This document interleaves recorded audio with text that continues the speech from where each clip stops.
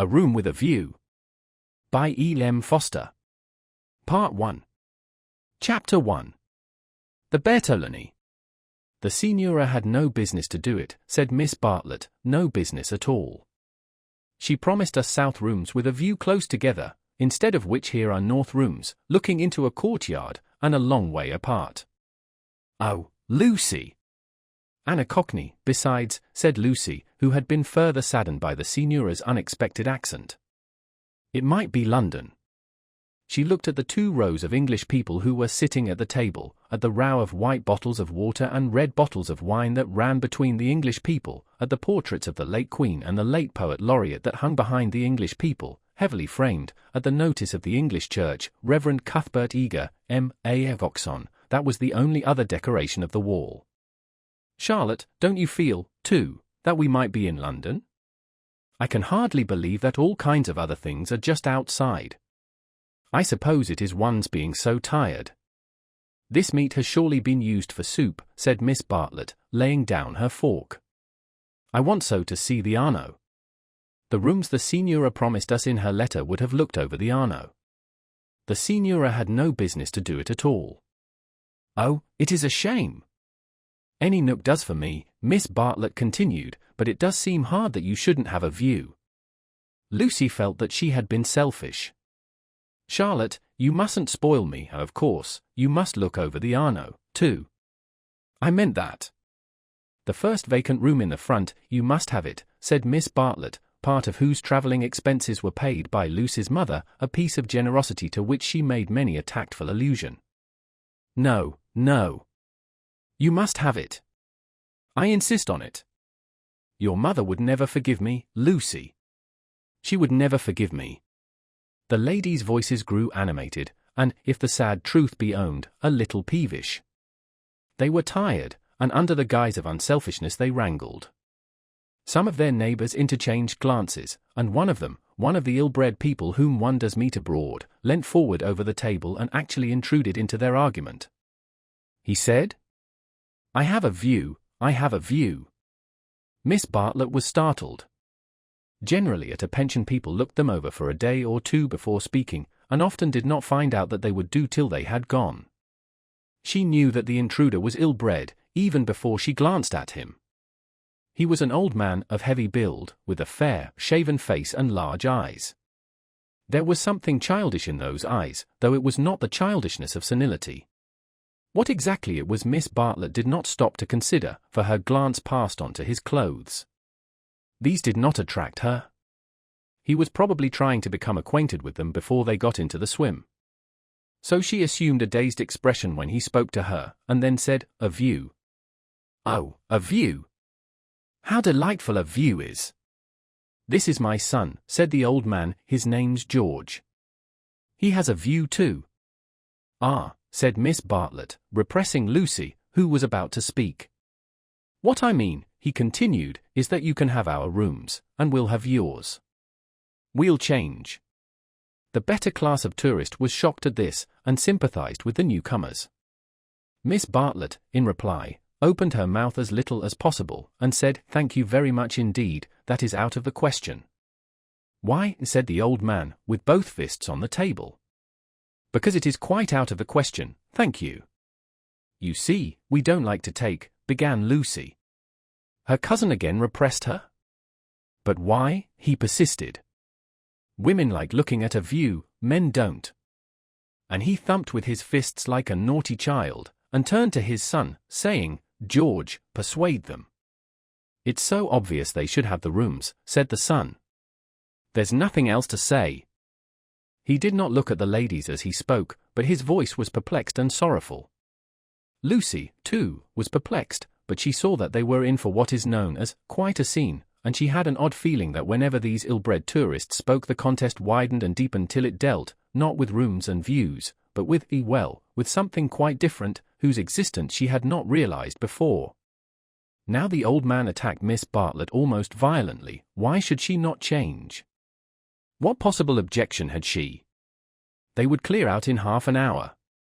Miss Bartlett, though skilled in the delicacies of conversation, was powerless in the presence of brutality. It was impossible to snub anyone so gross. Her face reddened with displeasure. She looked around as much as to say, "Are you all like this?" And two little old ladies, who were sitting further up the table, with shawls hanging over the backs of the chairs, looked back, clearly indicating we are genteel. "Eat your dinner, dear," she said to Lucy, and began to toy again with the meat that she had once censured. Lucy mumbled that those seemed very odd people opposite. "Eat your dinner, dear. This pension is a failure. Tomorrow we will make a change." Hardly had she announced this fell decision when she reversed it. The curtains at the end of the room parted, and revealed a clergyman, stout but attractive, who hurried forward to take his place at the table, cheerfully apologizing for his lateness. Lucy, who had not yet acquired decency, at once rose to her feet, exclaiming, "Oh, oh! Why, it's Mr. Beebe! Oh, how perfectly lovely! Oh, Charlotte, we must stop now, however bad the rooms are." "Oh," Miss Bartlett said, with more restraint. "How do you do, Mr. Beebe? I expect that you have forgotten us, Miss Bartlett and Miss Honeychurch, who were at Tunbridge Wells when you helped the vicar of St. Peter's that very cold Easter." The clergyman, who had the air of one on a holiday, did not remember the ladies quite as clearly as they remembered him. But he came forward pleasantly enough and accepted the chair into which he was beckoned by Lucy. "I am so glad to see you," said the girl, who was in a state of spiritual starvation, and would have been glad to see the waiter if her cousin had permitted it. "Just fancy how small the world is. Summer Street, too, makes it so specially funny." "Miss Honeychurch lives in the parish of Summer Street," said Miss Bartlett, filling up the gap, "and she happened to tell me in the course of conversation that you have just accepted the living." "Yes, I heard from Mother so last week. She didn't know that I knew you at Tunbridge Wells, but I wrote back at once, and I said, Mr. Beebe is." "Quite right," said the clergyman. "I move into the rectory at Summer Street next June. I am lucky to be appointed to such a charming neighborhood. Oh, how glad I am. The name of our house is Windy Corner." Mr. Beebe bowed. "There is Mother and me generally, and my brother, though it's not often we get him to the church is rather far off, I mean. Lucy, dearest, let Mr. Beebe eat his dinner." "I am eating it, thank you, and enjoying it." He preferred to talk to Lucy, whose playing he remembered, rather than to Miss Bartlett, who probably remembered his sermons. He asked the girl whether she knew Florence well, and was informed at some length that she had never been there before. It is delightful to advise a newcomer, and he was first in the field. "Don't neglect the country round," his advice concluded. "The first fine afternoon drive up to Fiesole, and round by Settignano, or something of that sort." "No," cried a voice from the top of the table. "Mr. Beebe, you are wrong. The first fine afternoon your ladies must go to Proto." "That lady looks so clever," whispered Miss Bartlett to her cousin. "We are in luck." And, indeed, a perfect torrent of information burst on them. People told them what to see, when to see it, how to stop the electric trams, how to get rid of the beggars, how much to give for a vellum blotter, how much the place would grow upon them. The pension Bertolini had decided, almost enthusiastically, that they would do. Whichever way they looked, kind ladies smiled and shouted at them. And above all rose the voice of the clever lady, crying, "Proto! They must go to Proto. That place is too sweetly squalid for words. I love it, I revel in shaking off the trammels of respectability, as you know." The young man named George glanced at the clever lady and then returned moodily to his plate. Obviously he and his father did not do. Lucy, in the midst of her success, found time to wish they did. It gave her no extra pleasure that anyone should be left in the cold, and when she rose to go, she turned back and gave the two outsiders a nervous little bow. The father did not see it, the son acknowledged it, not by another bow, but by raising his eyebrows and smiling. He seemed to be smiling across something. She hastened after her cousin, who had already disappeared through the curtains which smote one in the face, and seemed heavy with more than cloth. Beyond them stood the unreliable Signora, bowing good evening to her guests, and supported by Inri, her little boy, and Victoria, her daughter. It made a curious little scene, this attempt of the Cockney to convey the grace and geniality of the South. And even more curious was the drawing room, which attempted to rival the solid comfort of a Bloomsbury boarding house. Was this really Italy? Miss Bartlett was already seated on a tightly stuffed armchair, which had the colour and the contours of a tomato. She was talking to Mr. Beebe, and as she spoke, her long narrow head drove backwards and forwards, slowly, regularly, as though she were demolishing some invisible obstacle. "We are most grateful to you," she was saying. "The first evening means so much. When you arrived we were in for a peculiarly mauvaise quart d'eau." He expressed his regret. "Do you, by any chance, know the name of an old man who sat opposite us at dinner? Emerson. Is he a friend of yours? We are friendly, as one is in pensions." "Then I will say no more." He pressed her very slightly, and she said more. "I am, as it were," she concluded, "the chaperone of my young cousin, Lucy, and it would be a serious thing if I put her under an obligation to people of whom we know nothing." His manner was somewhat unfortunate. "I hope I acted for the best." "You acted very naturally," said he. He seemed thoughtful, and after a few moments added, "All the same, I don't think much harm would have come of accepting." "No harm, of course. But we could not be under an obligation. He is rather a peculiar man." Again he hesitated, and then said gently, "I think he would not take advantage of your acceptance, nor expect you to show gratitude. He has the merit, if it is one, of saying exactly what he means. He has rooms he does not value, and he thinks you would value them. He no more thought of putting you under an obligation than he thought of being polite. It is so difficult, at least, I find it difficult, to understand people who speak the truth." Lucy was pleased, and said, "I was hoping that he was nice. I do so always hope that people will be nice. I think he is nice and tiresome. I differ from him on almost every point of any importance, and so, I expect, I may say I hope, you will differ. But his is a type one disagrees with rather than deplores. When he first came here he not unnaturally put people's backs up. He has no tact and no manners. I don't mean by that he has bad manners, and he will not keep his opinions to himself. We nearly complained about him to our depressing Signora, but I am glad to say we thought better of it." "Am I to conclude," said Miss Bartlett, "that he is a socialist?" Mr. Beebe accepted the convenient word, not without a slight twitching of the lips. "And presumably he has brought up his son to be a socialist, too." "I hardly know George, for he hasn't learnt to talk yet. He seems a nice creature, and I think he has brains. Of course, he has all his father's mannerisms, and it is quite possible that he, too, may be a socialist." "Oh, you relieve me," said Miss Bartlett. "So you think I ought to have accepted their offer? You feel I have been narrow-minded and suspicious." "Not at all," he answered, "I never suggested that. But ought I not to apologize, at all events, for my apparent rudeness?" He replied, with some irritation, that it would be quite unnecessary, and got up from his seat to go to the smoking room. "Was I a bore?" said Miss Bartlett, as soon as he had disappeared. "Why didn't you talk, Lucy? He prefers young people, I'm sure. I do hope I haven't monopolized him. I hoped you would have him all the evening, as well as all dinner time." "He is nice," exclaimed Lucy. "Just what I remember.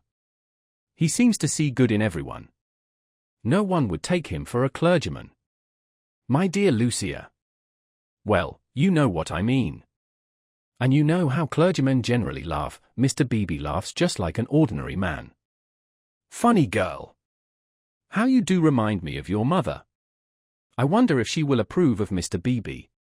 I'm sure she will, and so will Freddie. I think everyone at Windy Corner will approve. It is the fashionable world. I am used to Tunbridge Wells, where we are all hopelessly behind the times." "Yes," said Lucy despondently. There was a haze of disapproval in the air, but whether the disapproval was of herself, or of Mr. Beebe, or of the fashionable world at Windy Corner, or of the narrow world at Tunbridge Wells, she could not determine. She tried to locate it, but as usual she blundered. Miss Bartlett sedulously denied disapproving of anyone, and added, "I am afraid you are finding me a very depressing companion." And the girl again thought, "I must have been selfish or unkind, I must be more careful." It is so dreadful for Charlotte, being poor. Fortunately, one of the little old ladies, who for some time had been smiling very benignly, now approached and asked if she might be allowed to sit where Mr. Beebe had Saturday. Permission granted, she began to chatter gently about Italy, the plunge it had been to come there, the gratifying success of the plunge, the improvement in her sister's health, the necessity of closing the bedroom windows at night, and of thoroughly emptying the water bottles in the morning. She handled her subjects agreeably, and they were, perhaps, more worthy of attention than the high discourse upon Guelphs and Ghibellines which was proceeding tempestuously at the other end of the room. It was a real catastrophe, not a mere episode, that evening of hers at Venice, when she had found in her bedroom something that is one worse than a flea, though one better than something else. But here you are as safe as in England. Signora Bertolini is so English. Yet our rooms smell, said poor Lucy. We dread going to bed. Ah, then you look into the court. She sighed. If only Mr. Emerson was more tactful. We were so sorry for you at dinner. I think he was meaning to be kind. Undoubtedly he was, said Miss Bartlett. Mr. Beebe has just been scolding me for my suspicious nature. Of course, I was holding back on my cousin's account. Of course, said the little old lady, and they murmured that one could not be too careful with a young girl. Lucy tried to look demure, but could not help feeling a great fool. No one was careful with her at home, or, at all events, she had not noticed it. About old Mr. Emerson, I hardly know. No, he is not tactful, yet, have you ever noticed that there are people who do things which are most indelicate, and yet at the same time, beautiful? Beautiful, said Miss Bartlett, puzzled at the word.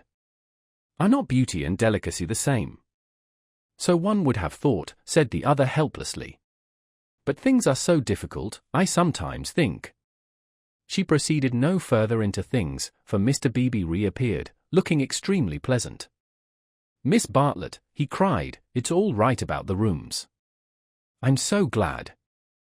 Mr. Emerson was talking about it in the smoking room, and knowing what I did, I encouraged him to make the offer again. He has let me come and ask you. He would be so pleased. Oh, Charlotte, cried Lucy to her cousin, we must have the rooms now. The old man is just as nice and kind as he can be. Miss Bartlett was silent. I fear, said Mr. Beebe, after a pause, that I have been officious. I must apologize for my interference. Gravely displeased, he turned to go. Not till then did Miss Bartlett reply, my own wishes, dearest Lucy, are unimportant in comparison with yours. It would be hard indeed if I stopped you doing as you liked at Florence, when I am only here through your kindness. If you wish me to turn these gentlemen out of their rooms, I will do it. Would you then, Mr. Beebe, kindly tell Mr. Emerson that I accept his kind offer, and then conduct him to me, in order that I may thank him personally? She raised her voice as she spoke, it was heard all over the drawing-room, and silenced the Guelphs and the Ghibellines. The clergyman, inwardly cursing the female sex, bowed, and departed with her message. Remember, Lucy, I alone am implicated in this. I do not wish the acceptance to come from you. Grant me that, at all events. Mr. Beebe was back, saying rather nervously, Mr. Emerson is engaged, but here is his son instead. The young man gazed down on the three ladies, who felt seated on the floor, so low were their chairs. My father, he said, is in his bath, so you cannot thank him personally. But any message given by you to me will be given by me to him as soon as he comes out. Miss Bartlett was unequal to the bath. All her barbed civilities came forth wrong end first. Young Mr. Emerson scored a notable triumph to the delight of Mr. Beebe and to the secret delight of Lucy. Poor young man, said Miss Bartlett, as soon as he had gone. How angry he is with his father about the rooms. It is all he can do to keep polite. In half an hour or so your rooms will be ready, said Mr. Beebe. Then looking rather thoughtfully at the two cousins, he retired to his own rooms, to write up his philosophic diary. Oh, dear, breathed the little old lady, and shuddered as if all the winds of heaven had entered the apartment.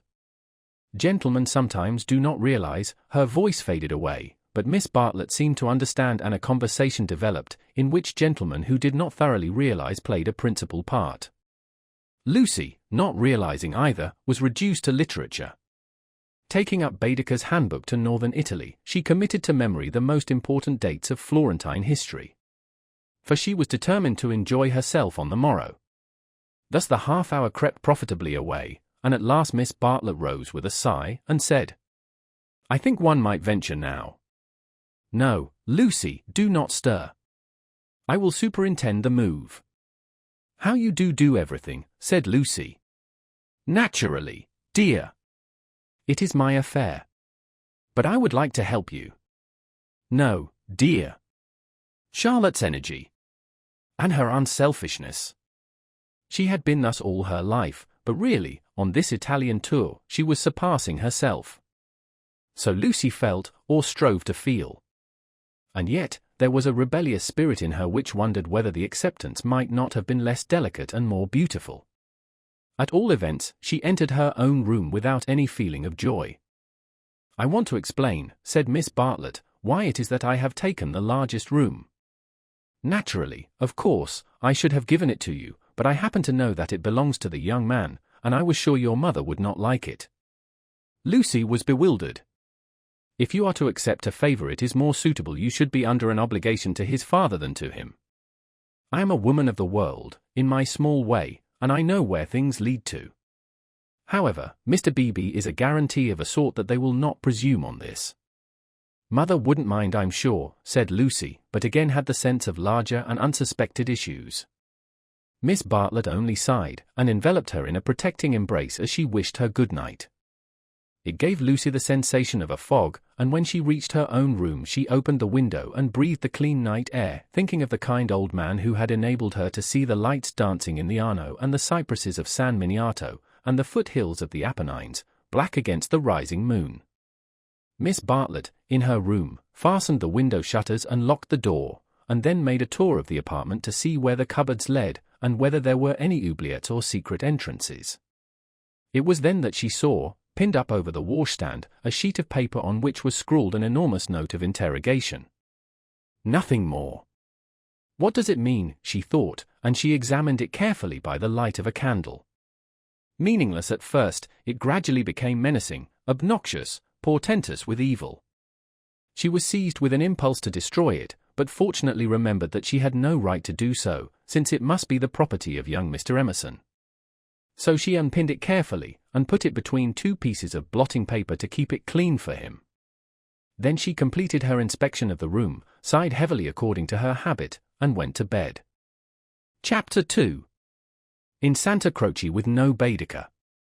It was pleasant to wake up in Florence, to open the eyes upon a bright bare room, with a floor of red tiles which look clean though they are not, with a painted ceiling whereon pink griffins and blue amorini sport in a forest of yellow violins and bassoons.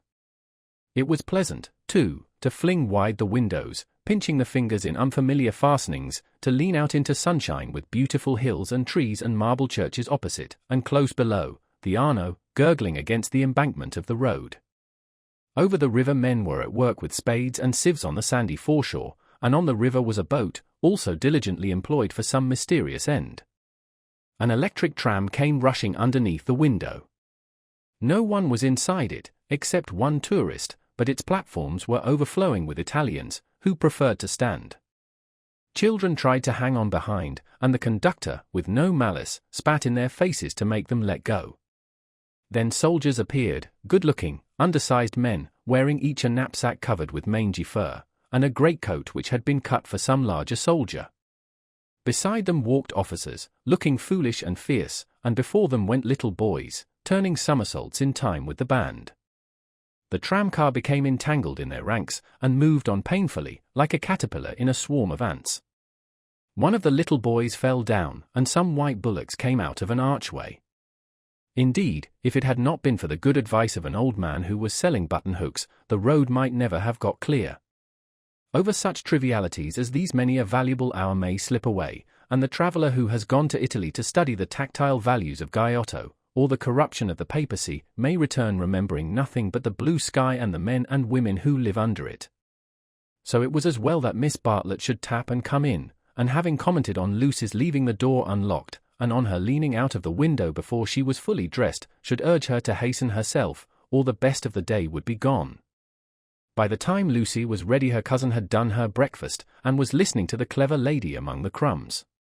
A conversation then ensued, on not unfamiliar lines. Miss Bartlett was, after all, a wee bit tired, and thought they had better spend the morning settling in unless Lucy would at all like to go out. Lucy would rather like to go out, as it was her first day in Florence, but, of course, she could go alone. Miss Bartlett could not allow this. Of course she would accompany Lucy everywhere. Oh, certainly not, Lucy would stop with her cousin. Oh, no. That would never do. Oh, yes. At this point the clever lady broke in. If it is Mrs. Grundy who is troubling you, I do assure you that you can neglect the good person. Being English, Miss Honeychurch will be perfectly safe. Italians understand. A dear friend of mine, Contessa Baroncelli, has 2 daughters, and when she cannot send a maid to school with them, she lets them go in sailor hats instead. Everyone takes them for English, you see, especially if their hair is strained tightly behind. Miss Bartlett was unconvinced by the safety of Contessa Baroncelli's daughters. She was determined to take Lucy herself, her head not being so very bad. The clever lady then said that she was going to spend a long morning in Santa Croce, and if Lucy would come too, she would be delighted. I will take you by a dear dirty back way, Miss Honeychurch, and if you bring me luck, we shall have an adventure. Lucy said that this was most kind, and at once opened the Baedeker to see where Santa Croce was. Tut, tut! Miss Lucy! I hope we shall soon emancipate you from Baedeker. He does but touch the surface of things. As to the true Italy, he does not even dream of it. The true Italy is only to be found by patient observation. This sounded very interesting, and Lucy hurried over her breakfast and started with her new friend in high spirits. Italy was coming at last. The Cockney Signora and her works had vanished like a bad dream. Miss Lavish, for that was the clever lady's name, turned to the right along the sunny Lung Arno. How delightfully warm! But a wind down the side streets cut like a knife, didn't it?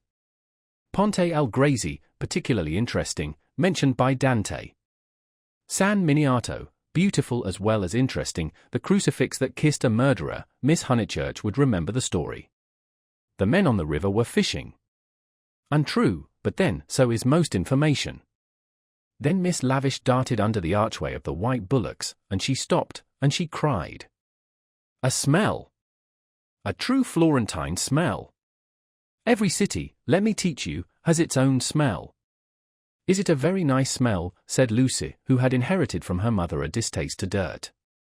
One doesn't come to Italy for niceness, was the retort, one comes for life. Buongiorno. Buongiorno, bowing right and left. Look at that adorable wine cart. How the driver stares at us, dear, simple soul. So Miss Lavish proceeded through the streets of the city of Florence, short, fidgety, and playful as a kitten, though without a kitten's grace. It was a treat for the girl to be with anyone so clever and so cheerful, and a blue military cloak, such as an Italian officer wears, only increased the sense of festivity. Buongiorno. Take the word of an old woman, Miss Lucy, you will never repent of a little civility to your inferiors. That is the true democracy. Though I am a real radical as well. There, now you're shocked. Indeed, I'm not, exclaimed Lucy. We are radicals, too, out and out. My father always voted for Mr. Gladstone until he was so dreadful about Ireland. I see, I see. And now you have gone over to the enemy. Oh, please. If my father was alive, I am sure he would vote radical again now that Ireland is all right. And as it is, the glass over our front door was broken last election, and Freddie is sure it was the Tories, but Mother says nonsense, a tramp. Shameful. A manufacturing district, I suppose. No, in the Surrey Hills. About 5 miles from Dorking, looking over the Weald. Miss Lavish seemed interested, and slackened her trot. What a delightful part, I know it so well. It is full of the very nicest people. Do you know Sir Harry Otway, a radical if ever there was? Very well indeed. And old Mrs. Butterworth the philanthropist. Why, she rents a field of us. How funny. Miss Lavish looked at the narrow ribbon of sky, and murmured, "Oh, you have property in Surrey." "Hardly any," said Lucy, fearful of being thought a snob. "Only 30 acres, just the garden, all downhill, and some fields." Miss Lavish was not disgusted, and said it was just the size of her Aunt Suffolk estate. Italy receded. They tried to remember the last name of Lady Louisa someone, who had taken a house near Summer Street the other year, but she had not liked it, which was odd of her. And just as Miss Lavish had got the name, she broke off and exclaimed, "Bless us! Bless us and save us! We've lost the way." Certainly they had seemed a long time in reaching Santa Croce, the tower of which had been plainly visible from the landing window. But Miss Lavish had said so much about knowing her Florence by heart, that Lucy had followed her with no misgivings. "Lost! Lost! My dear Miss Lucy, during our political diatribes we have taken a wrong turning. How those horrid Conservatives would jeer at us! What are we to do? 2 lone females in an unknown town. Now, this is what I call an adventure." Lucy, who wanted to see Santa Croce, suggested, as a possible solution, that they should ask the way there. "Oh, but that is the word of a craven. And no, you are not to look at your Baedeker. Give it to me, I shan't let you carry it. We will simply drift." Accordingly they drifted through a series of those grey-brown streets, neither commodious nor picturesque, in which the eastern quarter of the city abounds. Lucy soon lost interest in the discontent of Lady Louisa, and became discontented herself. For one ravishing moment Italy appeared.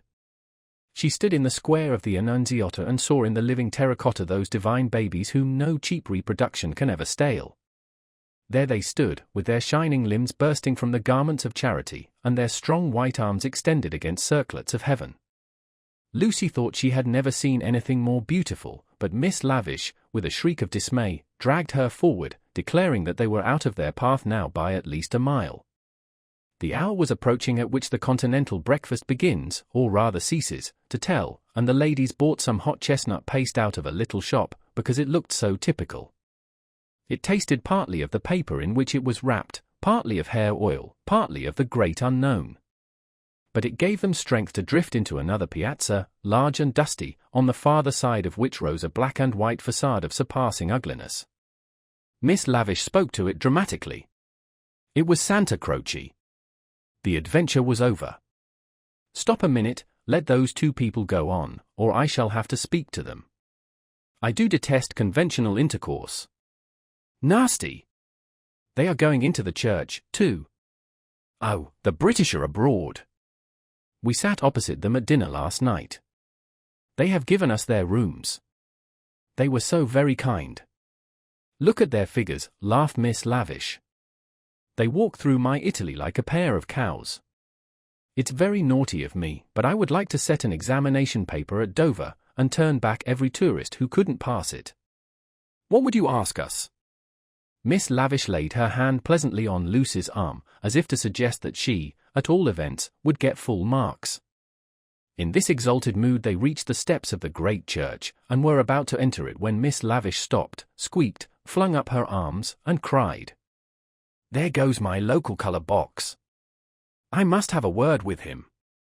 And in a moment she was away over the piazza, her military cloak flapping in the wind, nor did she slacken speed till she caught up an old man with white whiskers, and nipped him playfully upon the arm.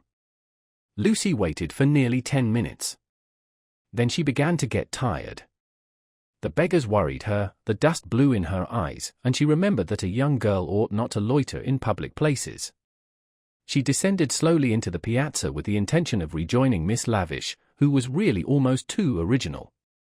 But at that moment Miss Lavish and her local colour box moved also, and disappeared down a side street, both gesticulating largely.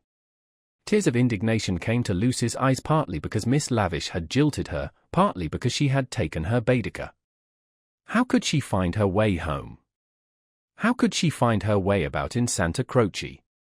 Her first morning was ruined, and she might never be in Florence again. A few minutes ago she had been all high spirits, talking as a woman of culture, and half persuading herself that she was full of originality. Now she entered the church depressed and humiliated, not even able to remember whether it was built by the Franciscans or the Dominicans. Of course, it must be a wonderful building. But how like a barn! And how very cold! Of course, it contained frescoes by Giotto, in the presence of whose tactile values she was capable of feeling what was proper. But who was to tell her which they were? She walked about disdainfully, unwilling to be enthusiastic over monuments of uncertain authorship or date. There was no one even to tell her which, of all the sepulchral slabs that paved the nave and transepts, was the one that was really beautiful, the one that had been most praised by Mr. Ruskin. Then the pernicious charm of Italy worked on her, and, instead of acquiring information, she began to be happy.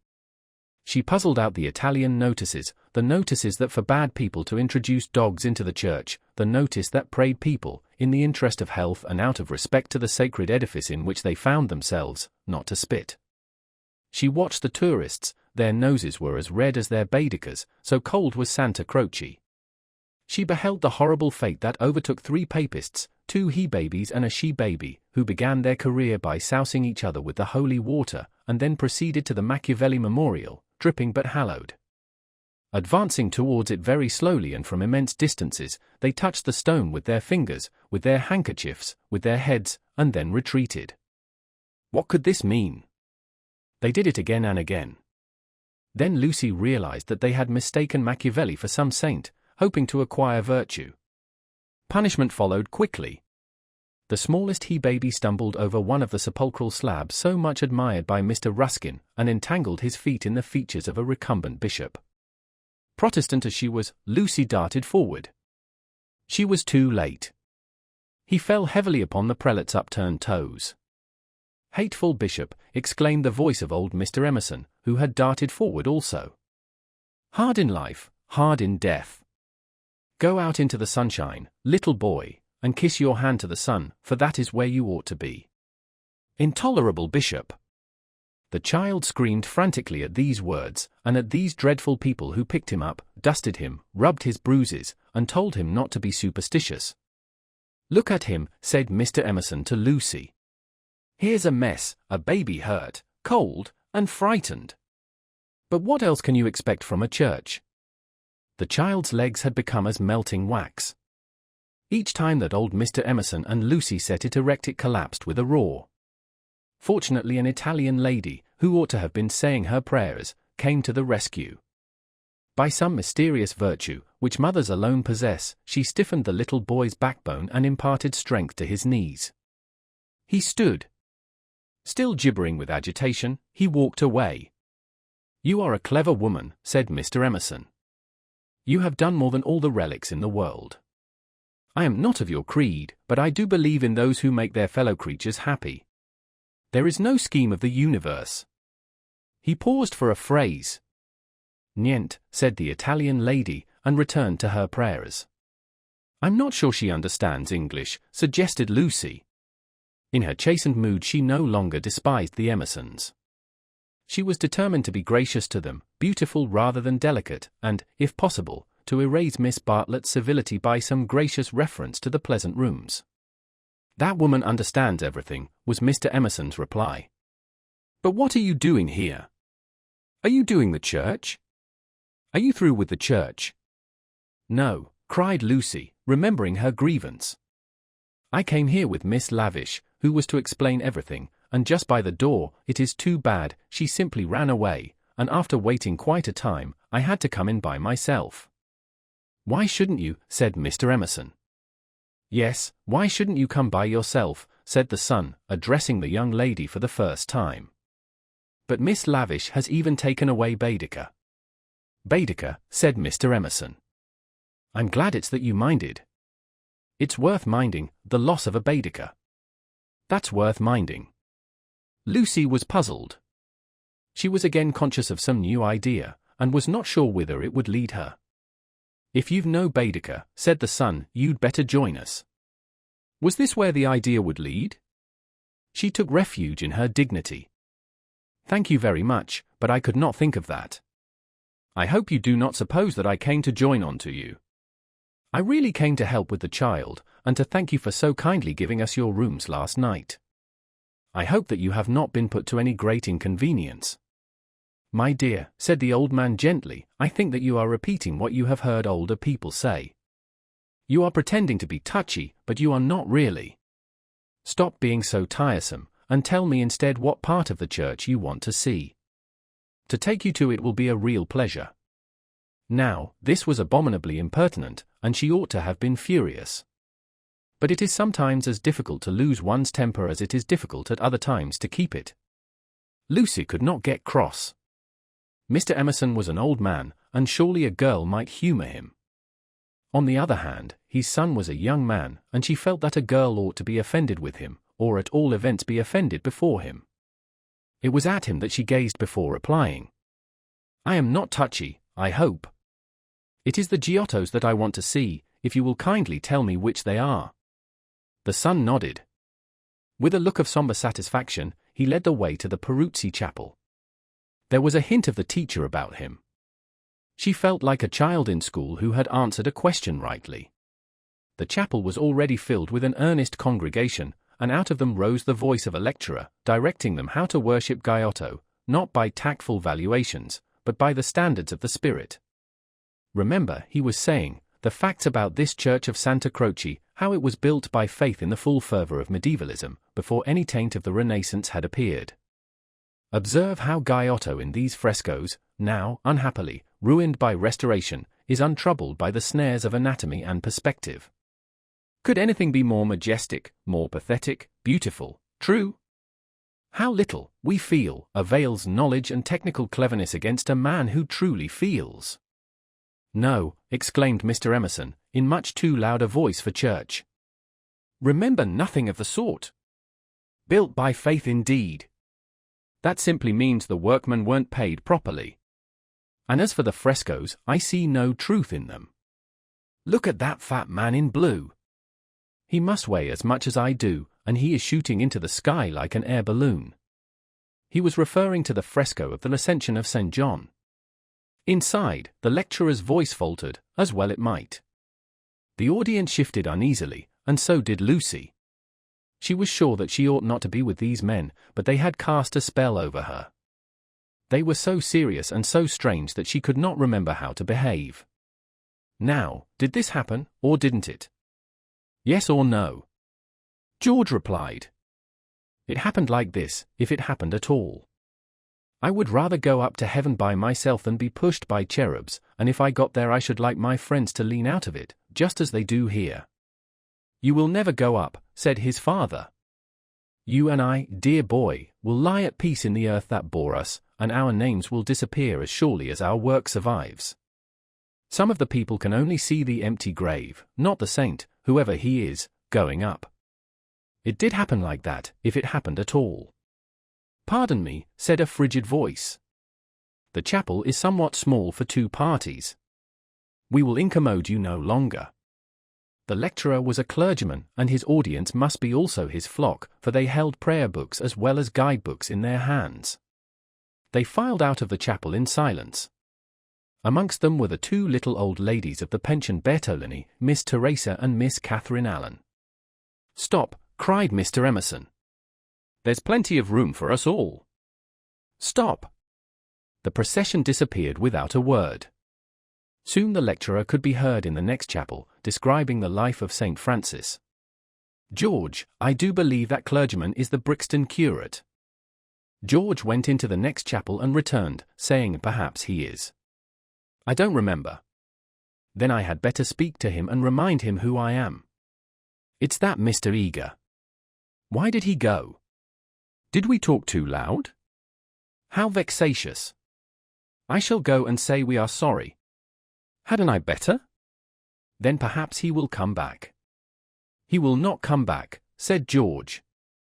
But Mr. Emerson, contrite and unhappy, hurried away to apologize to the Reverend Cuthbert Eager. Lucy, apparently absorbed in a lunette, could hear the lecture again interrupted, the anxious, aggressive voice of the old man, the curt, injured replies of his opponent. The son, who took every little contretemps as if it were a tragedy, was listening also. My father has that effect on nearly everyone, he informed her. He will try to be kind. I hope we all try, said she, smiling nervously. Because we think it improves our characters. But he is kind to people because he loves them, and they find him out, and are offended, or frightened. How silly of them, said Lucy, though in her heart she sympathized. I think that a kind action done tactfully. Tact! He threw up his head in disdain. Apparently she had given the wrong answer. She watched the singular creature pace up and down the chapel. For a young man his face was rugged, and, until the shadows fell upon it, hard. Enshadowed, it sprang into tenderness. She saw him once again at Rome, on the ceiling of the Sistine Chapel, carrying a burden of acorns. Healthy and muscular, he yet gave her the feeling of greyness, of tragedy that might only find solution in the night.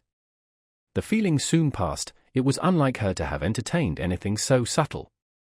Born of silence and of unknown emotion, it passed when Mr. Emerson returned, and she could re-enter the world of rapid talk, which was alone familiar to her. Were you snubbed? Asked his son tranquilly. But we have spoilt the pleasure of I don't know how many people. They won't come back. Full of innate sympathy, quickness to perceive good in others, vision of the brotherhood of man, scraps of the lecture on St. Francis came floating round the partition wall. Don't let us spoil yours, he continued to Lucy. Have you looked at those saints? Yes, said Lucy. They are lovely. Do you know which is the tombstone that is praised in Ruskin? He did not know, and suggested that they should try to guess it. George, rather to her relief, refused to move, and she and the old man wandered not unpleasantly about Santa Croce, which, though it is like a barn, has harvested many beautiful things inside its walls.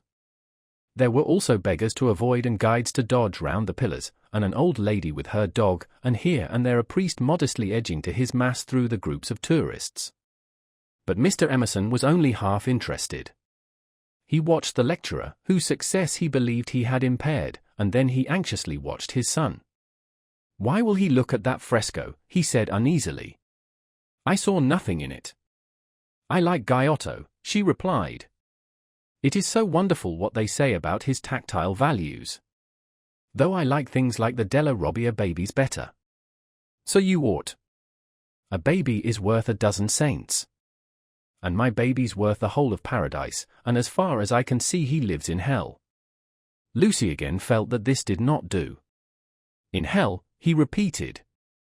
He's unhappy. Oh, dear, said Lucy. How can he be unhappy when he is strong and alive? What more is one to give him?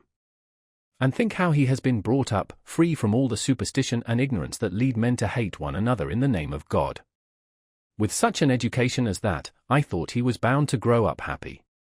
She was no theologian, but she felt that here was a very foolish old man, as well as a very irreligious one.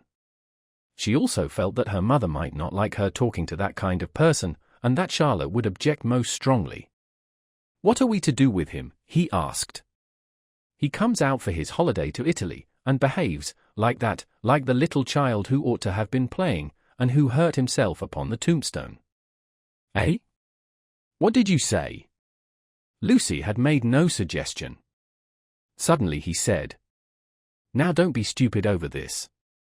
I don't require you to fall in love with my boy, but I do think you might try and understand him. You are nearer his age, and if you let yourself go I am sure you are sensible. You might help me. He has known so few women, and you have the time. You stop here several weeks, I suppose? But let yourself go. You are inclined to get muddled, if I may judge from last night. Let yourself go. Pull out from the depths those thoughts that you do not understand, and spread them out in the sunlight and know the meaning of them. By understanding George you may learn to understand yourself. It will be good for both of you. To this extraordinary speech Lucy found no answer. I only know what it is that's wrong with him, not why it is. And what is it? Asked Lucy fearfully, expecting some harrowing tale.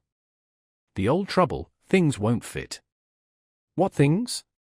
The things of the universe. It is quite true. They don't. Oh, Mr. Emerson, whatever do you mean? In his ordinary voice, so that she scarcely realized he was quoting poetry, he said, "From far, from even morning, and yon 12-winded sky, the stuff of life to knit me. Blew hither, here am I." George and I both know this, but why does it distress him? We know that we come from the winds, and that we shall return to them, that all life is perhaps a knot, a tangle, a blemish in the eternal smoothness. But why should this make us unhappy? Let us rather love one another, and work and rejoice. I don't believe in this world sorrow. Miss Honeychurch assented. Then make my boy think like us. Make him realize that by the side of the everlasting why there is a yes, a transitory yes if you like, but a yes. Suddenly she laughed. Surely one ought to laugh. A young man melancholy because the universe wouldn't fit, because life was a tangle or a wind, or a yes, or something. "I'm very sorry," she cried. "You'll think me unfeeling, but then she became matronly. "Oh, but your son wants employment. Has he no particular hobby?" "Why, I myself have worries, but I can generally forget them at the piano, and collecting stamps did no end of good for my brother. Perhaps Italy bores him. You ought to try the Alps or the lakes." The old man's face saddened, and he touched her gently with his hand. This did not alarm her. She thought that her advice had impressed him and that he was thanking her for it. Indeed, he no longer alarmed her at all. She regarded him as a kind thing, but quite silly. Her feelings were as inflated spiritually as they had been an hour ago aesthetically, before she lost Baedeker. The dear George, now striding towards them over the tombstones, seemed both pitiable and absurd. He approached, his face in the shadow. He said, "Miss Bartlett." "Oh, good gracious me," said Lucy, suddenly collapsing and again seeing the whole of life in a new perspective. "Where?" "Where?" "In the nave." "I see. Those gossiping little Miss Allens must have—" She checked herself. "Poor girl," exploded Mr. Emerson. "Poor girl." She could not let this pass, for it was just what she was feeling herself. "Poor girl?" I fail to understand the point of that remark. I think myself a very fortunate girl, I assure you. I'm thoroughly happy, and having a splendid time.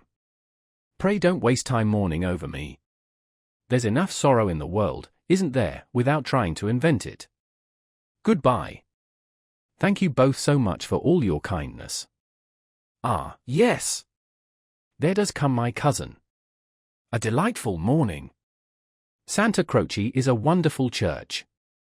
She joined her cousin. Chapter 3. Music, Violets, and the letter S. It so happened that Lucy, who found daily life rather chaotic, entered a more solid world when she opened the piano. She was then no longer either deferential or patronizing, no longer either a rebel or a slave. The kingdom of music is not the kingdom of this world. It will accept those whom breeding and intellect and culture have alike rejected. The commonplace person begins to play, and shoots into the empyrean without effort, whilst we look up, marveling how he has escaped us, and thinking how we could worship him and love him, would he but translate his visions into human words, and his experiences into human actions. Perhaps he cannot, certainly he does not, or does so very seldom. Lucy had done so never. She was no dazzling executant, her runs were not at all like strings of pearls, and she struck no more right notes than were suitable for one of her age and situation. Nor was she the passionate young lady, who performed so tragically on a summer's evening with the window open. Passion was there, but it could not be easily labelled. It slipped between love and hatred and jealousy, and all the furniture of the pictorial style. And she was tragical only in the sense that she was great, for she loved to play on the side of victory. Victory of what and over what, that is more than the words of daily life can tell us. But that some sonatas of Beethoven are written tragic no one can gainsay, yet they can triumph or despair as the player decides, and Lucy had decided that they should triumph. A very wet afternoon at the Bertolini permitted her to do the thing she really liked, and after lunch she opened the little draped piano.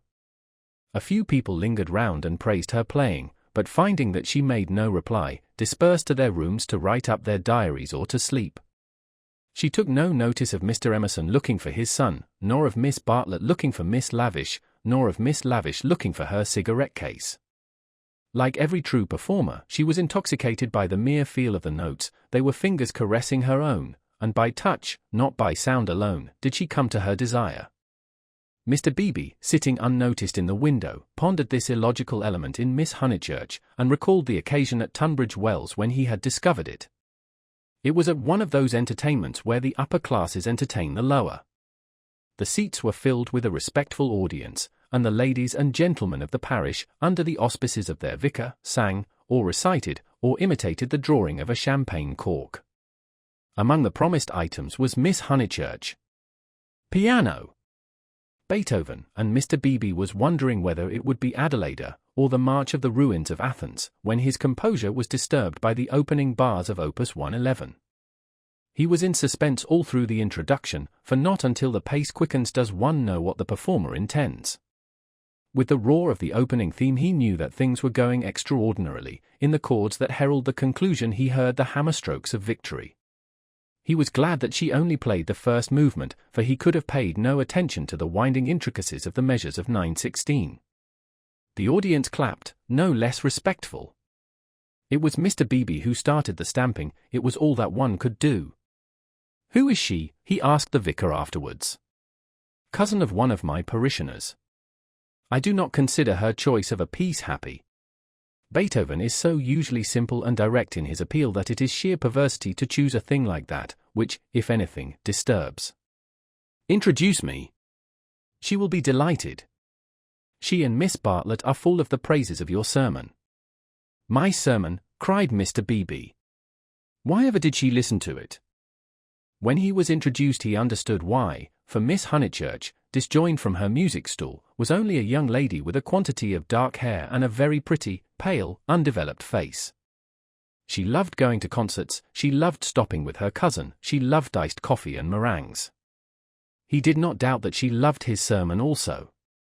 But before he left Tunbridge Wells he made a remark to the vicar, which he now made to Lucy herself when she closed the little piano and moved dreamily towards him. "If Miss Honeychurch ever takes to live as she plays, it will be very exciting both for us and for her." Lucy at once re-entered daily life.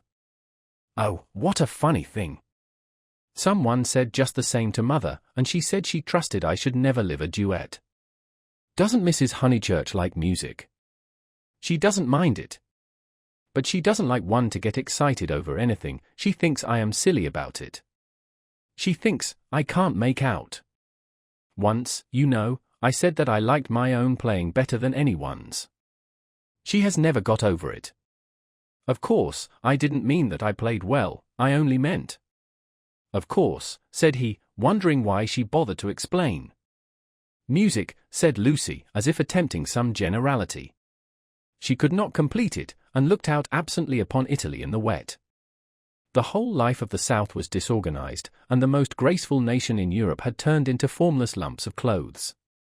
The street and the river were dirty yellow, the bridge was dirty grey, and the hills were dirty purple.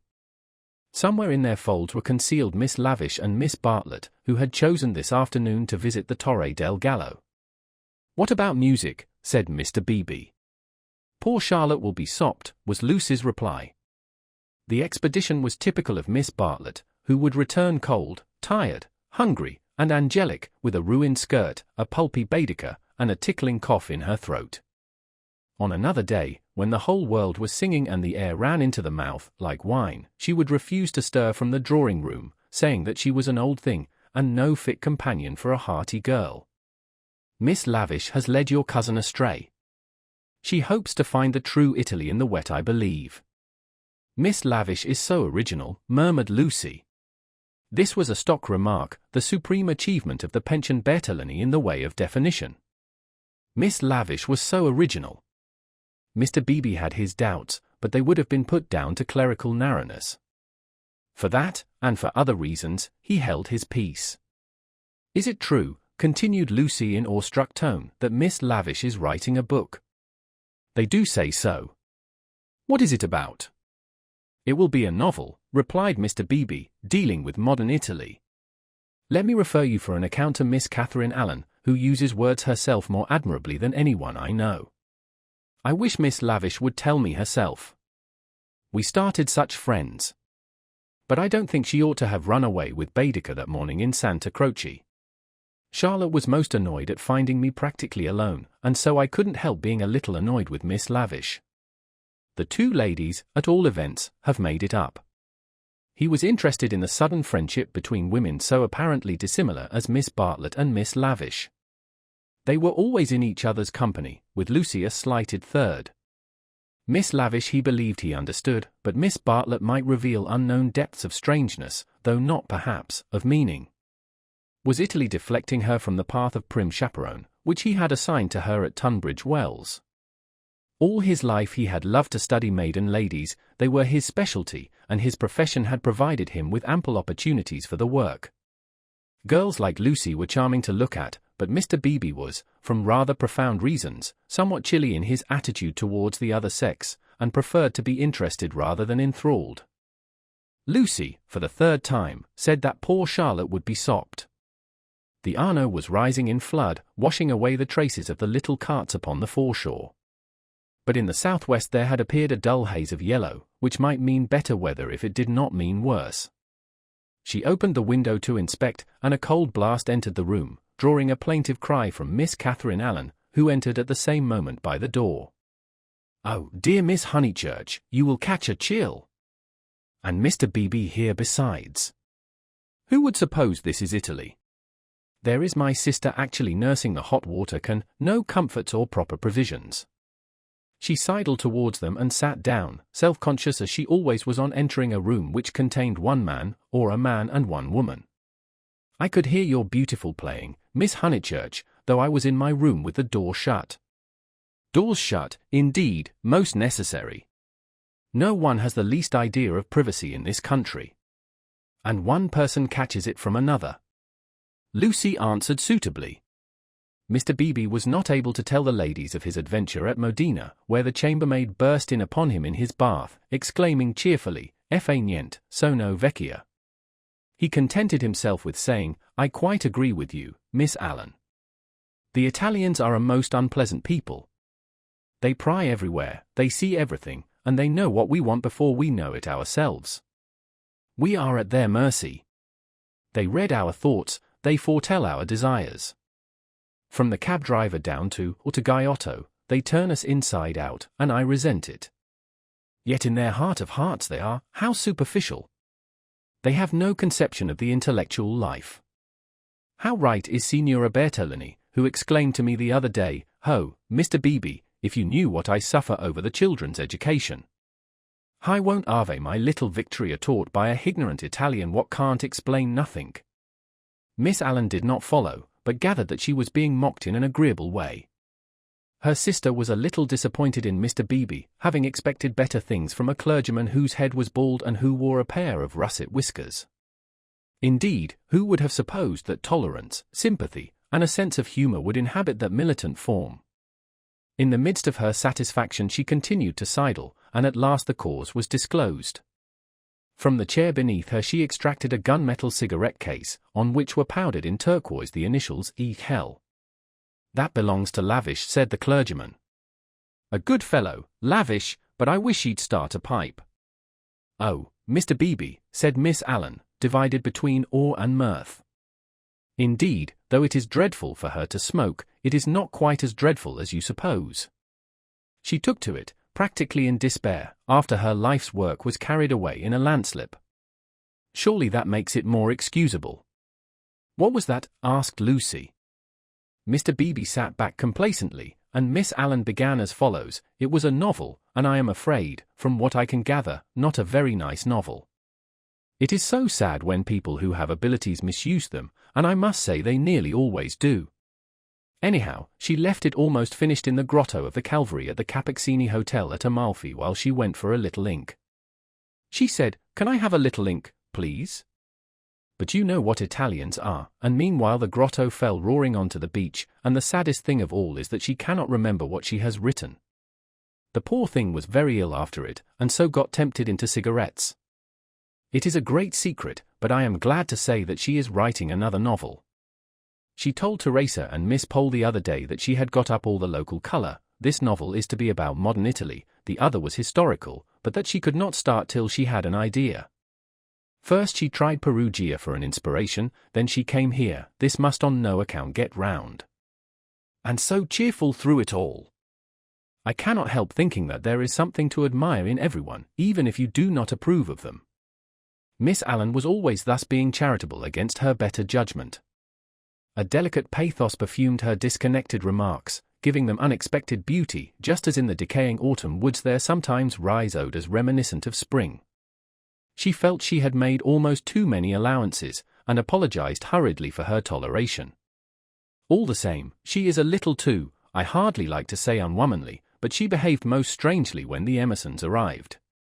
Mr. Beebe smiled as Miss Allen plunged into an anecdote which he knew she would be unable to finish in the presence of a gentleman.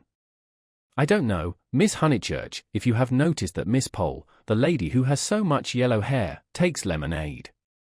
That old Mr. Emerson, who puts things very strangely. Her jaw dropped. She was silent. Mr. Beebe, whose social resources were endless, went out to order some tea, and she continued to Lucy in a hasty whisper. Stomach. He warned Miss Pole of her stomach acidity, he called it, and he may have meant to be kind. I must say I forgot myself and laughed, it was so sudden. As Teresa truly said, it was no laughing matter. But the point is that Miss Lavish was positively attracted by his mentioning S, and said she liked plain speaking, and meeting different grades of thought. She thought they were commercial travellers, drummers was the word she used, and all through dinner she tried to prove that England, our great and beloved country, rests on nothing but commerce. Teresa was very much annoyed, and left the table before the cheese, saying as she did so, "There, Miss Lavish is one who can confute you better than I," and pointed to that beautiful picture of Lord Tennyson. Then Miss Lavish said, "Tut! The early Victorians. Just imagine. Tut! The early Victorians." My sister had gone, and I felt bound to speak. I said, "Miss Lavish, I am an early Victorian, at least, that is to say, I will hear no breath of censure against our dear Queen." It was horrible speaking. I reminded her how the Queen had been to Ireland when she did not want to go, and I must say she was dumbfounded, and made no reply. But, unluckily, Mr. Emerson overheard this part, and called in his deep voice, "Quite so, quite so. I honour the woman for her Irish visit." The woman!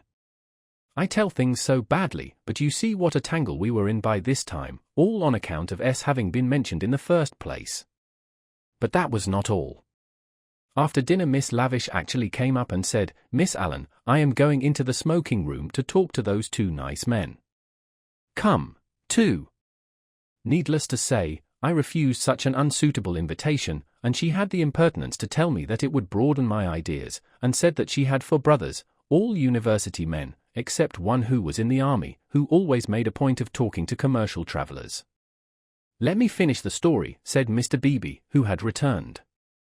Miss Lavish tried Miss Pole, myself, everyone, and finally said, "I shall go alone."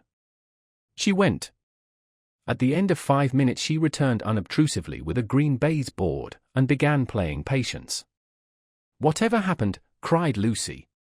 "No one knows. No one will ever know. Miss Lavish will never dare to tell, and Mr. Emerson does not think it worth telling. Mr. Beebe, old Mr. Emerson, is he nice or not nice? I do so want to know."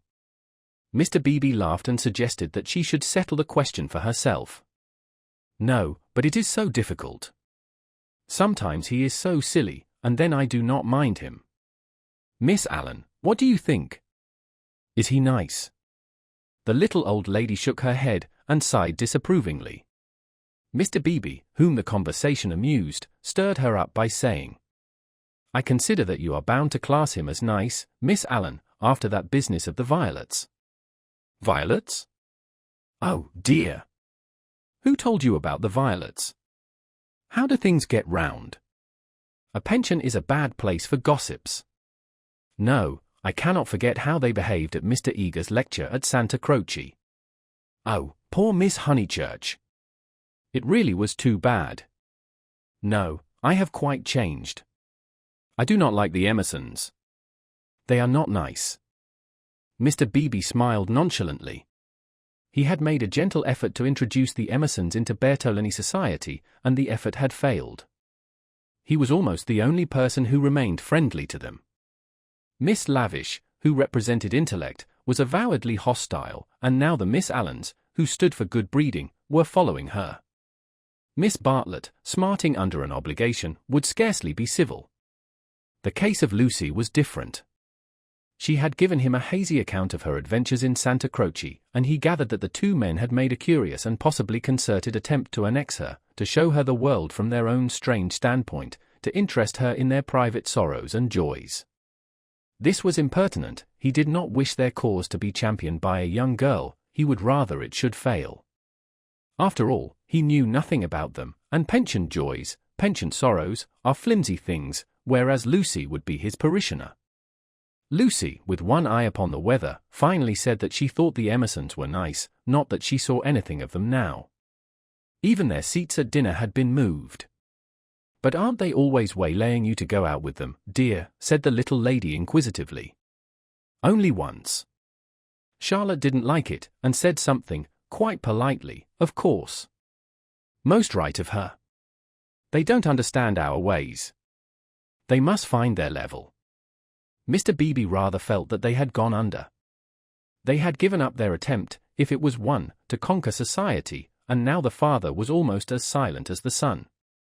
He wondered whether he would not plan a pleasant day for these folk before they left, some expedition, perhaps, with Lucy well chaperoned to be nice to them.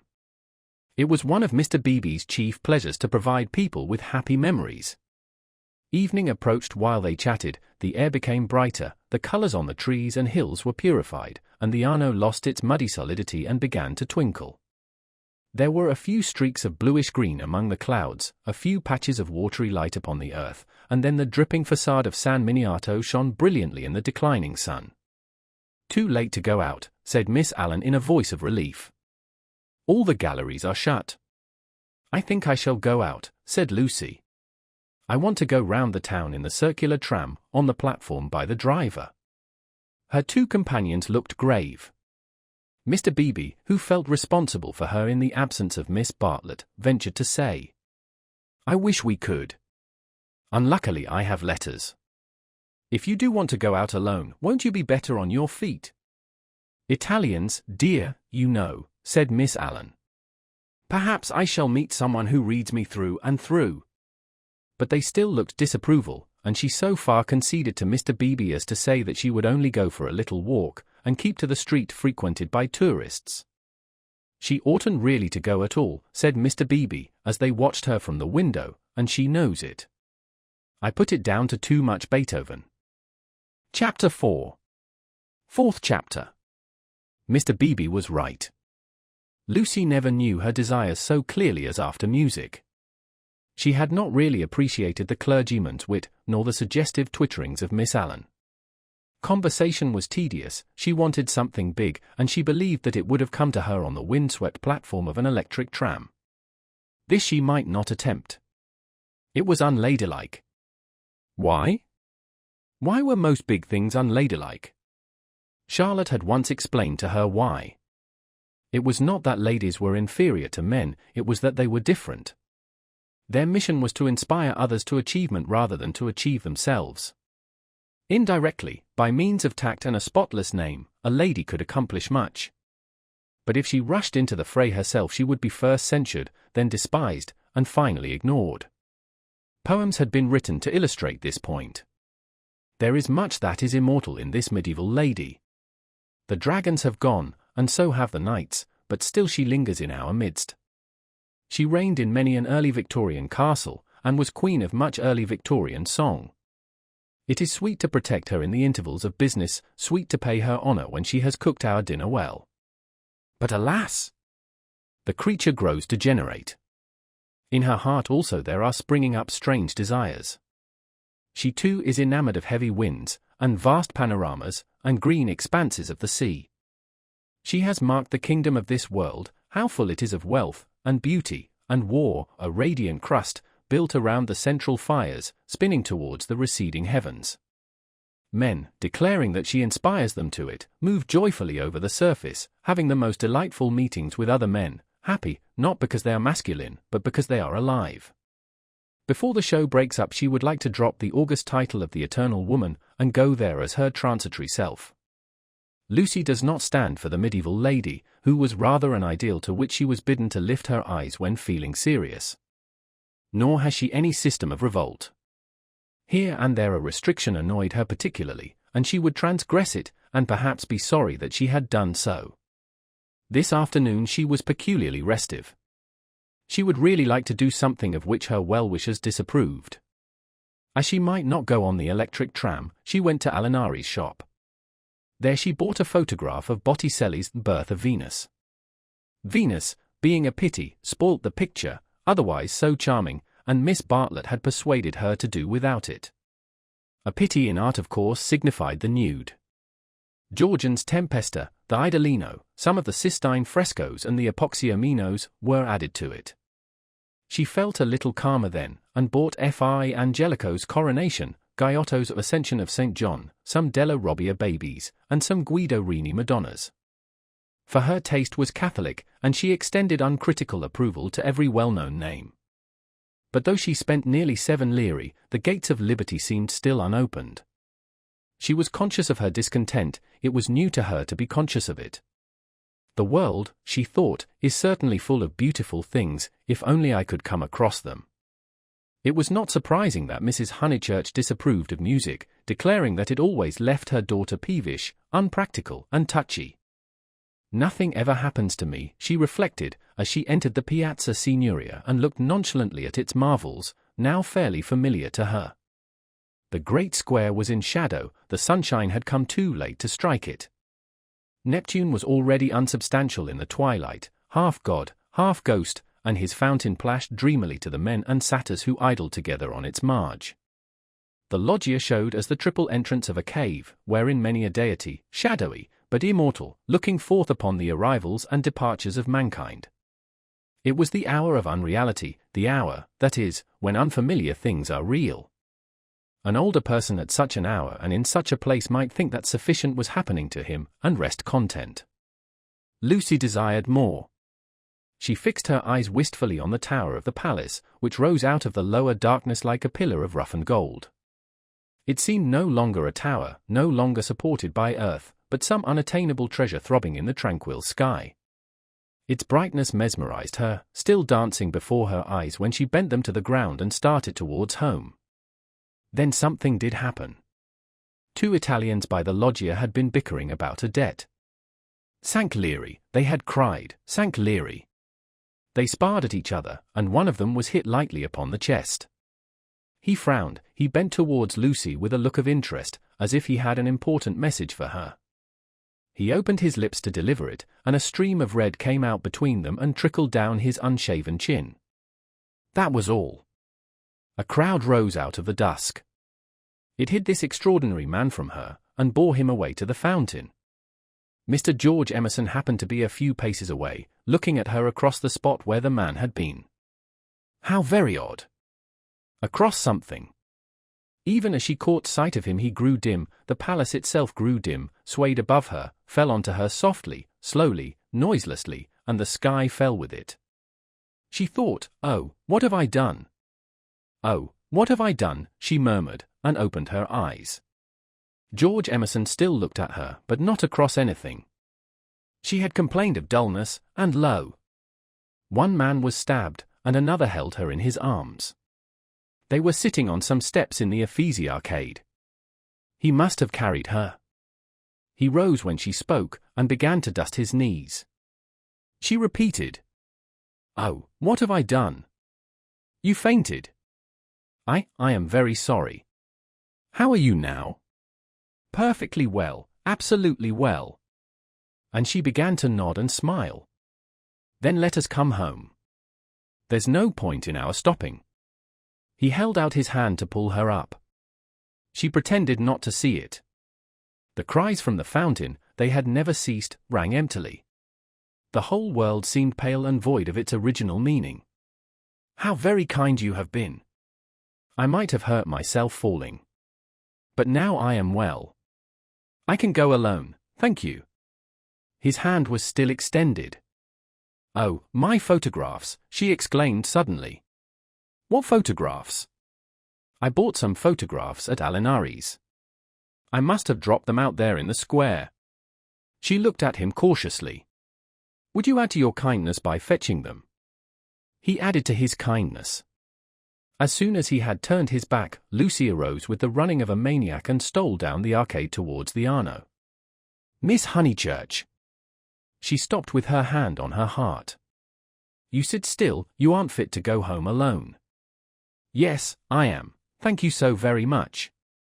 No, you aren't. You go openly if you were. But I had rather. Then I don't fetch your photographs. I had rather be alone. He said imperiously, the man is dead, the man is probably dead, sit down till you are rested. She was bewildered, and obeyed him. And don't move till I come back. In the distance she saw creatures with black hoods, such as appear in dreams. The palace tower had lost the reflection of the declining day, and joined itself to earth. How should she talk to Mr. Emerson when he returned from the shadowy square? Again the thought occurred to her, oh, what have I done? The thought that she, as well as the dying man, had crossed some spiritual boundary. He returned, and she talked of the murder. Oddly enough, it was an easy topic. She spoke of the Italian character, she became almost garrulous over the incident that had made her faint 5 minutes before. Being strong physically, she soon overcame the horror of blood. She rose without his assistance, and though wings seemed to flutter inside her, she walked firmly enough towards the Arno. There a cabman signalled to them, they refused him. And the murderer tried to kiss him, you say, how very odd Italians are, and gave himself up to the police. Mr. Beebe was saying that Italians know everything, but I think they are rather childish. When my cousin and I were at the Pitti yesterday, what was that? He had thrown something into the stream. What did you throw in? Things I didn't want, he said crossly. Mr. Emerson. Well. Where are the photographs? He was silent.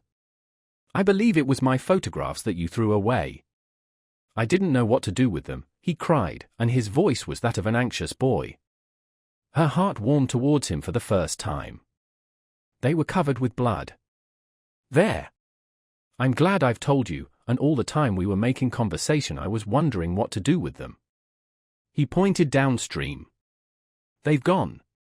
The river swirled under the bridge, I did mind them so.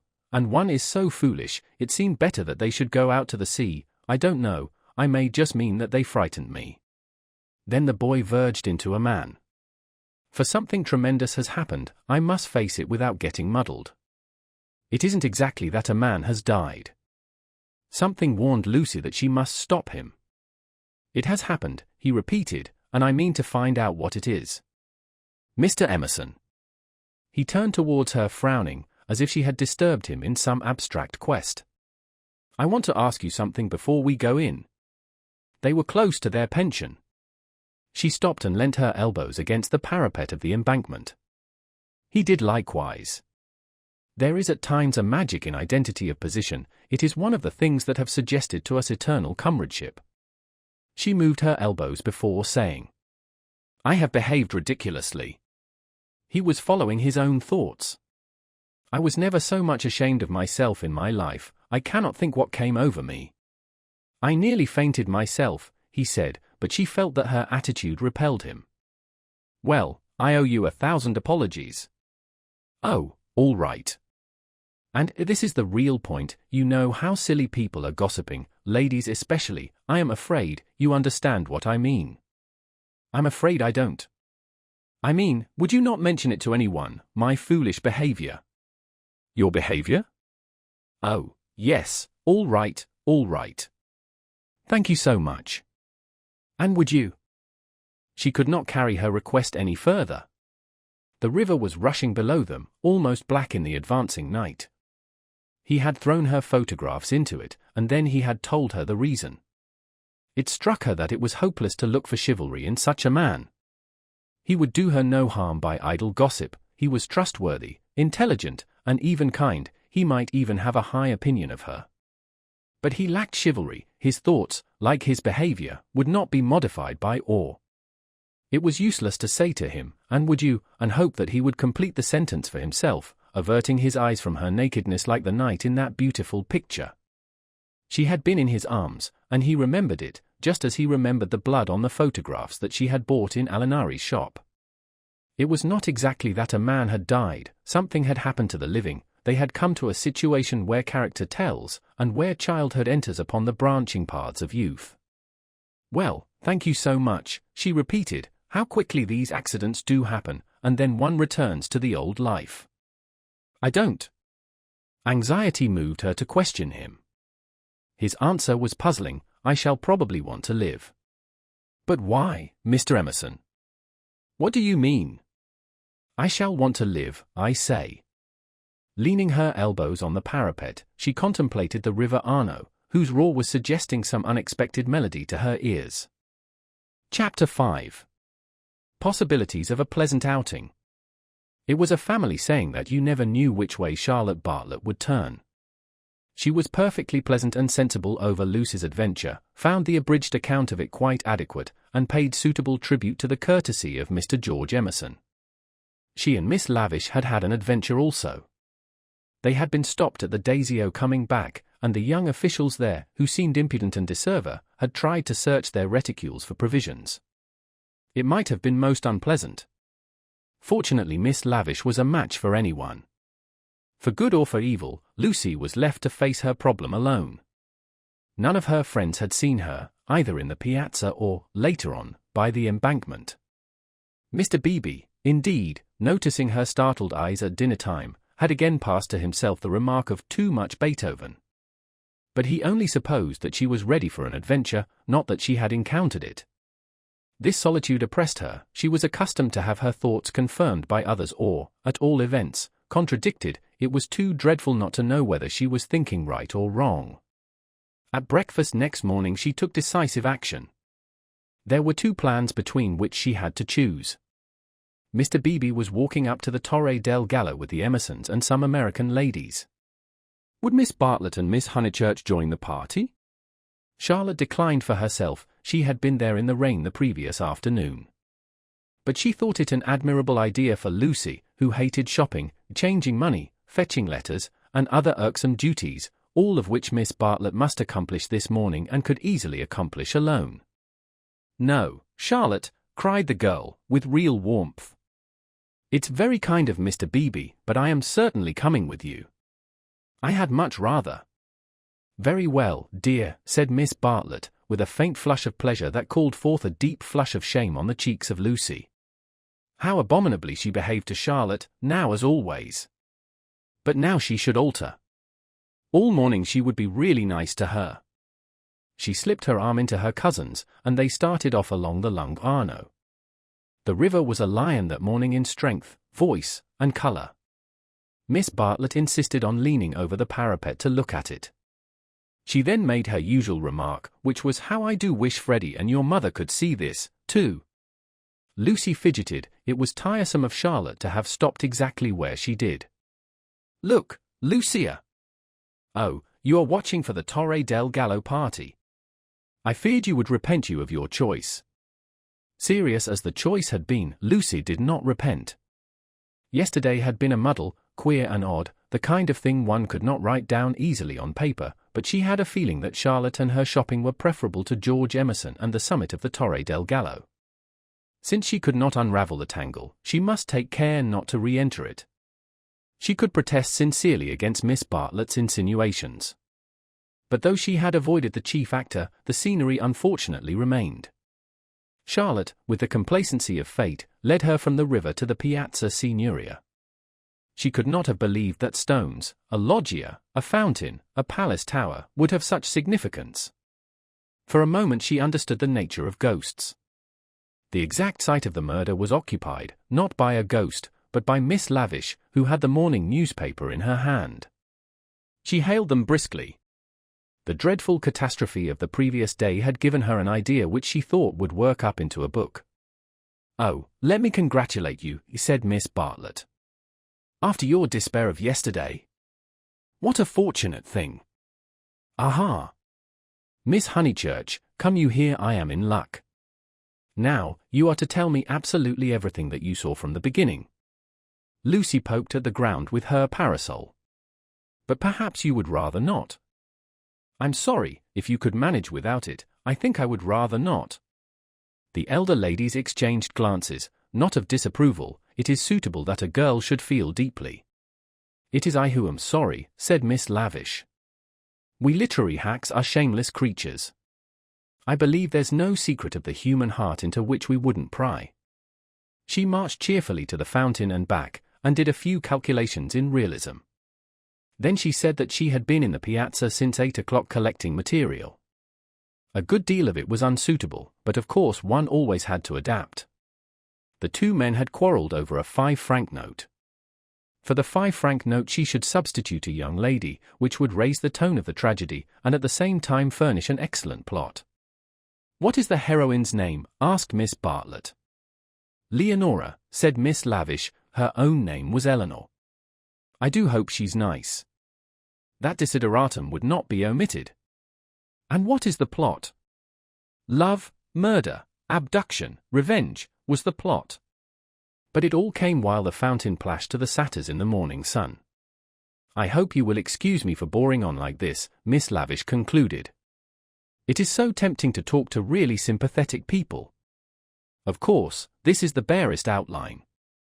There will be a deal of local colouring, descriptions of Florence and the neighbourhood, and I shall also introduce some humorous characters. And let me give you all fair warning, I intend to be unmerciful to the British tourist. Oh, you wicked woman, cried Miss Bartlett. I am sure you are thinking of the Emersons. Miss Lavish gave a Machiavellian smile. I confess that in Italy my sympathies are not with my own countrymen. It is the neglected Italians who attract me, and whose lives I am going to paint so far as I can. For I repeat and I insist, and I have always held most strongly, that a tragedy such as yesterday's is not the less tragic because it happened in humble life. There was a fitting silence when Miss Lavish had concluded. Then the cousins wished success to her labours, and walked slowly away across the square. She is my idea of a really clever woman, said Miss Bartlett. That last remark struck me as so particularly true. It should be a most pathetic novel. Lucy assented. At present her great aim was not to get put into it.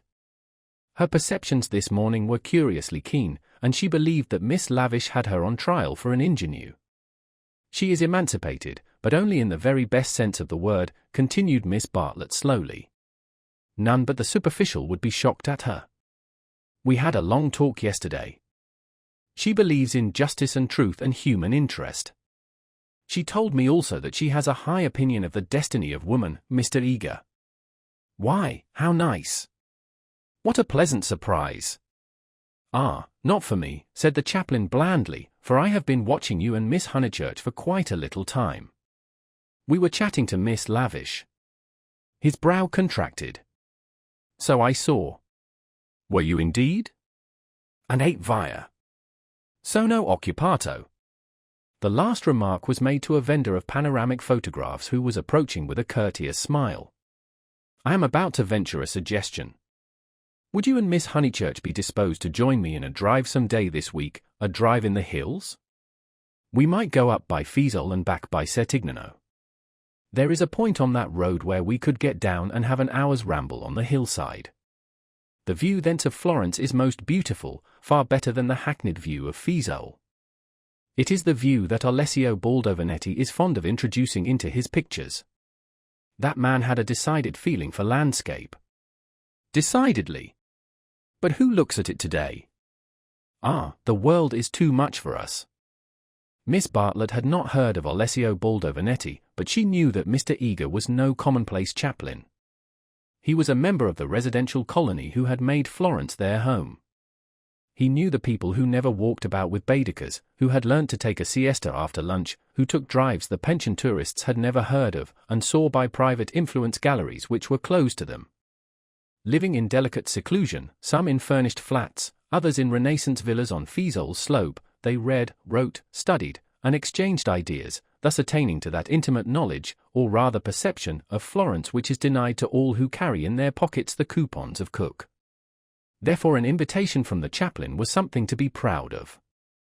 Between the two sections of his flock he was often the only link, and it was his avowed custom to select those of his migratory sheep who seemed worthy, and give them a few hours in the pastures of the permanent.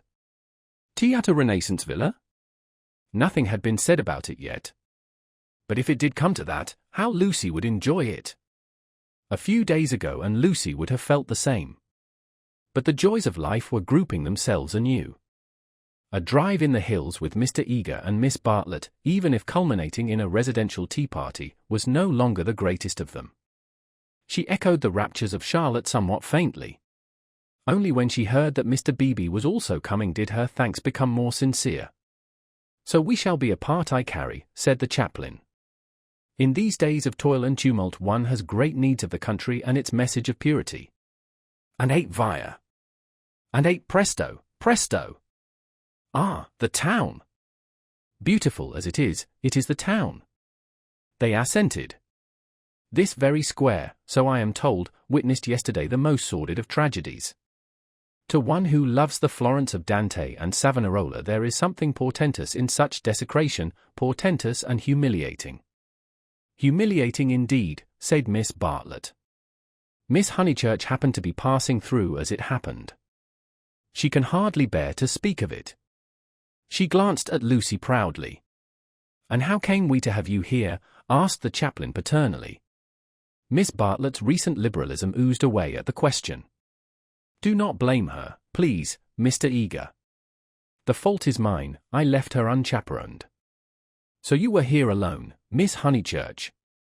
His voice suggested sympathetic reproof but at the same time indicated that a few harrowing details would not be unacceptable. His dark, handsome face drooped mournfully towards her to catch her reply. "Practically. One of our pension acquaintances kindly brought her home," said Miss Bartlett, adroitly concealing the sex of the preserver. "For her also it must have been a terrible experience. I trust that neither of you was at all, that it was not in your immediate proximity." Of the many things Lucy was noticing today, not the least remarkable was this, the gaulish fashion in which respectable people will nibble after blood. George Emerson had kept the subject strangely pure. "He died by the fountain, I believe," was her reply. "And you and your friend were over at the loggia. That must have saved you much. You have not, of course, seen the disgraceful illustrations which the gutter press. This man is a public nuisance, he knows that I am a resident perfectly well, and yet he goes on worrying me to buy his vulgar views." Surely the vendor of photographs was in league with Lucy, in the eternal league of Italy with youth. He had suddenly extended his book before Miss Bartlett and Mr. Eager, binding their hands together by a long glossy ribbon of churches, pictures, and views. "This is too much," cried the chaplain, striking petulantly at one of Fra Angelico's angels. "She tore." A shrill cry rose from the vendor. The book, it seemed, was more valuable than one would have supposed. "Willingly would I purchase," began Miss Bartlett. "Ignore him," said Mr. Eager sharply, and they all walked rapidly away from the square. But an Italian can never be ignored, least of all when he has a grievance. His mysterious persecution of Mr. Eager became relentless, the air rang with his threats and lamentations. He appealed to Lucy, would not she intercede? He was poor, he sheltered a family, the tax on bread. He waited, he gibbered, he was recompensed, he was dissatisfied, he did not leave them until he had swept their minds clean of all thoughts whether pleasant or unpleasant. Shopping was the topic that now ensued. Under the chaplain's guidance they selected many hideous presents and mementos, florid little picture frames that seemed fashioned in gilded pastry, other little frames, more severe, that stood on little easels, and were carven out of oak, a blotting book of vellum, a Dante of the same material, cheap mosaic brooches, which the maids, next Christmas, would never tell from real, pins, pots, heraldic saucers, brown art photographs, Eros and Psyche in alabaster, St. Peter to match, all of which would have cost less in London. This successful morning left no pleasant impressions on Lucy. She had been a little frightened, both by Miss Lavish and by Mr. Eager, she knew not why. And as they frightened her, she had, strangely enough, ceased to respect them. She doubted that Miss Lavish was a great artist. She doubted that Mr. Eager was as full of spirituality and culture as she had been led to suppose. They were tried by some new test, and they were found wanting. As for Charlotte, she was exactly the same. It might be possible to be nice to her, it was impossible to love her. The son of a labourer, I happen to know it for a fact. A mechanic of some sort himself when he was young, then he took to writing for the socialistic press. I came across him at Brixton.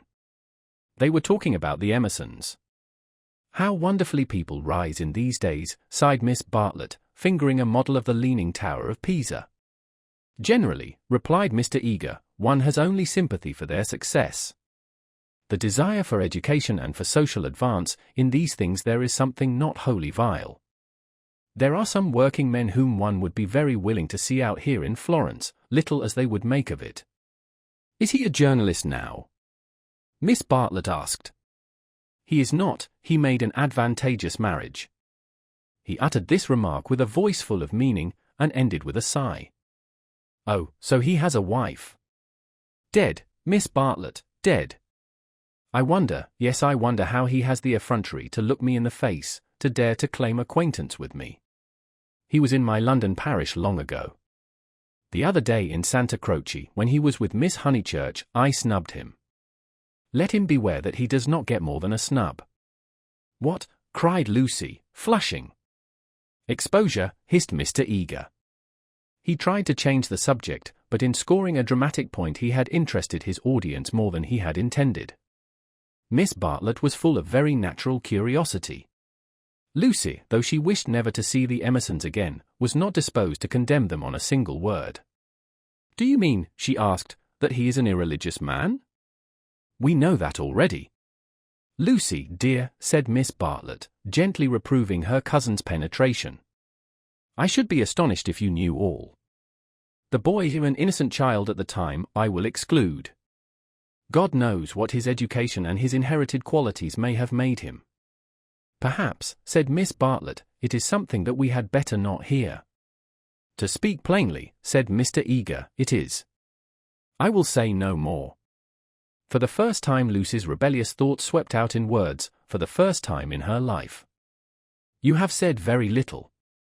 It was my intention to say very little, was his frigid reply. He gazed indignantly at the girl, who met him with equal indignation. She turned towards him from the shop counter, her breast heaved quickly. He observed her brow, and the sudden strength of her lips. It was intolerable that she should disbelieve him. Murder, if you want to know, he cried angrily. That man murdered his wife. How, she retorted. To all intents and purposes he murdered her. That day in Santa Croce, did they say anything against me? Not a word, Mr. Eager, not a single word. Oh, I thought they had been libeling me to you. But I suppose it is only their personal charms that makes you defend them. I'm not defending them, said Lucy, losing her courage, and relapsing into the old chaotic methods. They're nothing to me. How could you think she was defending them, said Miss Bartlett, much discomfited by the unpleasant scene. The shopman was possibly listening. She will find it difficult. For that man has murdered his wife in the sight of God. The addition of God was striking. But the chaplain was really trying to qualify a rash remark. A silence followed which might have been impressive, but was merely awkward. Then Miss Bartlett hastily purchased the Leaning Tower, and led the way into the street. I must be going, said he, shutting his eyes and taking out his watch. Miss Bartlett thanked him for his kindness, and spoke with enthusiasm of the approaching drive. Drive? Oh, is our drive to come off? Lucy was recalled to her manners, and after a little exertion the complacency of Mr. Eager was restored. Bother the drive, exclaimed the girl, as soon as he had departed.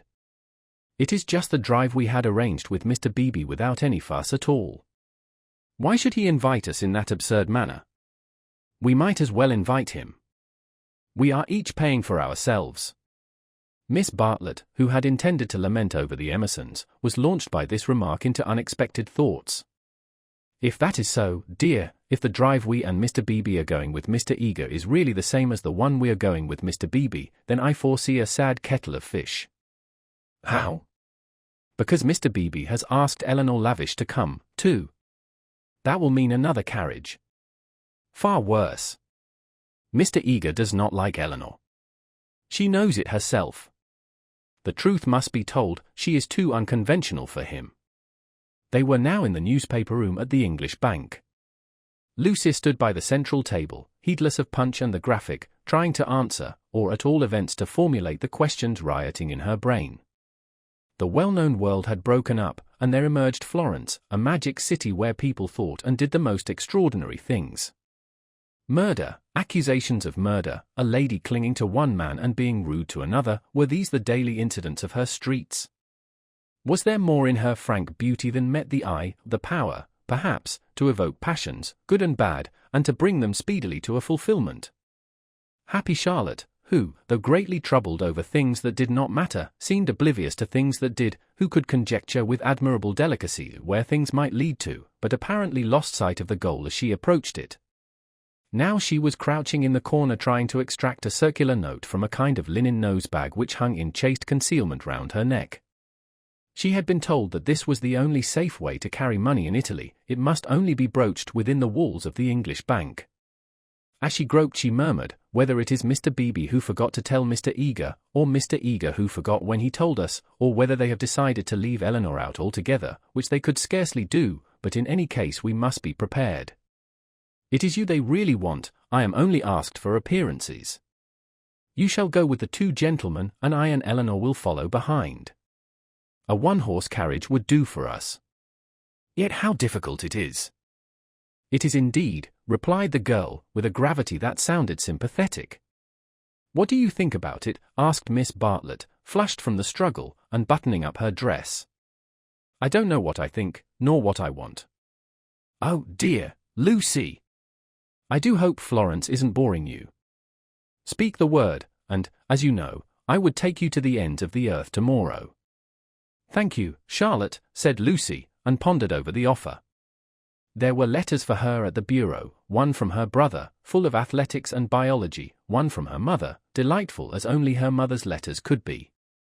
She had read in it of the crocuses which had been bought for yellow and were coming up puce, of the new parlourmaid, who had watered the ferns with essence of lemonade, of the semi-detached cottages which were ruining Summer Street and breaking the heart of Sir Harry Otway. She recalled the free, pleasant life of her home, where she was allowed to do everything, and where nothing ever happened to her. The road up through the pine woods, the clean drawing-room, the view over the Sussex Weald, all hung before her bright and distinct, but pathetic as the pictures in a gallery to which, after much experience, a traveller returns. And the news, asked Miss Bartlett. Mrs. Vyse and her son have gone to Rome, said Lucy, giving the news that interested her least. Do you know the Vyses? Oh, not that way back. We can never have too much of the dear Piazza Signoria. They're nice people, the Vyses. So clever, my idea of what's really clever. Don't you long to be in Rome? I die for it. The Piazza Signoria is too stony to be brilliant. It has no grass, no flowers, no frescoes, no glittering walls of marble or comforting patches of ruddy brick. By an odd chance, unless we believe in a presiding genius of places, the statues that relieve its severity suggest, not the innocence of childhood nor the glorious bewilderment of youth, but the conscious achievements of maturity. Perseus and Judith, Hercules and Thusnelda, they have done or suffered something, and though they are immortal, immortality has come to them after experience, not before. Here, not only in the solitude of nature, might a hero meet a goddess, or a heroine a god. Charlotte, cried the girl suddenly. Here's an idea. What if we popped off to Rome tomorrow, straight to the Vyses Hotel? For I do know what I want. I'm sick of Florence. No, you said you'd go to the ends of the earth.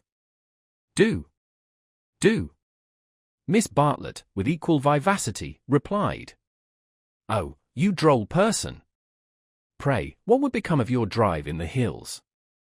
They passed together through the gaunt beauty of the square, laughing over the unpractical suggestion. Chapter 6. The Reverend Arthur Beebe, the Reverend Cuthbert Eager, Mr. Emerson, Mr. George Emerson, Miss Eleanor Lavish, Miss Charlotte Bartlett, and Miss Lucy Honeychurch drive out in carriages to see a view. Italians drive them. It was Phaeton who drove them to Fiesole that memorable day, a youth all irresponsibility and fire, recklessly urging his master's horses up the stony hill. Mr. Beebe recognized him at once. Neither the ages of faith nor the age of doubt had touched him. He was Phaeton in Tuscany driving a cab. And it was Persephone whom he asked leave to pick up on the way, saying that she was his sister, Persephone, tall and slender and pale, returning with the spring to her mother's cottage, and still shading her eyes from the unaccustomed light. To her Mr. Eager objected, saying that here was the thin edge of the wedge, and one must guard against imposition. But the ladies interceded, and when it had been made clear that it was a very great favor, the goddess was allowed to mount beside the god. Phaeton at once slipped the left rein over her head, thus enabling himself to drive with his arm round her waist. She did not mind. Mr. Eager, who sat with his back to the horses, saw nothing of the indecorous proceeding, and continued his conversation with Lucy. The other two occupants of the carriage were old Mr. Emerson and Miss Lavish. For a dreadful thing had happened. Mr. Beebe, without consulting Mr. Eager, had doubled the size of the party. And though Miss Bartlett and Miss Lavish had planned all the morning how the people were to sit, at the critical moment when the carriages came round they lost their heads, and Miss Lavish got in with Lucy, while Miss Bartlett, with George Emerson and Mr. Beebe, followed on behind. It was hard on the poor chaplain to have his party carry thus transformed. Tea at a Renaissance villa, if he had ever meditated it, was now impossible. Lucy and Miss Bartlett had a certain style about them, and Mr. Beebe, though unreliable, was a man of parts. But a shoddy lady writer and a journalist who had murdered his wife in the sight of God, they should enter no villa at his introduction. Lucy, elegantly dressed in white, sat erect and nervous amid these explosive ingredients, attentive to Mr. Eager, repressive towards Miss Lavish, watchful of old Mr. Emerson, hitherto fortunately asleep, thanks to a heavy lunch and the drowsy atmosphere of spring. She looked on the expedition as the work of fate. But for it she would have avoided George Emerson successfully. In an open manner he had shown that he wished to continue their intimacy. She had refused, not because she disliked him, but because she did not know what had happened, and suspected that he did know. And this frightened her. For the real event, whatever it was, had taken place, not in the loggia, but by the river. To behave wildly at the sight of death is pardonable. But to discuss it afterwards, to pass from discussion into silence, and through silence into sympathy, that is an error, not of a startled emotion, but of the whole fabric. There was really something blameworthy, she thought, in their joint contemplation of the shadowy stream, in the common impulse which had turned them to the house without the passing of a look or word. This sense of wickedness had been slight at first. She had nearly joined the party to the Torre del Gallo. But each time that she avoided George it became more imperative that she should avoid him again. And now celestial irony, working through her cousin and two clergymen, did not suffer her to leave Florence till she had made this expedition with him through the hills. Meanwhile Mr. Eager held her in civil converse. Their little tiff was over. "So, Miss Honeychurch, you are travelling? As a student of art?"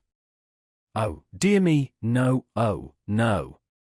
"Perhaps as a student of human nature," interposed Miss Lavish, "like myself." "Oh, no. I am here as a tourist." "Oh, indeed," said Mr. Eager. "Are you indeed? If you will not think me rude, we residents sometimes pity you poor tourists not a little, handed about like a parcel of goods from Venice to Florence, from Florence to Rome, living herded together in pensions or hotels, quite unconscious of anything that is outside Baedeker, their one anxiety to get done, oared through and go on somewhere else. The result is, they mix up towns, rivers, palaces in one inextricable whirl. You know the American girl in Punch who says, "Say, Popper, what did we see at Rome?" And the father replies, "Why, guess Rome was the place where we saw the Yalla dog." There's travelling for you. Ha! Ha! Ha! "I quite agree," said Miss Lavish, who had several times tried to interrupt his mordant wit. "The narrowness and superficiality of the Anglo-Saxon tourist is nothing less than a menace." "Quite so. Now, the English colony at Florence, Miss Honeychurch, and it is of considerable size, though, of course, not all equally, a few are here for trade, for example. But the greater part are students. Lady Helen Laverstock is at present busy over Fra Angelico. I mention her name because we are passing her villa on the left. No, you can only see it if you stand. No, do not stand, you will fall. She is very proud of that thick hedge. Inside, perfect seclusion. One might have gone back 600 years. Some critics believe that her garden was the scene of the Decameron, which lends it an additional interest, does it not? It does indeed, cried Miss Lavish. Tell me, where do they place the scene of that wonderful seventh day? But Mr. Eager proceeded to tell Miss Honeychurch that on the right lived Mr. Someone Something, an American of the best type, so rare, and that the somebody else's were farther down the hill. Doubtless you know her monographs in the series of his medieval byways? He is working at Gemistus Pletho. Sometimes as I take tea in their beautiful grounds I hear, over the wall, the electric tram squealing up the new road with its loads of hot, dusty, unintelligent tourists who are going to Deuce Fiesole in an hour in order that they may say they have been there, and I think how little they think what lies so near them. During this speech the two figures on the box were sporting with each other disgracefully. Lucy had a spasm of envy. Granted that they wished to misbehave, it was pleasant for them to be able to do so. They were probably the only people enjoying the expedition. The carriage swept with agonizing jolts up through the piazza of Fiesole and into the Settignano road. Piano! Piano, said Mr. Eager, elegantly waving his hand over his head. Va bene, signore, va bene, crooned the driver, and whipped his horses up again. Now Mr. Eager and Miss Lavish began to talk against each other on the subject of Alessio Baldovinetti. Was he a cause of the Renaissance, or was he one of its manifestations? The other carriage was left behind. As the pace increased to a gallop the large, slumbering form of Mr. Emerson was thrown against the chaplain with the regularity of a machine. Piano! Piano, said he, with a martyred look at Lucy. An extra lurch made him turn angrily in his seat. Phaeton, who for some time had been endeavoring to kiss Persephone, had just succeeded. A little scene ensued, which, as Miss Bartlett said afterwards, was most unpleasant. The horses were stopped, the lovers were ordered to disentangle themselves, the boy was to lose his pourboire, the girl was immediately to get down. She is my sister, said he, turning round on them with piteous eyes. Mr. Eager took the trouble to tell him that he was a liar. Phaeton hung down his head, not at the matter of the accusation, but at its manner. At this point Mr. Emerson, whom the shock of stopping had awoke, declared that the lovers must on no account be separated, and patted them on the back to signify his approval. And Miss Lavish, though unwilling to ally him, felt bound to support the cause of Bohemianism. Most certainly I would let them be, she cried. But I dare say I shall receive scant support. I have always flown in the face of the conventions all my life. This is what I call an adventure. We must not submit, said Mr. Eager. I knew he was trying it on. He is treating us as if we were a party of Cook's tourists. Surely no, said Miss Lavish, her ardour visibly decreasing.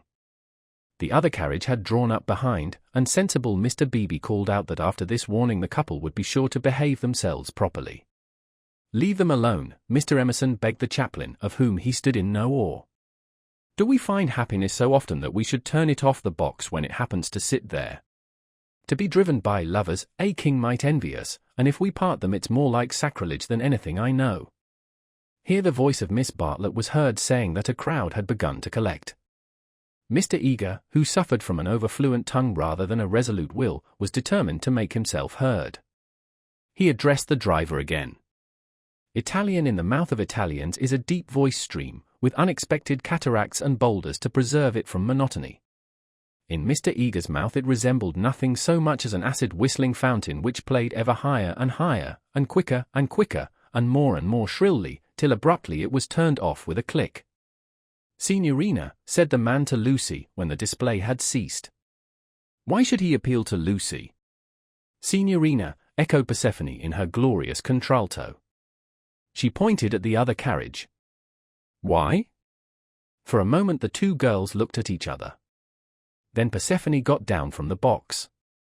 Victory at last, said Mr. Eager, smiting his hands together as the carriages started again. "It is not victory," said Mr. Emerson. "It is defeat. You have parted two people who were happy." Mr. Eager shut his eyes. He was obliged to sit next to Mr. Emerson, but he would not speak to him. The old man was refreshed by sleep, and took up the matter warmly. He commanded Lucy to agree with him. He shouted for support to his son. "We have tried to buy what cannot be bought with money. He has bargained to drive us, and he is doing it. We have no rights over his soul." Miss Lavish frowned. It is hard when a person you have classed as typically British speaks out of his character. "He was not driving us well," she said. "He jolted us." "That I deny. It was as restful as sleeping." "Aha! He is jolting us now. Can you wonder?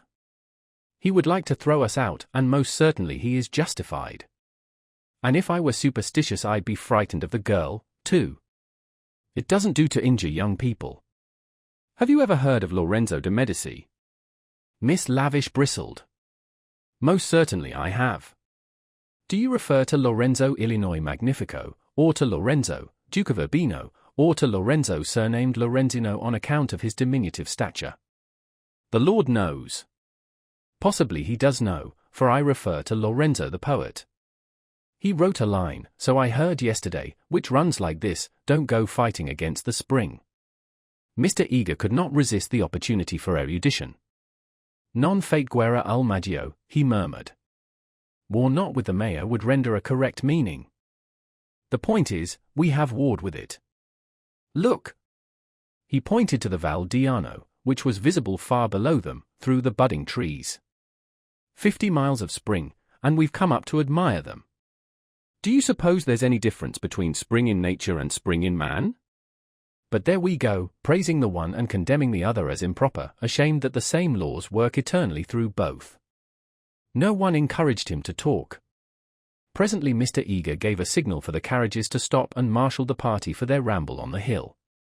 A hollow like a great amphitheatre, full of terrace steps and misty olives, now lay between them and the heights of Fiesole, and the road, still following its curve, was about to sweep on to a promontory which stood out in the plain. It was this promontory, uncultivated, wet, covered with bushes and occasional trees, which had caught the fancy of Alessio Baldovinetti nearly 500 years before. He had ascended it, the diligent and rather obscure master, possibly with an eye to business, possibly for the joy of ascending. Standing there, he had seen that view of the Val d'Arno and distant Florence, which he afterwards had introduced not very effectively into his work. But where exactly had he stood? That was the question which Mr. Eager hoped to solve now. And Miss Lavish, whose nature was attracted by anything problematical, had become equally enthusiastic. But it is not easy to carry the pictures of Alessio Baldovinetti in your head, even if you have remembered to look at them before starting. And the haze in the valley increased the difficulty of the quest. The party sprang about from tuft to tuft of grass, their anxiety to keep together being only equalled by their desire to go different directions. Finally they split into groups. Lucy clung to Miss Bartlett and Miss Lavish, the Emersons returned to hold laborious converse with the drivers, while the two clergymen, who were expected to have topics in common, were left to each other. The two elder ladies soon threw off the mask. In the audible whisper that was now so familiar to Lucy they began to discuss, not Alessio Baldovinetti, but the drive. Miss Bartlett had asked Mr. George Emerson what his profession was, and he had answered the railway. She was very sorry that she had asked him. She had no idea that it would be such a dreadful answer, or she would not have asked him. Mr. Beebe had turned the conversation so cleverly, and she hoped that the young man was not very much hurt at her asking him. "The railway," gasped Miss Lavish. "Oh, but I shall die. Of course it was the railway." She could not control her mirth. "He is the image of a porter, on the Southeastern." Eleanor, be quiet, plucking at her vivacious companion. "Hush! They'll hear, the Emersons. I can't stop. Let me go my wicked way." "A porter." "Eleanor." "I'm sure it's all right," put in Lucy. "The Emersons won't hear, and they wouldn't mind if they did." Miss Lavish did not seem pleased at this. Miss Honeychurch listening, she said rather crossly, Poof! Woof! You naughty girl! Go away! Oh, Lucy, you ought to be with Mr. Eager, I'm sure. I can't find them now, and I don't want to either. Mr. Eager will be offended. It is your party. Please, I'd rather stop here with you. No, I agree, said Miss Lavish. It's like a school feast, the boys have got separated from the girls. Miss Lucy, you are to go. We wish to converse on high topics unsuited for your ear. The girl was stubborn. As her time at Florence drew to its close, she was only at ease amongst those to whom she felt indifferent. Such a one was Miss Lavish, and such for the moment was Charlotte. She wished she had not called attention to herself. They were both annoyed at her remark and seemed determined to get rid of her.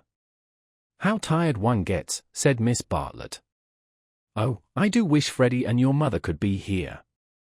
Unselfishness with Miss Bartlett had entirely usurped the functions of enthusiasm. Lucy did not look at the view either. She would not enjoy anything till she was safe at Rome. Then sit you down, said Miss Lavish. Observe my foresight. With many a smile she produced two of those mackintosh squares that protect the frame of the tourist from damp grass or cold marble steps. She sat on one, who was to sit on the other? Lucy, without a moment's doubt, Lucy. The ground will do for me. Really, I have not had rheumatism for years. If I do feel it coming on, I shall stand. Imagine your mother's feelings if I let you sit in the wet in your white linen. She sat down heavily where the ground looked particularly moist. Here we are, all settled delightfully. Even if my dress is thinner, it will not show so much, being brown. Sit down, dear, you are too unselfish, you don't assert yourself enough. She cleared her throat. Now don't be alarmed, this isn't a cold. It's the tiniest cough, and I have had it 3 days. It's nothing to do with sitting here at all. There was only one way of treating the situation. At the end of 5 minutes Lucy departed in search of Mr. Beebe and Mr. Eager, vanquished by the mackintosh square. She addressed herself to the drivers, who were sprawling in the carriages, perfuming the cushions with cigars. The miscreant, a bony young man scorched black by the sun, rose to greet her with the courtesy of a host and the assurance of a relative. "Dove," said Lucy, after much anxious thought. His face lit up. Of course he knew where. Not so far either. His arm swept 3/4 of the horizon. He should just think he did know where. He pressed his fingertips to his forehead and then pushed them towards her, as if oozing with visible extract of knowledge. More seemed necessary. What was the Italian for clergyman? "De buni uomini," said she at last. Good? Scarcely the adjective for those noble beings. He showed her his cigar. "You know, Piu, Piccolo," was her next remark, implying, "Has the cigar been given to you by Mr. Beebe, the smaller of the two good men?" She was correct as usual. He tied the horse to a tree, kicked it to make it stay quiet, dusted the carriage, arranged his hair, remolded his hat, encouraged his moustache, and in rather less than a quarter of a minute was ready to conduct her. Italians are born knowing the way. It would seem that the whole earth lay before them, not as a map, but as a chessboard, whereon they continually behold the changing pieces as well as the squares. Anyone can find places, but the finding of people is a gift from God. He only stopped once, to pick her some great blue violets. She thanked him with real pleasure. In the company of this common man the world was beautiful and direct. For the first time she felt the influence of spring.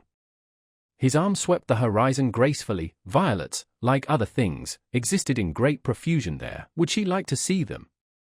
"Ma buni uomini." He bowed. "Certainly. Good men first, violets afterwards." They proceeded briskly through the undergrowth, which became thicker and thicker. They were nearing the edge of the promontory, and the view was stealing round them, but the brown network of the bushes shattered it into countless pieces. He was occupied in his cigar, and in holding back the pliant boughs. She was rejoicing in her escape from dullness. Not a step, not a twig, was unimportant to her. What is that? There was a voice in the wood, in the distance behind them. The voice of Mr. Eager? He shrugged his shoulders. An Italian's ignorance is sometimes more remarkable than his knowledge. She could not make him understand that perhaps they had missed the clergymen. The view was forming at last. She could discern the river, the golden plain, other hills. "Eccolo!" he exclaimed. At the same moment the ground gave way, and with a cry she fell out of the wood. Light and beauty enveloped her. She had fallen onto a little open terrace, which was covered with violets from end to end. "Courage!" cried her companion, now standing some 6 feet above. "Courage and love." She did not answer. From her feet the ground sloped sharply into view, and violets ran down in rivulets and streams and cataracts, irrigating the hillside with blue, eddying round the tree stems, collecting into pools in the hollows, covering the grass with spots of azure foam. But never again were they in such profusion. This terrace was the wellhead, the primal source whence beauty gushed out to water the earth. Standing at its brink, like a swimmer who prepares, was the good man. But he was not the good man that she had expected, and he was alone. George had turned at the sound of her arrival.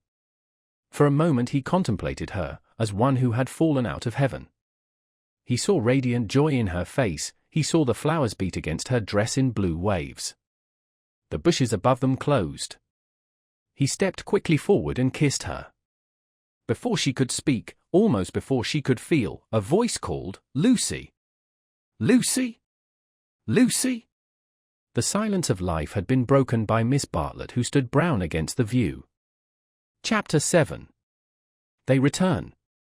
Some complicated game had been playing up and down the hillside all the afternoon. What it was and exactly how the players had sided, Lucy was slow to discover. Mr. Eager had met them with a questioning eye. Charlotte had repulsed him with much small talk. Mr. Emerson, seeking his son, was told whereabouts to find him.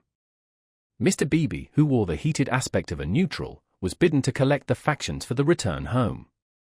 There was a general sense of groping and bewilderment. Pan had been amongst them, not the great god Pan, who has been buried these 2,000 years, but the little god Pan, who presides over social contretemps and unsuccessful picnics. Mr. Beebe had lost everyone, and had consumed in solitude the tea basket which he had brought up as a pleasant surprise. Miss Lavish had lost Miss Bartlett. Lucy had lost Mr. Eager. Mr. Emerson had lost George. Miss Bartlett had lost a Mackintosh square. Phaeton had lost the game. That last fact was undeniable. He climbed onto the box shivering, with his collar up, prophesying the swift approach of bad weather. "Let us go immediately," he told them. "The Signorino will walk." "All the way?"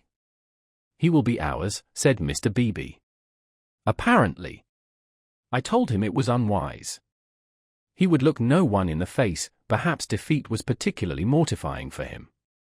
He alone had played skillfully, using the whole of his instinct, while the others had used scraps of their intelligence. He alone had divined what things were, and what he wished them to be. He alone had interpreted the message that Lucy had received 5 days before from the lips of a dying man. Persephone, who spends half her life in the grave, she could interpret it also. Not so these English. They gain knowledge slowly, and perhaps too late. The thoughts of a cab driver, however just, seldom affect the lives of his employers. He was the most competent of Miss Bartlett's opponents, but infinitely the least dangerous. Once back in the town, he and his insight and his knowledge would trouble English ladies no more. Of course, it was most unpleasant. She had seen his black head in the bushes. He might make a tavern story out of it. But after all, what have we to do with taverns? Real Menace belongs to the drawing-room. It was of drawing-room people that Miss Bartlett thought as she journeyed downwards towards the fading sun. Lucy sat beside her, Mr. Eager sat opposite, trying to catch her eye. He was vaguely suspicious.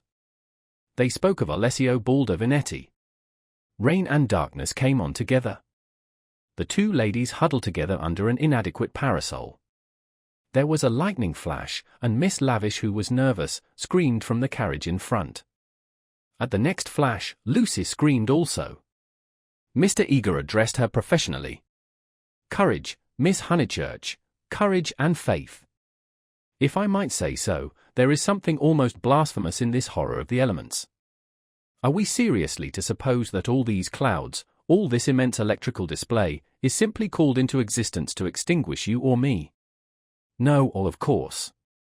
Even from the scientific standpoint, the chances against our being struck are enormous.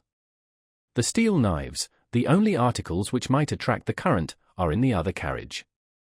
And, in any case, we are infinitely safer than if we were walking. Courage, courage and faith. Under the rug, Lucy felt the kindly pressure of her cousin's hand. At times our need for a sympathetic gesture is so great that we care not what exactly it signifies or how much we may have to pay for it afterwards. Miss Bartlett, by this timely exercise of her muscles, gained more than she would have got in hours of preaching or cross-examination. She renewed it when the two carriages stopped, half into Florence. "Mr. Eager," called Mr. Beebe. "We want your assistance. Will you interpret for us?" "George," cried Mr. Emerson. "Ask your driver which way George went. The boy may lose his way. He may be killed." "Go, Mr. Eager," said Miss Bartlett. "Don't ask our driver is no help. Go and support poor Mr. Beebe, he is nearly demented." "He may be killed," cried the old man. "He may be killed." "Typical behavior," said the chaplain, as he quitted the carriage. In the presence of reality that kind of person invariably breaks down. "What does he know?" whispered Lucy as soon as they were alone. "Charlotte, how much does Mr. Eager know?" "Nothing, dearest, he knows nothing." "But," she pointed at the driver, "he knows everything." "Dearest, had we better? Shall I?" She took out her purse. "It is dreadful to be entangled with low-class people." He saw it all. Tapping Phaeton's back with her guidebook, she said, "Silenzio," and offered him a franc. "Va bene," he replied, and accepted it. As well this ending to his day as any. But Lucy, a mortal maid, was disappointed in him. There was an explosion up the road. The storm had struck the overhead wire of the tramline, and one of the great supports had fallen. If they had not stopped, perhaps they might have been hurt. They chose to regard it as a miraculous preservation, and the floods of love and sincerity, which fructify every hour of life, burst forth in tumult. They descended from the carriages, they embraced each other. It was as joyful to be forgiven past unworthinesses as to forgive them. For a moment they realized vast possibilities of good. The older people recovered quickly. In the very height of their emotion they knew it to be unmanly or unladylike.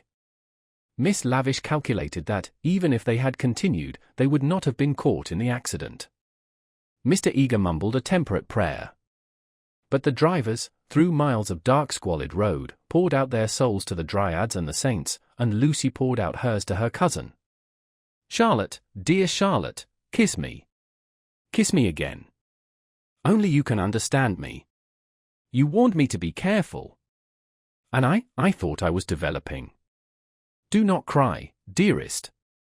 Take your time. I have been obstinate and silly, worse than you know, far worse. Once by the river, oh, but he isn't killed, he wouldn't be killed, would he?" The thought disturbed her repentance.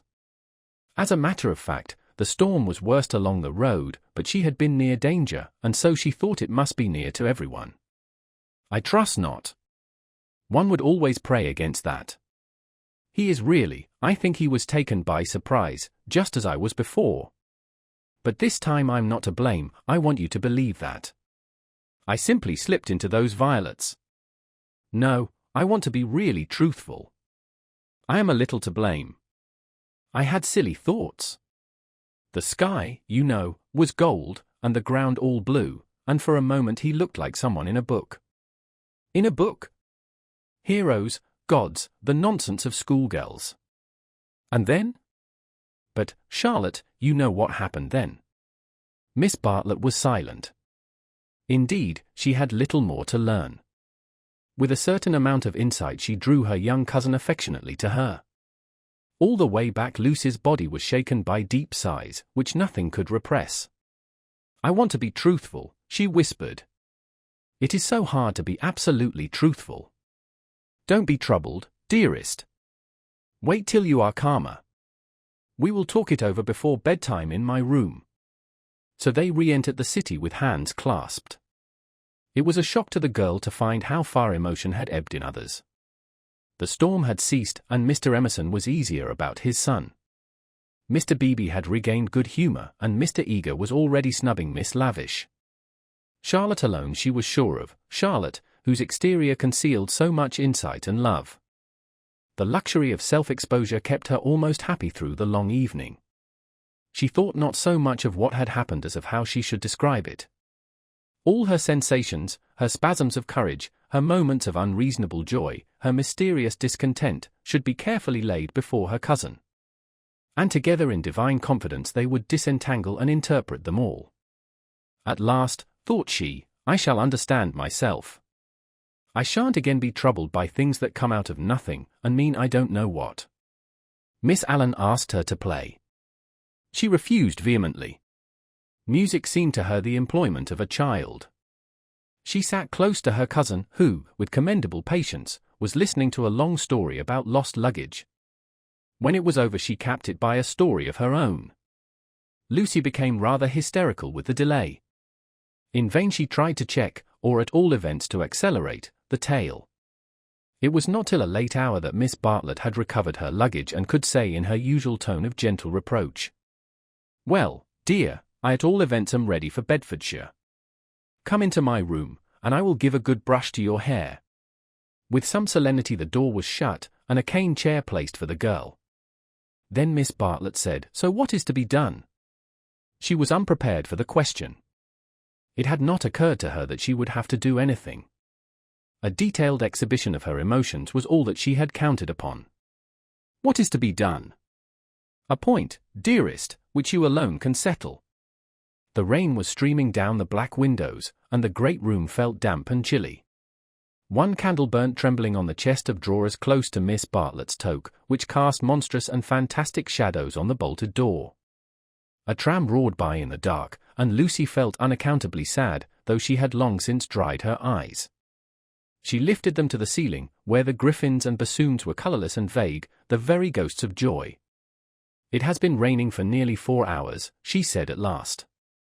Miss Bartlett ignored the remark. "How do you propose to silence him?" "The driver." "My dear girl, no, Mr. George Emerson." Lucy began to pace up and down the room. "I don't understand," she said at last.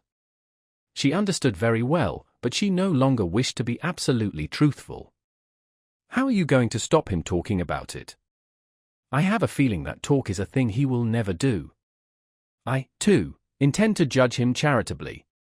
But unfortunately I have met the type before. They seldom keep their exploits to themselves." "Exploits," cried Lucy, wincing under the horrible plural. "My poor dear, did you suppose that this was his first? Come here and listen to me. I am only gathering it from his own remarks. Do you remember that day at lunch when he argued with Miss Allen that liking one person is an extra reason for liking another?" "Yes," said Lucy, whom at the time the argument had pleased. "Well, I am no prude. There is no need to call him a wicked young man, but obviously he is thoroughly unrefined. Let us put it down to his deplorable antecedents and education, if you wish. But we are no farther on with our question. What do you propose to do?" An idea rushed across Lucy's brain, which, had she thought of it sooner and made it part of her, might have proved victorious. "I propose to speak to him," said she. Miss Bartlett uttered a cry of genuine alarm. "You see, Charlotte, your kindness, I shall never forget it. But, as you said, it is my affair. Mine and his. And you are going to implore him, to beg him to keep silence?" "Certainly not. There would be no difficulty. Whatever you ask him he answers, yes or no, then it is over. I have been frightened of him. But now I am not one little bit. But we fear him for you, dear. You are so young and inexperienced, you have lived among such nice people, that you cannot realize what men can be, how they can take a brutal pleasure in insulting a woman whom her sex does not protect and rally round. This afternoon, for example, if I had not arrived, what would have happened?" "I can't think," said Lucy gravely. Something in her voice made Miss Bartlett repeat her question, intoning it more vigorously. "What would have happened if I hadn't arrived?" "I can't think," said Lucy again. "When he insulted you, how would you have replied?" "I hadn't time to think." "You came." "Yes, but won't you tell me now what you would have done?" "I should have," she checked herself, and broke the sentence off. She went up to the dripping window and strained her eyes into the darkness. She could not think what she would have done. "Come away from the window, dear," said Miss Bartlett. "You will be seen from the road." Lucy obeyed. She was in her cousin's power. She could not modulate out the key of self-abasement in which she had started. Neither of them referred again to her suggestion that she should speak to George and settle the matter, whatever it was, with him. Miss Bartlett became plaintive. "Oh, for a real man. We are only two women, you and I. Mr. Beebe is hopeless. There is Mr. Eager, but you do not trust him." "Oh, for your brother. He is young, but I know that his sister's insult would rouse in him a very lion. Thank God, chivalry is not yet dead. There are still left some men who can reverence woman." As she spoke, she pulled off her rings, of which she wore several, and ranged them upon the pincushion. Then she blew into her gloves and said, "It will be a push to catch the morning train, but we must try." "What train?" "The train to Rome." She looked at her gloves critically. The girl received the announcement as easily as it had been given. "When does the train to Rome go?" "At 8. Signora Bertolini would be upset." "We must face that," said Miss Bartlett, not liking to say that she had given notice already. "She will make us pay for a whole week's pension." "I expect she will. However, we shall be much more comfortable at the Vises Hotel." "Isn't afternoon tea given there for nothing?" "Yes, but they pay extra for wine." After this remark she remained motionless and silent. To her tired eyes Charlotte throbbed and swelled like a ghostly figure in a dream. They began to sort their clothes for packing, for there was no time to lose if they were to catch the train to Rome. Lucy, when admonished, began to move to and fro between the rooms, more conscious of the discomforts of packing by candlelight than of a subtler ill. Charlotte, who was practical without ability, knelt by the side of an empty trunk, vainly endeavoring to pave it with books of varying thickness and size. She gave 2 or 3 sighs, for the stooping posture hurt her back, and, for all her diplomacy, she felt that she was growing old. The girl heard her as she entered the room, and was seized with one of those emotional impulses to which she could never attribute a cause. She only felt that the candle would burn better, the packing go easier, the world be happier, if she could give and receive some human love. The impulse had come before today, but never so strongly. She knelt down by her cousin's side and took her in her arms. Miss Bartlett returned the embrace with tenderness and warmth. But she was not a stupid woman, and she knew perfectly well that Lucy did not love her, but needed her to love. For it was in ominous tones that she said, after a long pause, "Dearest Lucy, how will you ever forgive me?" Lucy was on her guard at once, knowing by bitter experience what forgiving Miss Bartlett meant. Her emotion relaxed, she modified her embrace a little, and she said, "Charlotte dear, what do you mean? As if I have anything to forgive." "You have a great deal, and I have a very great deal to forgive myself, too. I know well how much I vex you at every turn. But no." Miss Bartlett assumed her favorite role, that of the prematurely aged martyr. "Ah, but yes. I feel that our tour together is hardly the success I had hoped. I might have known it would not do. You want someone younger and stronger and more in sympathy with you. I am too uninteresting and old-fashioned, only fit to pack and unpack your things. Please?" My only consolation was that you found people more to your taste, and were often able to leave me at home. I had my own poor ideas of what a lady ought to do, but I hope I did not inflict them on you more than was necessary. You had your own way about these rooms, at all events." "You mustn't say these things," said Lucy softly. She still clung to the hope that she and Charlotte loved each other, heart and soul. They continued to pack in silence. "I have been a failure," said Miss Bartlett, as she struggled with the straps of Lucy's trunk instead of strapping her own. "Failed to make you happy, failed in my duty to your mother. She has been so generous to me, I shall never face her again after this disaster. But Mother will understand. It is not your fault, this trouble, and it isn't a disaster either. It is my fault, it is a disaster. She will never forgive me, and rightly. For instance, what right had I to make friends with Miss Lavish? Every right. When I was here for your sake. If I have vexed you, it is equally true that I have neglected you. Your mother will see this as clearly as I do, when you tell her. Lucy, from a cowardly wish to improve the situation, said, "Why need Mother hear of it? But you tell her everything." "I suppose I do generally. I dare not break your confidence. There is something sacred in it. Unless you feel that it is a thing you could not tell her. The girl would not be degraded to this. Naturally I should have told her. But in case she should blame you in any way, I promise I will not. I am very willing not to. I will never speak of it either to her or to anyone." Her promise brought the long-drawn interview to a sudden close. Miss Bartlett pecked her smartly on both cheeks, wished her good night, and sent her to her own room. For a moment the original trouble was in the background. George would seem to have behaved like a cad throughout, perhaps that was the view which one would take eventually. At present she neither acquitted nor condemned him, she did not pass judgment. At the moment when she was about to judge him her cousin's voice had intervened, and, ever since, it was Miss Bartlett who had dominated, Miss Bartlett who, even now, could be heard sighing into a crack in the partition wall, Miss Bartlett who had really been neither pliable nor humble nor inconsistent. She had worked like a great artist, for a time, indeed, for years, she had been meaningless, but at the end there was presented to the girl the complete picture of a cheerless, loveless world in which the young rush to destruction until they learn better, a shamefaced world of precautions and barriers which may avert evil, but which do not seem to bring good, if we may judge from those who have used them most. Lucy was suffering from the most grievous wrong which this world has yet discovered. Diplomatic advantage had been taken of her sincerity, of her craving for sympathy and love. Such a wrong is not easily forgotten. Never again did she expose herself without due consideration and precaution against rebuff. And such a wrong may react disastrously upon the soul. The doorbell rang, and she started to the shutters. Before she reached them she hesitated, turned, and blew out the candle.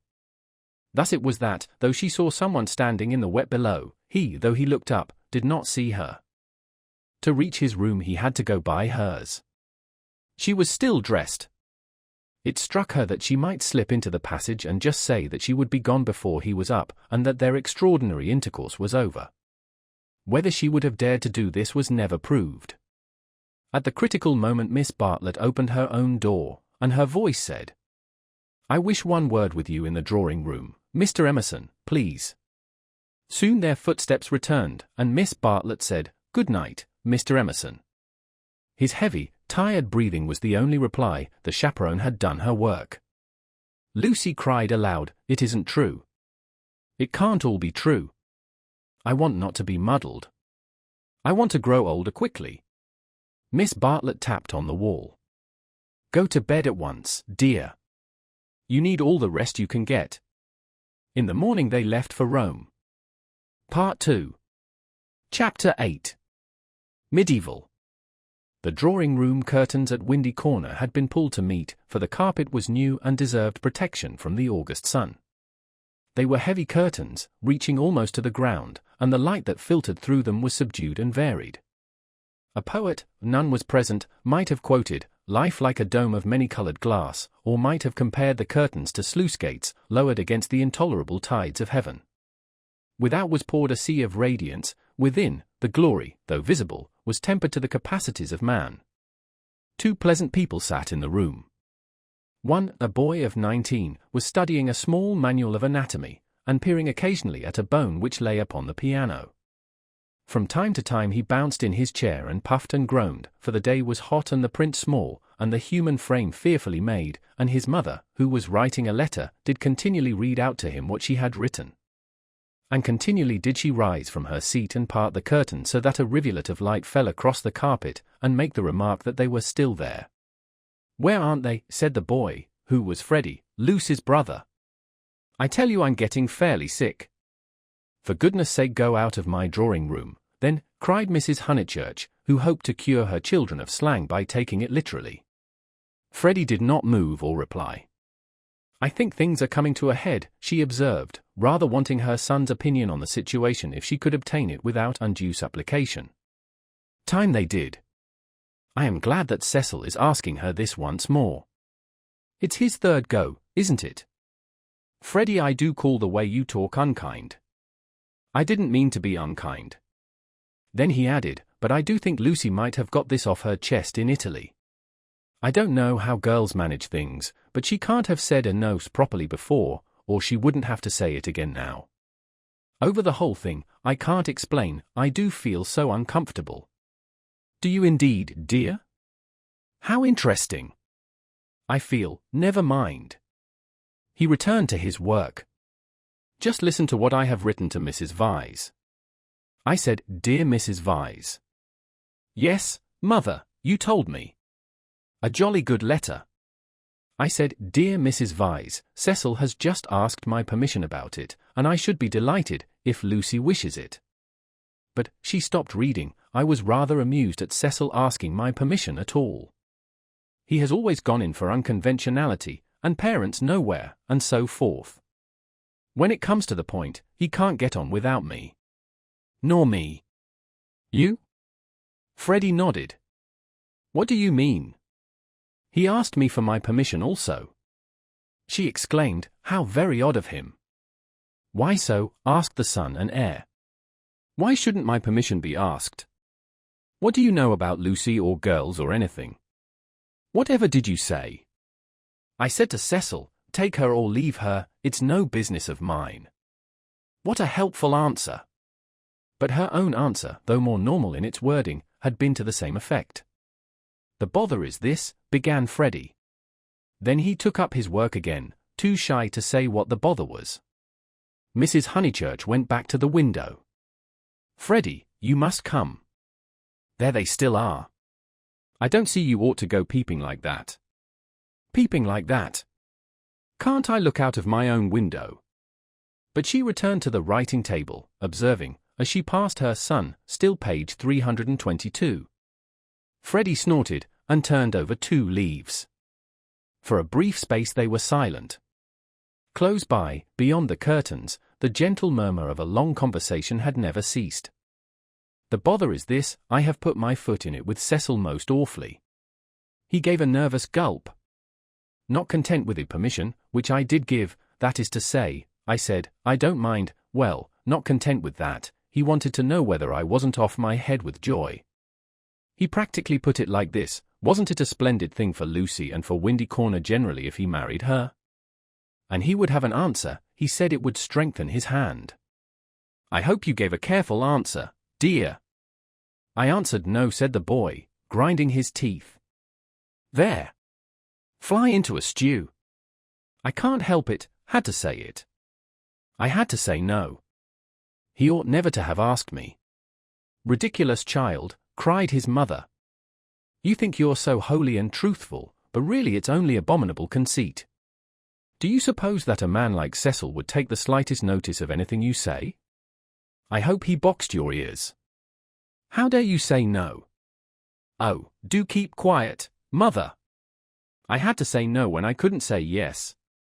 I tried to laugh as if I didn't mean what I said, and, as Cecil laughed too, and went away, it may be all right. But I feel my foot's in it. Oh, do keep quiet, though, and let a man do some work. No, said Mrs. Honeychurch, with the air of one who has considered the subject, I shall not keep quiet. You know all that has passed between them in Rome, you know why he is down here, and yet you deliberately insult him, and try to turn him out of my house. Not a bit, he pleaded. I only let out I didn't like him. I don't hate him, but I don't like him. What I mind is that he'll tell Lucy. He glanced at the curtains dismally. Well, I like him, said Mrs. Honeychurch. I know his mother, he's good, he's clever, he's rich, he's well-connected. Oh, you needn't kick the piano. He's well-connected, I'll say it again if you like, he's well-connected. She paused, as if rehearsing her eulogy, but her face remained dissatisfied. she added, and he has beautiful manners. I liked him till just now. I suppose it's having him spoiling Lucy's first week at home, and it's also something that Mr. Beebe said, not knowing. Mr. Beebe, said his mother, trying to conceal her interest. I don't see how Mr. Beebe comes in. You know Mr. Beebe's funny way, when you never quite know what he means. He said, Mr. Vyse is an ideal bachelor. I was very cute, I asked him what he meant. He said, oh, he's like me, better detached. I couldn't make him say any more, but it set me thinking. Since Cecil has come after Lucy he hasn't been so pleasant, at least, I can't explain. You never can, dear. But I can. You are jealous of Cecil because he may stop Lucy knitting you silk ties. The explanation seemed plausible, and Freddie tried to accept it. But at the back of his brain there lurked a dim mistrust. Cecil praised one too much for being athletic. Was that it? Cecil made one talk in one's own way. This tired one. Was that it? And Cecil was the kind of fellow who would never wear another fellow's cap. Unaware of his own profundity, Freddie checked himself. He must be jealous, or he would not dislike a man for such foolish reasons. Will this do? Called his mother. Dear Mrs. Vyse, Cecil has just asked my permission about it, and I should be delighted if Lucy wishes it. Then I put in at the top, and I have told Lucy so. I must write the letter out again, and I have told Lucy so. But Lucy seems very uncertain, and in these days young people must decide for themselves. I said that because I didn't want Mrs. Vyse to think us old-fashioned. She goes in for lectures and improving her mind, and all the time a thick layer of flue under the beds, and the maid's dirty thumb marks where you turn on the electric light. She keeps that flat abominably. Suppose Lucy marries Cecil, would she live in a flat, or in the country? Don't interrupt so foolishly. Where was I? Oh yes, young people must decide for themselves. I know that Lucy likes your son, because she tells me everything, and she wrote to me from Rome when he asked her first. No, I'll cross that last bit out, it looks patronizing. I'll stop at because she tells me everything. Or shall I cross that out, too? Cross it out, too, said Freddie. Mrs. Honeychurch left it in. Then the whole thing runs, Dear Mrs. Vyse. Cecil has just asked my permission about it, and I should be delighted if Lucy wishes it, and I have told Lucy so. But Lucy seems very uncertain, and in these days young people must decide for themselves. I know that Lucy likes your son, because she tells me everything. But I do not know. Look out, cried Freddie. The curtains parted. Cecil's first movement was one of irritation.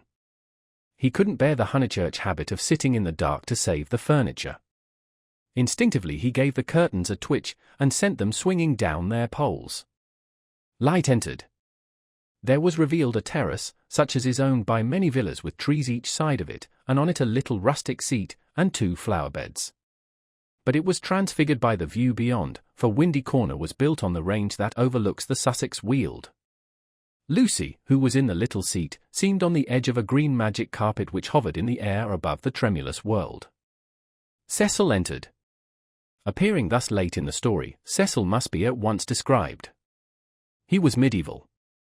Like a Gothic statue. Tall and refined, with shoulders that seemed braced square by an effort of the will, and a head that was tilted a little higher than the usual level of vision, he resembled those fastidious saints who guard the portals of a French cathedral. Well educated, well endowed, and not deficient physically, he remained in the grip of a certain devil whom the modern world knows as self-consciousness, and whom the medieval, with dimmer vision, worshipped as asceticism. A Gothic statue implies celibacy, just as a Greek statue implies fruition, and perhaps this was what Mr. Beebe meant. And Freddie, who ignored history and art, perhaps meant the same when he failed to imagine Cecil wearing another fellow's cap. Mrs. Honeychurch left her letter on the writing table and moved towards her young acquaintance. "Oh, Cecil," she exclaimed, "oh, Cecil, do tell me." "I promessi sposi," said he. They stared at him anxiously. "She has accepted me," he said, and the sound of the thing in English made him flush and smile with pleasure, and look more human. "I am so glad," said Mrs. Honeychurch, while Freddie proffered a hand that was yellow with chemicals. They wished that they also knew Italian, for our phrases of approval and of amazement are so connected with little occasions that we fear to use them on great ones. We are obliged to become vaguely poetic, or to take refuge in scriptural reminiscences. "Welcome as one of the family," said Mrs. Honeychurch, waving her hand at the furniture. "This is indeed a joyous day. I feel sure that you will make our dear Lucy happy." "I hope so," replied the young man, shifting his eyes to the ceiling. "We mothers," simpered Mrs. Honeychurch, and then realized that she was affected, sentimental, bombastic, all the things she hated most. Why could she not be Freddie, who stood stiff in the middle of the room, looking very cross and almost handsome? "I say, Lucy," called Cecil, for conversation seemed to flag. Lucy rose from the seat. She moved across the lawn and smiled in at them, just as if she was going to ask them to play tennis. Then she saw her brother's face. Her lips parted, and she took him in her arms. He said, "Steady on." "Not a kiss for me?" asked her mother. Lucy kissed her also. "Would you take them into the garden and tell Mrs. Honeychurch all about it?" Cecil suggested.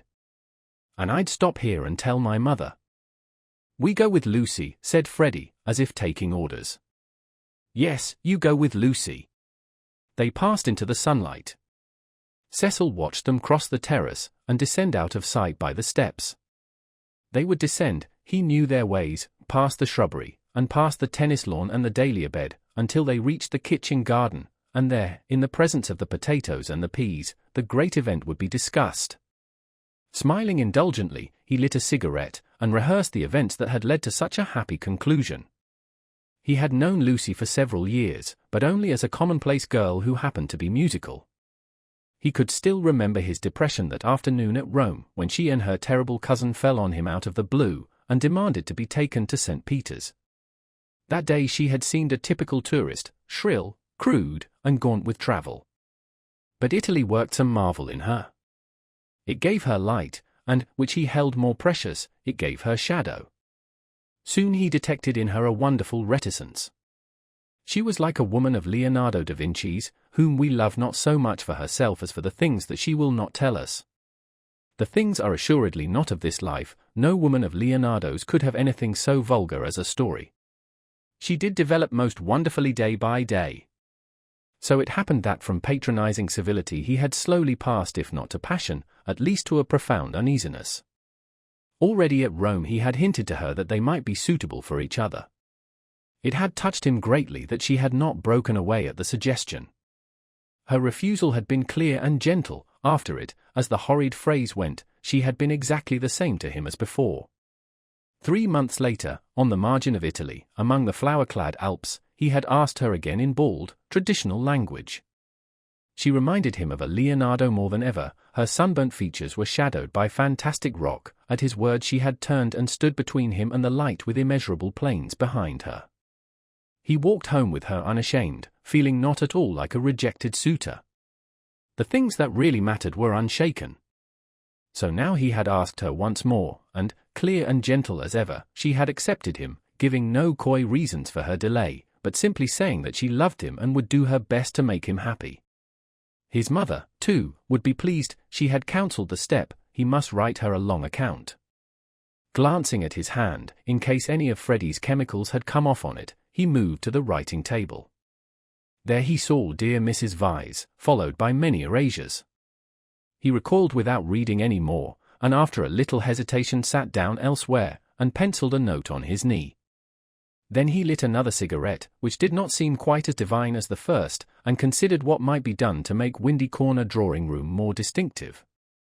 With that outlook it should have been a successful room, but the trail of Tottenham Court Road was upon it. He could almost visualize the motor vans of Messrs. Shoolbred and Messrs. Maple arriving at the door and depositing this chair, those varnished bookcases, that writing table. The table recalled Mrs. Honeychurch's letter. He did not want to read that letter. His temptations never lay in that direction, but he worried about it nonetheless. It was his own fault that she was discussing him with his mother. He had wanted her support in his third attempt to win Lucy. He wanted to feel that others, no matter who they were, agreed with him, and so he had asked their permission.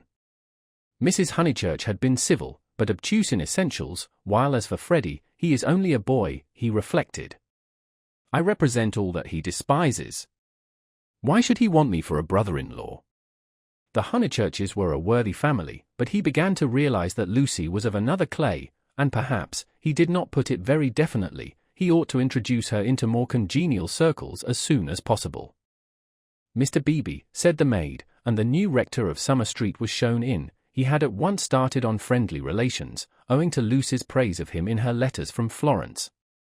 Cecil greeted him rather critically. "I've come for tea, Mr. Vyse. Do you suppose that I shall get it?" "I should say so. Food is the thing one does get here. Don't sit in that chair, young Honeychurch has left a bone in it." "Phooey." "I know," said Cecil. "I know. I can't think why Mrs. Honeychurch allows it." For Cecil considered the bone and the Maples furniture separately, he did not realize that, taken together, they kindled the room into the life that he desired. "I've come for tea and for gossip." "Isn't this news?" "News? I don't understand you," said Cecil. "News?" Mr. Beebe, whose news was of a very different nature, prattled forward. "I met Sir Harry Otway as I came up. I have every reason to hope that I am first in the field. He has bought Sissy and Albert from Mr. Flack." "Has he indeed?" said Cecil, trying to recover himself. Into what a grotesque mistake had he fallen? Was it likely that a clergyman and a gentleman would refer to his engagement in a manner so flippant? But his stiffness remained, and, though he asked who Sissy and Albert might be, he still thought Mr. Beebe rather a bounder. Unpardonable question. To have stopped a week at Windy Corner and not to have met Sissy and Albert, the semi-detached villas that have been run up opposite the church. "I'll set Mrs. Honeychurch after you." "I'm shockingly stupid over local affairs," said the young man languidly. "I can't even remember the difference between a parish council and a local government board. Perhaps there is no difference, or perhaps those aren't the right names. I only go into the country to see my friends and to enjoy the scenery. It is very remiss of me. Italy and London are the only places where I don't feel to exist on sufferance."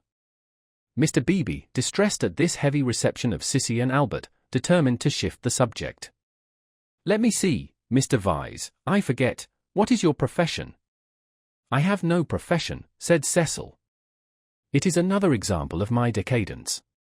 My attitude, quite an indefensible one, is that so long as I am no trouble to anyone I have a right to do as I like. I know I ought to be getting money out of people, or devoting myself to things I don't care a straw about, but somehow I've not been able to begin." "You are very fortunate," said Mr. Beebe. "It is a wonderful opportunity, the possession of leisure." His voice was rather parochial, but he did not quite see his way to answering naturally. He felt, as all who have regular occupation must feel, that others should have it also. "I am glad that you approve. I daren't face the healthy person, for example, Freddie Honeychurch." "Oh, Freddie's a good sort, isn't he?" "Admirable. The sort who has made England what she is." Cecil wondered at himself. Why, on this day of all others, was he so hopelessly contrary? He tried to get right by inquiring effusively after Mr. Beebe's mother, an old lady for whom he had no particular regard. Then he flattered the clergyman, praised his liberal-mindedness, his enlightened attitude towards philosophy and science. "Where are the others?" said Mr. Beebe at last. "I insist on extracting tea before evening service." "I suppose and never told them you were here. In this house one is so coached in the servants the day one arrives. The fault of an is that she begs your pardon when she hears you perfectly, and kicks the chair legs with her feet. The faults of Mary, I forget the faults of Mary, but they are very grave. Shall we look in the garden? I know the faults of Mary. She leaves the dustpan standing on the stairs. The fault of Euphemia is that she will not, simply will not, chop the suet sufficiently small." They both laughed, and things began to go better. "The faults of Freddie," Cecil continued. "Ah, he has too many. No one but his mother can remember the faults of Freddie. Try the faults of Miss Honeychurch, they are not innumerable." "She has none," said the young man, with grave sincerity. I quite agree. At present she has none. At present. I'm not cynical. I'm only thinking of my pet theory about Miss Honeychurch. Does it seem reasonable that she should play so wonderfully, and live so quietly? I suspect that one day she will be wonderful in both. The watertight compartments in her will break down, and music and life will mingle. Then we shall have her heroically good, heroically bad, too heroic, perhaps, to be good or bad. Cecil found his companion interesting. And at present you think her not wonderful as far as life goes? Well, I must say I've only seen her at Tunbridge Wells, where she was not wonderful, and at Florence. Since I came to Summer Street she has been away. You saw her, didn't you, at Rome and in the Alps? Oh, I forgot, of course, you knew her before. No, she wasn't wonderful in Florence either, but I kept on expecting that she would be. In what way? Conversation had become agreeable to them, and they were pacing up and down the terrace. I could as easily tell you what tune she'll play next. There was simply the sense that she had found wings, and meant to use them. I can show you a beautiful picture in my Italian diary, Miss Honeychurch as a kite, Miss Bartlett holding the string. Picture number 2, the string breaks. The sketch was in his diary, but it had been made afterwards, when he viewed things artistically. At the time he had given surreptitious tugs to the string himself. But the string never broke. No. I mightn't have seen Miss Honeychurch rise, but I should certainly have heard Miss Bartlett fall. It has broken now, said the young man in low, vibrating tones. Immediately he realized that of all the conceited, ludicrous, contemptible ways of announcing an engagement this was the worst. He cursed his love of metaphor. Had he suggested that he was a star and that Lucy was soaring up to reach him? Broken? What do you mean? I meant, said Cecil stiffly, that she is going to marry me. The clergyman was conscious of some bitter disappointment which he could not keep out of his voice. I am sorry, I must apologize. I had no idea you were intimate with her, or I should never have talked in this flippant, superficial way. Mr. Vyse, you ought to have stopped me. And down the garden he saw Lucy herself. Yes, he was disappointed. Cecil, who naturally preferred congratulations to apologies, drew down his mouth at the corners. Was this the reception his action would get from the world? Of course, he despised the world as a whole. Every thoughtful man should. It is almost a test of refinement. But he was sensitive to the successive particles of it which he encountered. Occasionally he could be quite crude. I am sorry I have given you a shock, he said dryly. I fear that Lucy's choice does not meet with your approval. Not that. But you ought to have stopped me. I know Miss Honeychurch only a little as time goes. Perhaps I oughtn't to have discussed her so freely with anyone, certainly not with you. You are conscious of having said something indiscreet. Mr. Beebe pulled himself together. Really, Mr. Vyse had the art of placing one in the most tiresome positions. He was driven to use the prerogatives of his profession. No, I have said nothing indiscreet. I foresaw at Florence that her quiet, uneventful childhood must end, and it has ended. I realized dimly enough that she might take some momentous step. She has taken it. She has learnt, you will let me talk freely, as I have begun freely, she has learnt what it is to love, the greatest lesson, some people will tell you, that our earthly life provides. It was now time for him to wave his hat at the approaching trio. He did not omit to do so. She has learnt through you, and if his voice was still clerical, it was now also sincere. Let it be your care that her knowledge is profitable to her. Grazy tant, said Cecil, who did not like parsons. Have you heard? Shouted Mrs. Honeychurch as she toiled up the sloping garden.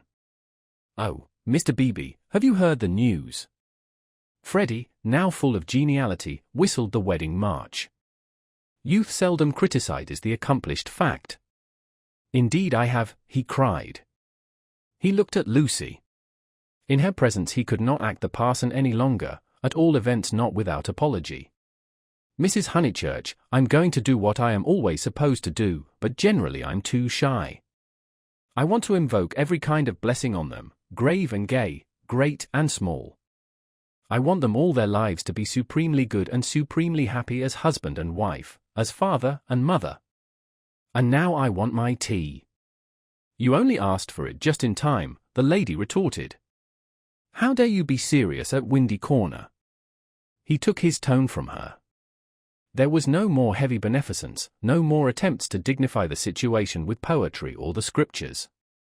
None of them dared or was able to be serious any more. An engagement is so potent a thing that sooner or later it reduces all who speak of it to this state of cheerful awe. Away from it, in the solitude of their rooms, Mr. Beebe, and even Freddie, might again be critical.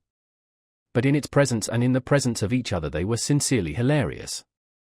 It has a strange power, for it compels not only the lips, but the very heart. The chief parallel to compare one great thing with another is the power over us of a temple of some alien creed. Standing outside, we deride or oppose it, or at the most feel sentimental. Inside, though the saints and gods are not ours, we become true believers, in case any true believer should be present. So it was that after the gropings and the misgivings of the afternoon they pulled themselves together and settled down to a very pleasant tea party. If they were hypocrites they did not know it, and their hypocrisy had every chance of setting and of becoming true. And, putting down each plate as if it were a wedding present, stimulated them greatly. They could not lag behind that smile of hers which she gave them ere she kicked the drawing-room door. Mr. Beebe chirruped. Freddie was at his wittiest, referring to Cecil as the fiasco, family-honored pun on fiancé. Mrs. Honeychurch, amusing and portly, promised well as a mother-in-law. As for Lucy and Cecil, for whom the temple had been built, they also joined in the merry ritual, but waited, as earnest worshippers should, for the disclosure of some holier shrine of joy. Chapter 9. Lucy as a work of art. A few days after the engagement was announced, Mrs. Honeychurch made Lucy and her fiasco come to a little garden party in the neighborhood, for naturally she wanted to show people that her daughter was marrying a presentable man. Cecil was more than presentable, he looked distinguished, and it was very pleasant to see his slim figure keeping step with Lucy, and his long, fair face responding when Lucy spoke to him. People congratulated Mrs. Honeychurch, which is, I believe, a social blunder, but it pleased her, and she introduced Cecil rather indiscriminately to some stuffy dowagers. At tea a misfortune took place, a cup of coffee was upset over Lucy's figured silk, and though Lucy feigned indifference, her mother feigned nothing of the sort but dragged her indoors to have the frock treated by a sympathetic maid. They were gone some time, and Cecil was left with the dowagers. When they returned he was not as pleasant as he had been. "Do you go to much of this sort of thing?" he asked when they were driving home. "Oh, now and then," said Lucy, who had rather enjoyed herself. "Is it typical of country society?" "I suppose so." "Mother, would it be?" "Plenty of society," said Mrs. Honeychurch, who was trying to remember the hang of one of the dresses. Seeing that her thoughts were elsewhere, Cecil bent towards Lucy and said, "To me it seemed perfectly appalling, disastrous, portentous. I am so sorry that you were stranded. Not that, but the congratulations. It is so disgusting, the way an engagement is regarded as public property, a kind of waste place where every outsider may shoot his vulgar sentiment. All those old women smirking. One has to go through it, I suppose. They won't notice us so much next time. But my point is that their whole attitude is wrong. An engagement, horrid word in the first place, is a private matter, and should be treated as such. Yet the smirking old women, however wrong individually, were racially correct. The spirit of the generations had smiled through them, rejoicing in the engagement of Cecil and Lucy because it promised the continuance of life on earth. To Cecil and Lucy it promised something quite different, personal love. Hence Cecil's irritation and Lucy's belief that his irritation was just. "How tiresome," she said. "Couldn't you have escaped to tennis?" "I don't play tennis, at least, not in public. The neighborhood is deprived of the romance of me being athletic. Such romance as I have is that of the Inglese Italianato." "Inglese Italianato? Un diavolo incarnato. You know the proverb?" She did not. Nor did it seem applicable to a young man who had spent a quiet winter in Rome with his mother. But Cecil, since his engagement, had taken to affect a cosmopolitan naughtiness which he was far from possessing. "Well," said he, "I cannot help it if they do disapprove of me. There are certain irremovable barriers between myself and them, and I must accept them." "We all have our limitations, I suppose," said wise Lucy. "Sometimes they are forced on us, though," said Cecil, who saw from her remark that she did not quite understand his position. "How?" "It makes a difference, doesn't it, whether we fully fence ourselves in, or whether we are fenced out by the barriers of others?" She thought a moment, and agreed that it did make a difference. "Difference?" cried Mrs. Honeychurch, suddenly alert. "I don't see any difference. Fences are fences, especially when they are in the same place." "We were speaking of motives," said Cecil, on whom the interruption jarred. "My dear Cecil, look here." She spread out her knees and perched her card case on her lap. "This is me. That's Windy Corner. The rest of the pattern is the other people. Motives are all very well, but the fence comes here." "We weren't talking of real fences," said Lucy, laughing. "Oh, I see, dear, poetry." She leant placidly back. Cecil wondered why Lucy had been amused. "I tell you who has no defences, as you call them," she said, "and that's Mr. Beebe. A parson fenceless would mean a parson defenceless."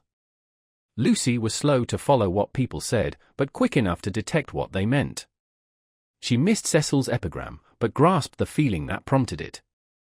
"Don't you like Mr. Beebe?" she asked thoughtfully. "I never said so," he cried. "I consider him far above the average. I only denied," and he swept off on the subject of fences again, and was brilliant. "Now, a clergyman that I do hate," said she, wanting to say something sympathetic, "a clergyman that does have fences, and the most dreadful ones, is Mr. Eager, the English chaplain at Florence. He was truly insincere, not merely the manner unfortunate. He was a snob, and so conceited, and he did say such unkind things." "What sort of things?" "There was an old man at the Bertolini whom he said had murdered his wife." "Perhaps he had." "No." "Why no? He was such a nice old man, I'm sure." Cecil laughed at her feminine inconsequence. "Well, I did try to sift the thing. Mr. Eager would never come to the point. He prefers it vague, said the old man had practically murdered his wife, had murdered her in the sight of God." "Hush, dear," said Mrs. Honeychurch absently. "But isn't it intolerable that a person whom we're told to imitate should go round spreading slander?" It was, I believe, chiefly owing to him that the old man was dropped. People pretended he was vulgar, but he certainly wasn't that. Poor old man. What was his name? "Harris," said Lucy glibly. "Let's hope that Mrs. Harris there warn't no sich person," said her mother. Cecil nodded intelligently. "Isn't Mr. Eager a parson of the cultured type?" he asked. "I don't know. I hate him. I've heard him lecture on Guy Otto. I hate him. Nothing can hide a petty nature. I hate him." "My goodness gracious me, child," said Mrs. Honeychurch. "You'll blow my head off. Whatever is there to shout over? I forbid you and Cecil to hate any more clergymen." He smiled. There was indeed something rather incongruous in Lucy's moral outburst over Mr. Eager. It was as if one should see the Leonardo on the ceiling of the Sistine. He longed to hint to her that not here lay her vocation, that a woman's power and charm reside in mystery, not in muscular rant. But possibly rant is a sign of vitality, it mars the beautiful creature but shows that she is alive. After a moment, he contemplated her flushed face and excited gestures with a certain approval. He forbore to repress the sources of youth. Nature, simplest of topics, he thought, lay around them. He praised the pinewoods, the deep lasts of bracken, the crimson leaves that spotted the hurt bushes, the serviceable beauty of the turnpike road. The outdoor world was not very familiar to him, and occasionally he went wrong in a question of fact. Mrs. Honeychurch's mouth twitched when he spoke of the perpetual green of the larch. "I count myself a lucky person," he concluded. "When I'm in London I feel I could never live out of it. When I'm in the country I feel the same about the country. After all, I do believe that birds and trees and the sky are the most wonderful things in life, and that the people who live amongst them must be the best. It's true that in 9 cases out of 10 they don't seem to notice anything. The country gentleman and the country labourer are each in their way the most depressing of companions. Yet they may have a tacit sympathy with the workings of nature which is denied to us of the town. Do you feel that, Mrs. Honeychurch? Mrs. Honeychurch started and smiled. She had not been attending. Cecil, who was rather crushed on the front seat of the Victoria, felt irritable, and determined not to say anything interesting again. Lucy had not attended either.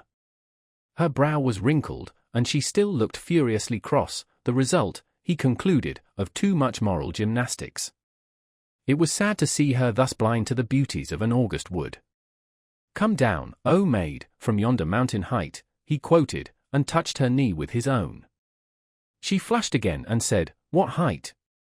"Come down, O maid, from yonder mountain height." "What pleasure lives in height?" the shepherd sang. "In height and in the splendour of the hills. Let us take Mrs. Honeychurch's advice and hate clergymen no more. What's this place?" "Summer Street, of course," said Lucy, and roused herself. The woods had opened to leave space for a sloping triangular meadow. Pretty cottages lined it on 2 sides, and the upper and third side was occupied by a new stone church, expensively simple, a charming shingled spire. Mr. Beebe's house was near the church. In height it scarcely exceeded the cottages. Some great mansions were at hand, but they were hidden in the trees. The scene suggested a Swiss Alp rather than the shrine and centre of a leisured world, and was marred only by 2 ugly little villas, the villas that had competed with Cecil's engagement, having been acquired by Sir Harry Otway the very afternoon that Lucy had been acquired by Cecil. Sissy was the name of one of these villas, Albert of the other.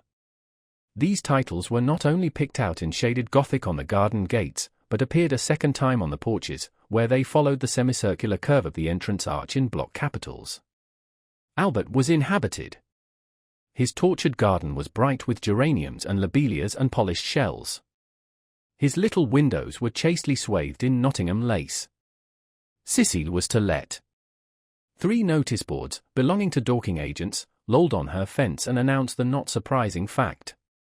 Her paths were already weedy, her pocket handkerchief of a lawn was yellow with dandelions. "The place is ruined," said the ladies mechanically. "Summer Street will never be the same again." As the carriage passed, Sissy's door opened, and a gentleman came out of her. "Stop," cried Mrs. Honeychurch, touching the coachman with her parasol. "Here's Sir Harry. Now we shall know. Sir Harry, pull those things down at once." Sir Harry Otway, who need not be described, came to the carriage and said, "Mrs. Honeychurch, I meant to. I really can't turn out Miss Flack. Am I not always right? She ought to have gone before the contract was signed. Does she still live rent-free, as she did in her nephew's time? But what can I do?" He lowered his voice. "An old lady, so very vulgar, and almost bedridden." "Turn her out," said Cecil bravely. Sir Harry sighed, and looked at the villas mournfully. He had had full warning of Mr. Flack's intentions, and might have bought the plot before building commenced, but he was apathetic and dilatory. He had known Summer Street for so many years that he could not imagine it being spoilt. Not till Mrs. Flack had laid the foundation stone, and the apparition of red and cream brick began to rise, did he take alarm. He called on Mr. Flack, the local builder, a most reasonable and respectful man, who agreed that tiles would have made more artistic roof, but pointed out that slates were cheaper. He ventured to differ, however, about the Corinthian columns which were to cling like leeches to the frames of the bow windows, saying that, for his part, he liked to relieve the facade by a bit of decoration. Sir Harry hinted that a column, if possible, should be structural as well as decorative. Mr. Flack replied that all the columns had been ordered, adding, and all the capitals different, one with dragons in the foliage, another approaching to the Ionian style, another introducing Mrs. Flack's initials, every one different. For he had read his Ruskin. He built his villas according to his desire, and not until he had inserted an immovable aunt into one of them did Sir Harry buy. This futile and unprofitable transaction filled the knight with sadness as he leant on Mrs. Honeychurch's carriage. He had failed in his duties to the countryside, and the countryside was laughing at him as well. He had spent money, and yet Summer Street was spoilt as much as ever. All he could do now was to find a desirable tenant for Sissy, someone really desirable. The rent is absurdly low, he told them, and perhaps I am an easy landlord. But it is such an awkward size. It is too large for the peasant class and too small for anyone the least like ourselves. Cecil had been hesitating whether he should despise the villas or despise Sir Harry for despising them. The latter impulse seemed the more fruitful. You ought to find a tenant at once, he said maliciously. It would be a perfect paradise for a bank clerk. Exactly, said Sir Harry excitedly. That is exactly what I fear, Mr. Vyse. It will attract the wrong type of people. The train service has improved, a fatal improvement, to my mind. And what are 5 miles from a station in these days of bicycles? Rather a strenuous clerk it would be, said Lucy. Cecil, who had his full share of medieval mischievousness, replied that the physique of the lower middle classes was improving at a most appalling rate. She saw that he was laughing at their harmless neighbour, and roused herself to stop him. Sir Harry, she exclaimed, I have an idea. How would you like spinsters? My dear Lucy, it would be splendid. Do you know any such? Yes, I met them abroad. Gentlewomen, he asked tentatively. Yes, indeed, and at the present moment homeless. I heard from them last week, Miss Teresa and Miss Catherine Allen. I'm really not joking. They are quite the right people. Mr. Beebe knows them, too. May I tell them to write to you? Indeed you may, he cried. Here we are with the difficulty solved already. How delightful it is! Extra facilities, please tell them they shall have extra facilities, for I shall have no agents' fees. Oh, the agents! The appalling people they have sent me! One woman, when I wrote a tactful letter, you know, asking her to explain her social position to me, replied that she would pay the rent in advance. As if one cares about that! And several references I took up were most unsatisfactory, people swindlers, or not respectable. And oh, the deceit! I have seen a good deal of the seamy side this last week. The deceit of the most promising people. My dear Lucy, the deceit! She nodded. My advice, put in Mrs. Honeychurch, is to have nothing to do with Lucy and her decayed gentlewomen at all. I know the type. Preserve me from people who have seen better days, and bring heirlooms with them that make the house smell stuffy. It's a sad thing, but I'd far rather let to someone who is going up in the world than to someone who has come down. I think I follow you, said Sir Harry, but it is, as you say, a very sad thing. The Mrs. Allen aren't that, cried Lucy. Yes, they are, said Cecil. I haven't met them, but I should say they were a highly unsuitable addition to the neighbourhood. Don't listen to him, Sir Harry, he's tiresome. It's I who am tiresome, he replied. I oughtn't to come with my troubles to young people. But really I am so worried, and Lady Otway will only say that I cannot be too careful, which is quite true, but no real help. Then may I write to my Mrs. Allen? Please? But his eye wavered when Mrs. Honeychurch exclaimed. Beware! They are certain to have canaries. Sir Harry, beware of canaries, they spit the seed out through the bars of the cages and then the mice come. Beware of women altogether. Only let to a man. Really, he murmured gallantly, though he saw the wisdom of her remark. Men don't gossip over teacups. If they get drunk, there's an end of them, they lie down comfortably and sleep it off.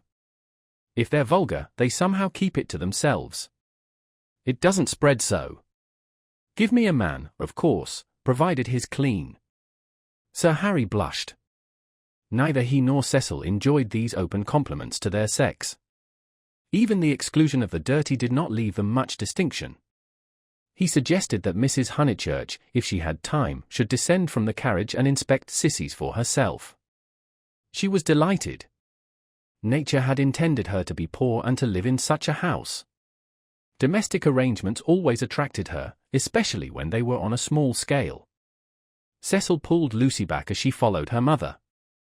"Mrs. Honeychurch," he said, "what if we two walk home and leave you?" "Certainly," was her cordial reply. Sir Harry likewise seemed almost too glad to get rid of them. He beamed at them knowingly, said, "Aha! Young people," and then hastened to unlock the house. "Hopeless vulgarian," exclaimed Cecil, almost before they were out of earshot. "Oh, Cecil! I can't help it. It would be wrong not to loathe that man.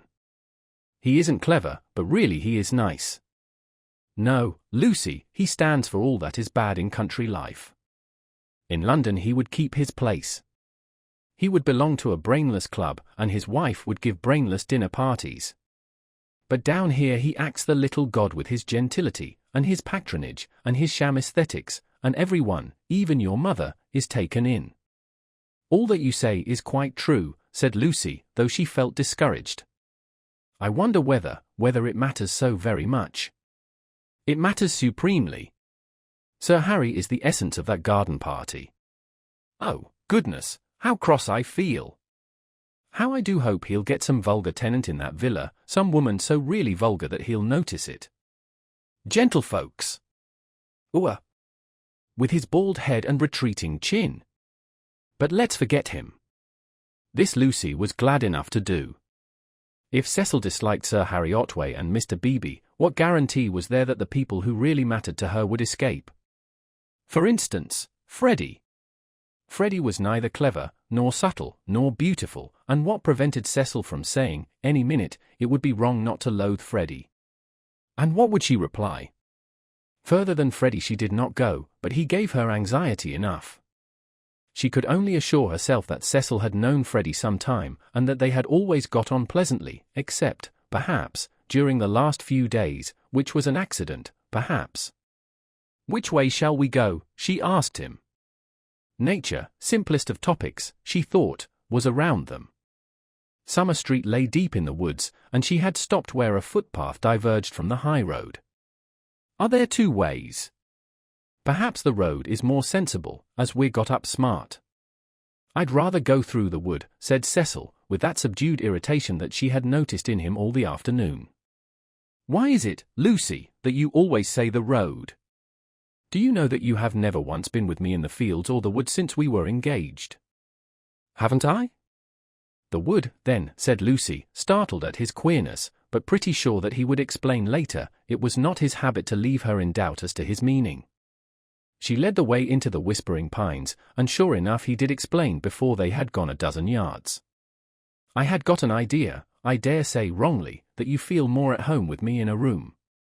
"A room," she echoed, hopelessly bewildered. "Yes. Or, at the most, in a garden, or on a road. Never in the real country like this." "Oh, Cecil, whatever do you mean? I have never felt anything of the sort. You talk as if I was a kind of poetess sort of person. I don't know that you aren't. I connect you with a view, a certain type of view. Why shouldn't you connect me with a room?" She reflected a moment, and then said, laughing, "Do you know that you're right? I do. I must be a poetess after all. When I think of you it's always as in a room." "How funny." To her surprise, he seemed annoyed. "A drawing room, pray? With no view?" "Yes, with no view, I fancy." "Why not?" "I'd rather," he said reproachfully, "that you connected me with the open air." She said again, "Oh, Cecil, whatever do you mean?" As no explanation was forthcoming, she shook off the subject as too difficult for a girl, and led him further into the wood, pausing every now and then at some particularly beautiful or familiar combination of the trees.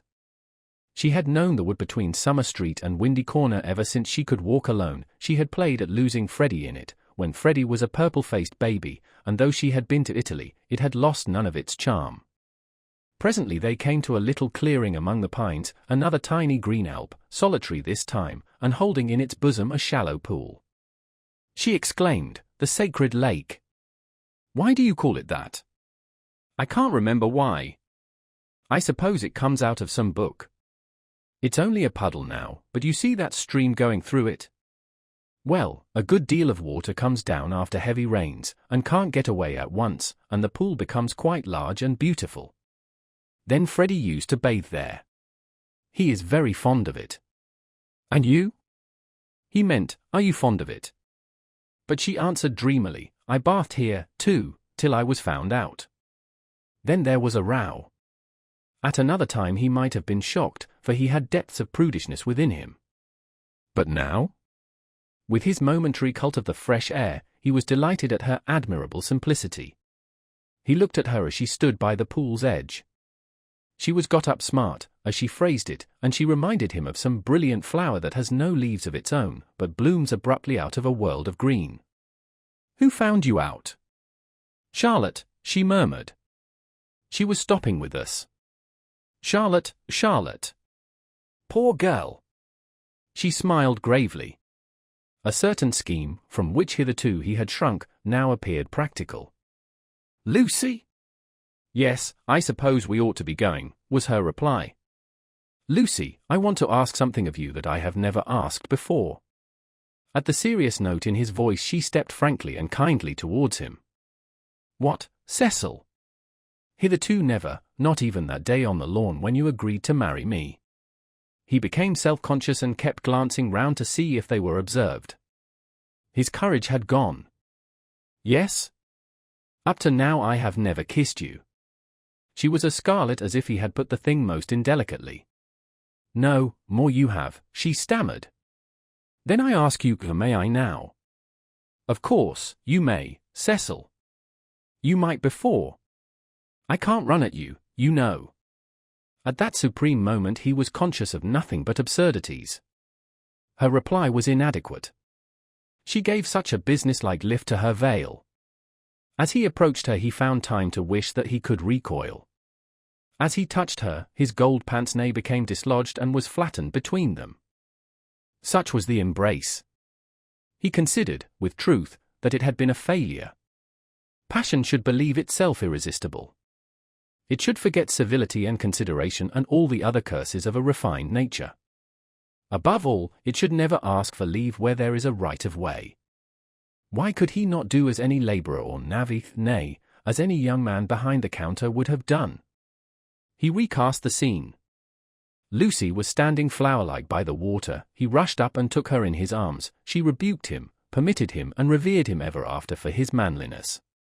For he believed that women revere men for their manliness. They left the pool in silence, after this one salutation. He waited for her to make some remark which should show him her inmost thoughts. At last she spoke, and with fitting gravity. Emerson was the name, not Harris. What name? The old man's. What old man? That old man I told you about. The one Mr. Eager was so unkind to. He could not know that this was the most intimate conversation they had ever had. Chapter 10. Cecil as a humorist. The society out of which Cecil proposed to rescue Lucy was perhaps no very splendid affair, yet it was more splendid than her antecedents entitled her to. Her father, a prosperous local solicitor, had built Windy Corner, as a speculation at the time the district was opening up, and, falling in love with his own creation, had ended by living there himself. Soon after his marriage the social atmosphere began to alter. Other houses were built on the brow of that steep southern slope and others, again, among the pine trees behind, and northward on the chalk barrier of the downs. Most of these houses were larger than Windy Corner, and were filled by people who came, not from the district, but from London, and who mistook the Honeychurches for the remnants of an indigenous aristocracy. He was inclined to be frightened, but his wife accepted the situation without either pride or humility. I cannot think what people are doing, she would say, but it is extremely fortunate for the children. She called everywhere, her calls were returned with enthusiasm, and by the time people found out that she was not exactly of their milieu, they liked her, and it did not seem to matter. When Mr. Honeychurch died, he had the satisfaction, which few honest solicitors despise, of leaving his family rooted in the best society obtainable. The best obtainable. Certainly many of the immigrants were rather dull, and Lucy realized this more vividly since her return from Italy. Hitherto she had accepted their ideals without questioning, their kindly affluence, their inexplosive religion, their dislike of paper bags, orange peel, and broken bottles. A radical out and out, she learnt to speak with horror of suburbia. Life, so far as she troubled to conceive it, was a circle of rich, pleasant people, with identical interests and identical foes. In this circle, one thought, married, and died. Outside it were poverty and vulgarity forever trying to enter, just as the London fog tries to enter the pine woods pouring through the gaps in the northern hills. But in Italy, where anyone who chooses may warm himself in equality, as in the sun, this conception of life vanished. Her senses expanded, she felt that there was no one whom she might not get to like, that social barriers were irremovable, doubtless, but not particularly high. You jump over them just as you jump into a peasant's olive yard in the Apennines, and he is glad to see you. She returned with new eyes. So did Cecil, but Italy had quickened Cecil, not to tolerance, but to irritation.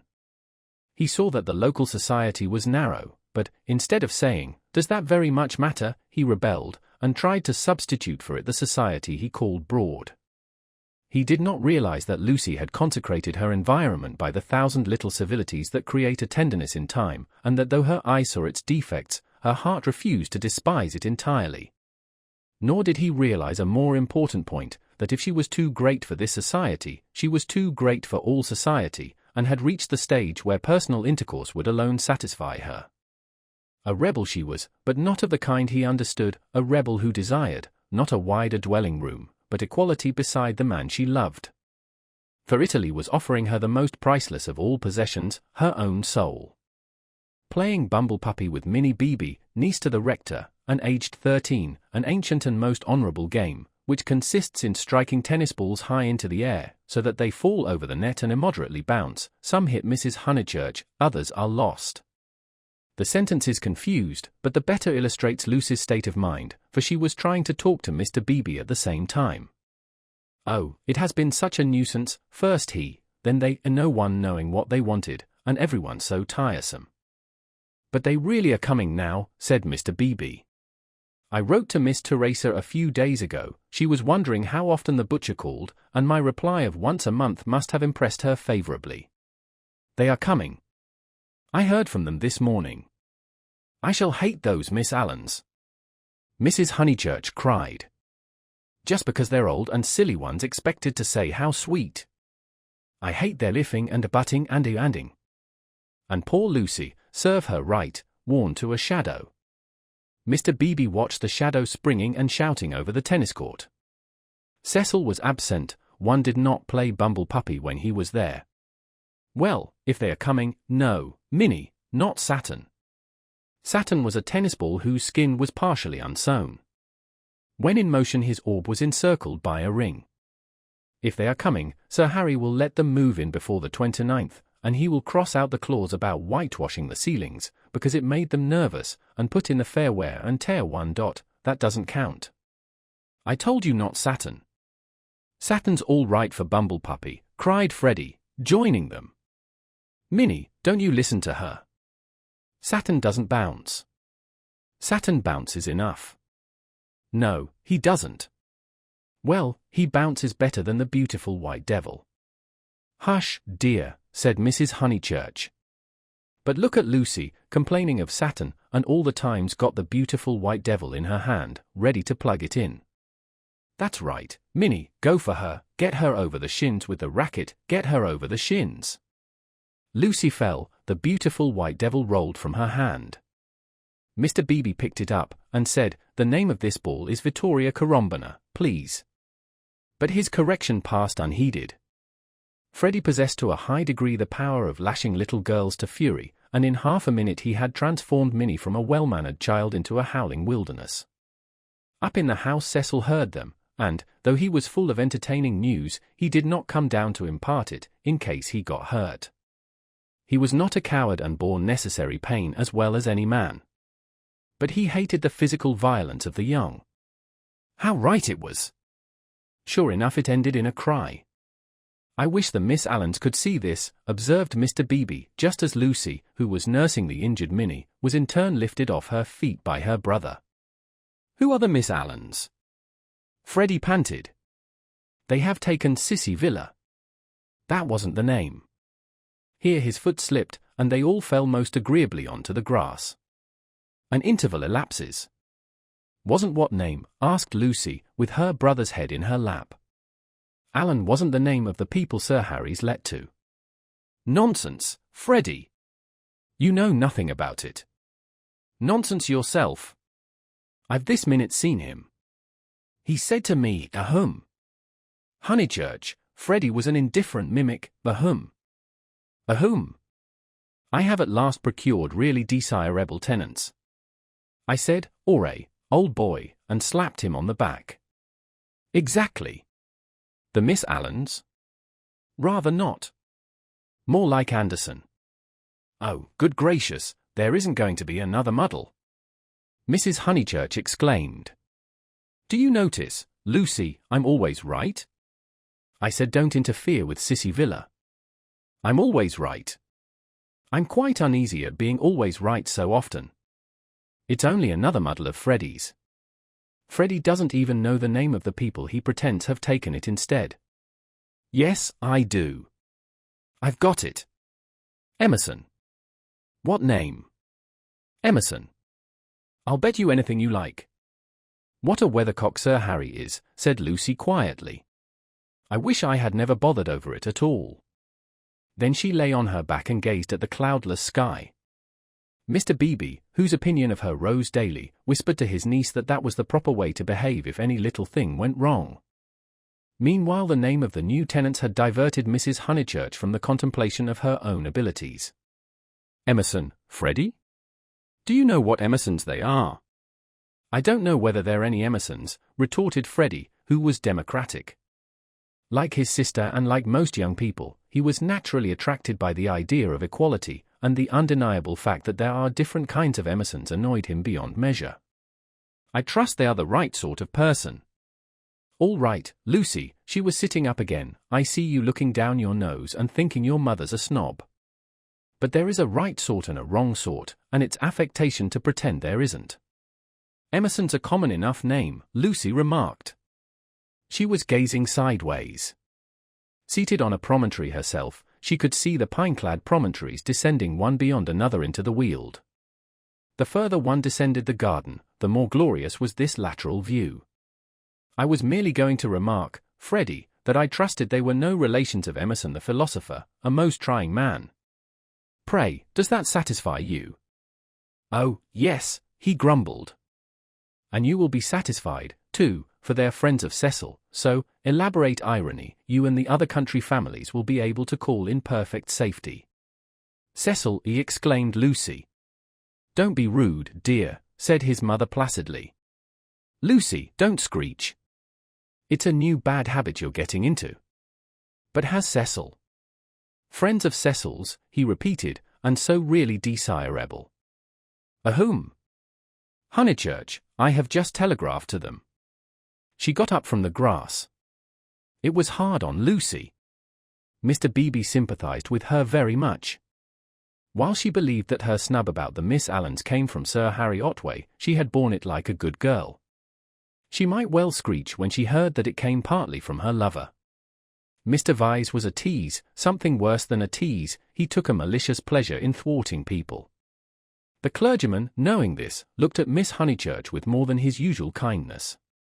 When she exclaimed, "But Cecil's Emersons, they can't possibly be the same ones, there is that," he did not consider that the exclamation was strange, but saw in it an opportunity of diverting the conversation while she recovered her composure. He diverted it as follows. "The Emersons who were at Florence, do you mean?" "No, I don't suppose it will prove to be them. It is probably a long cry from them to friends of Mr. Vyse." "Oh, Mrs. Honeychurch, the oddest people. The queerest people. For our part we liked them, didn't we?" He appealed to Lucy. There was a great scene over some violets. They picked violets and filled all the vases in the room of these very Miss Allens who have failed to come to Sissy Villa. Poor little ladies! So shocked and so pleased. It used to be one of Miss Catherine's great stories. "My dear sister loves flowers," it began. They found the whole room a mass of blue, vases and jugs, and the story ends with "so ungentlemanly and yet so beautiful." It is all very difficult. Yes, I always connect those Florentine Emersons with violets. Fiasco's done you this time, remarked Freddie, not seeing that his sister's face was very red. She could not recover herself. Mr. Beebe saw it, and continued to divert the conversation. These particular Emersons consisted of a father and a son, the son a goodly, if not a good young man, not a fool, I fancy, but very immature, pessimism, etc. Our special joy was the father, such a sentimental darling, and people declared he had murdered his wife. In his normal state Mr. Beebe would never have repeated such gossip, but he was trying to shelter Lucy in her little trouble. He repeated any rubbish that came into his head. Murdered his wife, said Mrs. Honeychurch. Lucy, don't desert us, go on playing bumblepuppy. Really, the pension Bertolini must have been the oddest place. That's the second murderer I've heard of as being there. Whatever was Charlotte doing to stop? By the by, we really must ask Charlotte here some time. Mr. Beebe could recall no second murderer. He suggested that his hostess was mistaken. At the hint of opposition she warmed. She was perfectly sure that there had been a second tourist of whom the same story had been told. The name escaped her. What was the name? Oh, what was the name? She clasped her knees for the name. Something in Thackeray. She struck her matronly forehead. Lucy asked her brother whether Cecil was in. Oh, don't go, he cried, and tried to catch her by the ankles. I must go, she said gravely. Don't be silly. You always overdo it when you play. As she left them her mother's shout of Harris shivered the tranquil air, and reminded her that she had told a lie and had never put it right. Such a senseless lie, too, yet it shattered her nerves and made her connect these Emersons, friends of Cecil's, with a pair of nondescript tourists. Hitherto truth had come to her naturally. She saw that for the future she must be more vigilant, and be absolutely truthful. Well, at all events, she must not tell lies. She hurried up the garden, still flushed with shame.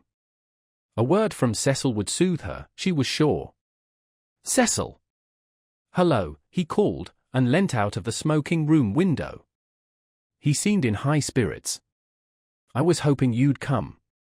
I heard you all bear gardening, but there's better fun up here. Even I, have won a great victory for the comic muse. George Meredith's right, the cause of comedy and the cause of truth are really the same, and even I, have found tenants for the distressful Sissy Villa. Don't be angry. Don't be angry. You'll forgive me when you hear it all. He looked very attractive when his face was bright, and he dispelled her ridiculous forebodings at once. I have heard, she said. Freddie has told us. Naughty Cecil. I suppose I must forgive you. Just think of all the trouble I took for nothing. Certainly the Miss Allens are a little tiresome, and I'd rather have nice friends of yours. But you oughtn't to tease one so. Friends of mine, he laughed. But, Lucy, the whole joke is to come. Come here. But she remained standing where she was. Do you know where I met these desirable tenants? In the National Gallery, when I was up to see my mother last week. What an odd place to meet people, she said nervously. I don't quite understand. In the Umbrian room. Absolute strangers. They were admiring Luca Signorelli, of course, quite stupidly. However, we got talking, and they refreshed me not a little. They had been to Italy. But, Cecil proceeded hilariously. In the course of conversation they said that they wanted a country cottage, the father to live there, the son to run down for weekends. I thought, what a chance of scoring off Sir Harry, and I took their address and a London reference, found they weren't actual blackguards, it was great sport, and wrote to him, making out. Cecil. No, it's not fair. I've probably met them before. He bore her down. Perfectly fair. Anything is fair that punishes a snob. That old man will do the neighborhood a world of good. Sir Harry is too disgusting with his decayed gentlewomen. I meant to read him a lesson some time. No, Lucy, the classes ought to mix, and before long you'll agree with me. There ought to be intermarriage, all sorts of things. I believe in democracy. No, you don't, she snapped. You don't know what the word means. He stared at her, and felt again that she had failed to be Leonardesque. No, you don't. Her face was inartistic, that of a peevish virago. It isn't fair, Cecil. I blame you very much indeed. You had no business to undo my work about the Miss Allens, and make me look ridiculous. You call it scoring off Sir Harry, but do you realize that it is all at my expense? I consider it most disloyal of you. She left him. Temper, he thought, raising his eyebrows. No, it was worse than temper, snobbishness. As long as Lucy thought that his own smart friends were supplanting the Miss Allens, she had not minded. He perceived that these new tenants might be of value educationally. He would tolerate the father and draw out the son, who was silent. In the interests of the comic muse and of truth, he would bring them to Windy Corner. Chapter 11. In Mrs. Vyse's well-appointed flat. The comic muse, though able to look after her own interests, did not disdain the assistance of Mr. Vyse. His idea of bringing the Emersons to Windy Corner struck her as decidedly good, and she carried through the negotiations without a hitch. Sir Harry Otway signed the agreement, met Mr. Emerson, who was duly disillusioned.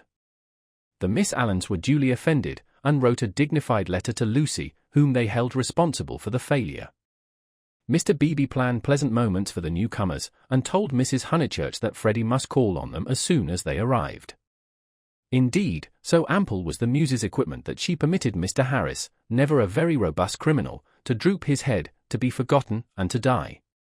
Lucy, to descend from bright heaven to earth, whereon there are shadows because there are hills. Lucy was at first plunged into despair, but settled after a little thought that it did not matter the very least. Now that she was engaged, the Emersons would scarcely insult her and were welcome into the neighborhood. And Cecil was welcome to bring whom he would into the neighborhood. Therefore Cecil was welcome to bring the Emersons into the neighborhood. But, as I say, this took a little thinking, and, so illogical are girls, the event remained rather greater and rather more dreadful than it should have done. She was glad that a visit to Mrs. Vyse now fell due. The tenants moved into Sissy Villa while she was safe in the London flat. Cecil, darling, she whispered the evening she arrived, and crept into his arms. Cecil, too, became demonstrative. He saw that the needful fire had been kindled in Lucy. At last she longed for attention, as a woman should, and looked up to him because he was a man. So you do love me, little thing, he murmured.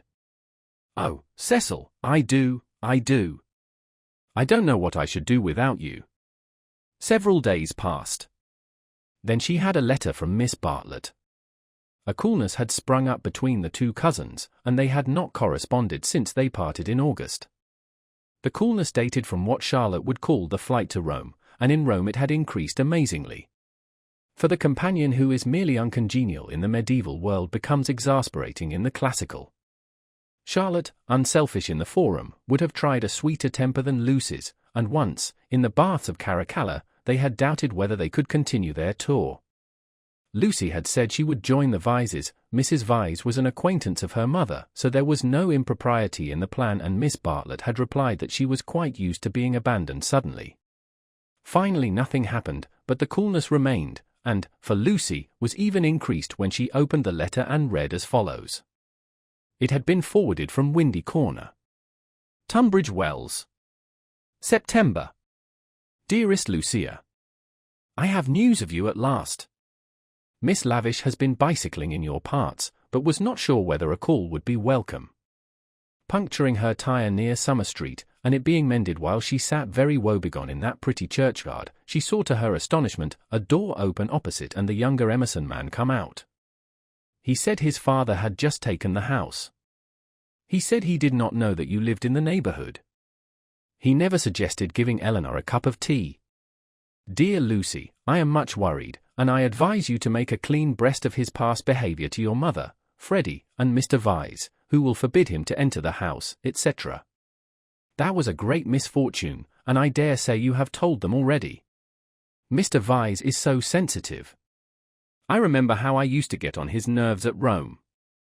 I am very sorry about it all, and should not feel easy unless I warned you. Believe me, your anxious and loving cousin, Charlotte. Lucy was much annoyed, and replied as follows. Beecham Mansions, SW. Dear Charlotte, many thanks for your warning. When Mr. Emerson forgot himself on the mountain, you made me promise not to tell Mother, because you said she would blame you for not being always with me. I have kept that promise, and cannot possibly tell her now. I have said both to her and Cecil that I met the Emersons at Florence, and that they are respectable people, which I do think, and the reason that he offered Miss Lavish no tea was probably that he had none himself. She should have tried at the rectory. I cannot begin making a fuss at this stage. You must see that it would be too absurd. If the Emersons heard I had complained of them, they would think themselves of importance, which is exactly what they are not. I like the old father, and look forward to seeing him again. As for the son, I am sorry for him when we meet, rather than for myself. They are known to Cecil, who is very well and spoke of you the other day. We expect to be married in January. Miss Lavish cannot have told you much about me, for I am not at Windy Corner at all, but here. Please do not put private outside your envelope again. No one opens my letters. Yours affectionately, L.M. Honeychurch. Secrecy has this disadvantage: we lose the sense of proportion, we cannot tell whether our secret is important or not. Were Lucy and her cousin closeted with a great thing which would destroy Cecil's life if he discovered it, or with a little thing which he would laugh at? Miss Bartlett suggested the former. Perhaps she was right. It had become a great thing now. Left to herself, Lucy would have told her mother and her lover ingenuously, and it would have remained a little thing. Emerson, not Harris, it was only that a few weeks ago. She tried to tell Cecil even now when they were laughing about some beautiful lady who had smitten his heart at school. But her body behaved so ridiculously that she stopped. She and her secret stayed 10 days longer in the deserted metropolis, visiting the scenes they were to know so well later on. It did her no harm, Cecil thought, to learn the framework of society, while society itself was absent on the golf links or the moors. The weather was cool, and it did her no harm. In spite of the season, Mrs. Vyse managed to scrape together a dinner party consisting entirely of the grandchildren of famous people. The food was poor, but the talk had a witty weariness that impressed the girl. One was tired of everything, it seemed. One launched into enthusiasms only to collapse gracefully, and pick oneself up amid sympathetic laughter. In this atmosphere the pension Bertolini and Windy Corner appeared equally crude, and Lucy saw that her London career would estrange her a little from all that she had loved in the past. The grandchildren asked her to play the piano. She played Schumann. Now some Beethoven, called Cecil, when the querulous beauty of the music had died. She shook her head and played Schumann again. The melody rose, unprofitably magical. It broke, it was resumed broken, not marching once from the cradle to the grave. The sadness of the incomplete, the sadness that is often life, but should never be art, throbbed in its disjected phrases, and made the nerves of the audience throb. Not thus had she played on the little draped piano at the Bertolini, and too much Schumann was not the remark that Mr. Beebe had passed to himself when she returned. When the guests were gone, and Lucy had gone to bed, Mrs. Vyse paced up and down the drawing-room, discussing her little party with her son. Mrs. Vyse was a nice woman, but her personality, like many another's, had been swamped by London, for it needs a strong head to live among many people. The too vast orb of her fate had crushed her, and she had seen too many seasons, too many cities, too many men, for her abilities, and even with Cecil she was mechanical, and behaved as if he was not one son, but, so to speak, a filial crowd. "Make Lucy one of us," she said, looking round intelligently at the end of each sentence, and straining her lips apart until she spoke again. "Lucy is becoming wonderful, wonderful. Her music always was wonderful. Yes, but she is purging off the Honeychurch taint, most excellent Honeychurches, but you know what I mean. She is not always quoting servants, or asking one how the pudding is made. Italy has done it." "Perhaps," she murmured, thinking of the museum that represented Italy to her. "It is just possible. Cecil, mind you marry her next January. She is one of us already." But her music, he exclaimed. The style of her! How she kept to Schumann when, like an idiot, I wanted Beethoven. Schumann was right for this evening. Schumann was the thing. Do you know, Mother, I shall have our children educated just like Lucy. Bring them up among honest country folks for freshness, send them to Italy for subtlety, and then, not till then, let them come to London. I don't believe in these London educations, he broke off, remembering that he had had one himself, and concluded, at all events, not for women. Make her one of us, repeated Mrs. Vyse, and process to bed. As she was dozing off, a cry, the cry of nightmare, rang from Lucy's room. Lucy could ring for the maid if she liked, but Mrs. Vyse thought it kind to go herself. She found the girl sitting upright with her hand on her cheek. I am so sorry, Mrs. Vyse, it is these dreams. Bad dreams? Just dreams.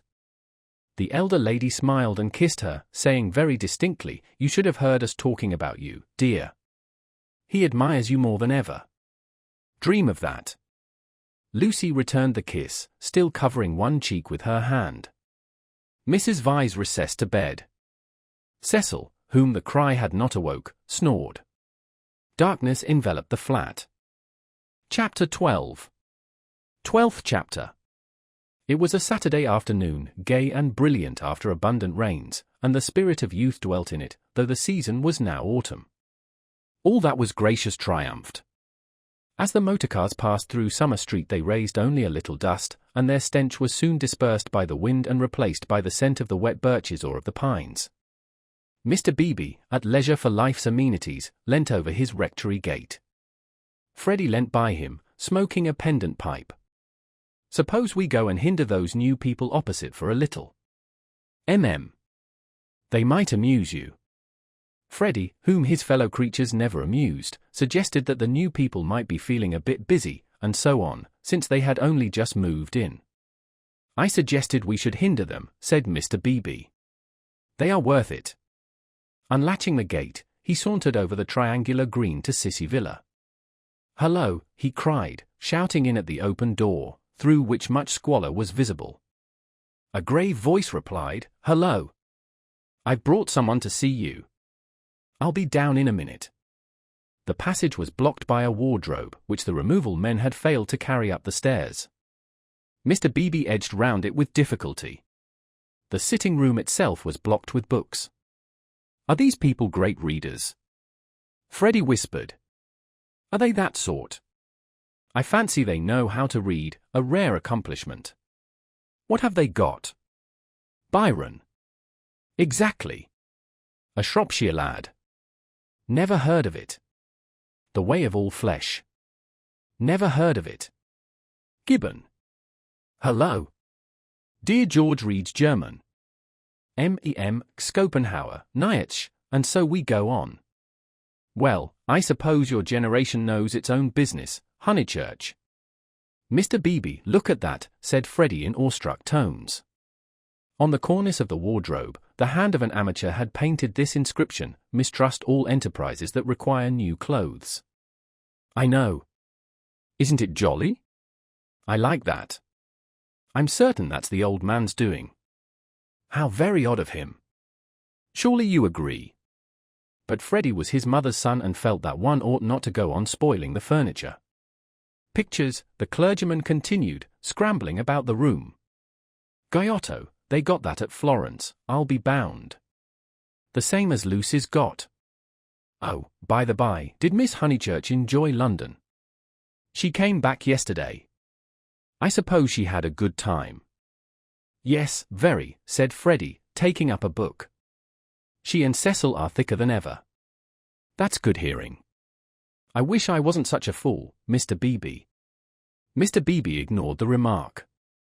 Lucy used to be nearly as stupid as I am, but it'll be very different now, Mother thinks. She will read all kinds of books. So will you. Only medical books. Not books that you can talk about afterwards. Cecil is teaching Lucy Italian, and he says her playing is wonderful. There are all kinds of things in it that we have never noticed. Cecil says, What on earth are those people doing upstairs? Emerson, we think we'll come another time. George ran downstairs and pushed them into the room without speaking. Let me introduce Mr. Honeychurch, a neighbor. Then Freddie hurled one of the thunderbolts of youth. Perhaps he was shy, perhaps he was friendly, or perhaps he thought that George's face wanted washing. At all events he greeted him with, "How do ye do? Come and have a bathe." "Oh, all right," said George, impassive. Mr. Beebe was highly entertained. "How do ye do? How do ye do? Come and have a bathe," he chuckled. "That's the best conversational opening I've ever heard. But I'm afraid it will only act between men. Can you picture a lady who has been introduced to another lady by a third lady opening civilities with, 'How do you do? Come and have a bathe?' And yet you will tell me that the sexes are equal." "I tell you that they shall be," said Mr. Emerson, who had been slowly descending the stairs. "Good afternoon, Mr. Beebe. I tell you they shall be comrades, and George thinks the same." "We are to raise ladies to our level?" the clergyman inquired. "The Garden of Eden," pursued Mr. Emerson, still descending, "which you place in the past, is really yet to come. We shall enter it when we no longer despise our bodies." Mr. Beebe disclaimed placing the Garden of Eden anywhere. "In this, not in other things, we men are ahead. We despise the body less than women do. But not until we are comrades shall we enter the garden." "I say, what about this bathe?" murmured Freddie, appalled at the mass of philosophy that was approaching him. "I believed in a return to nature once. But how can we return to nature when we have never been with her?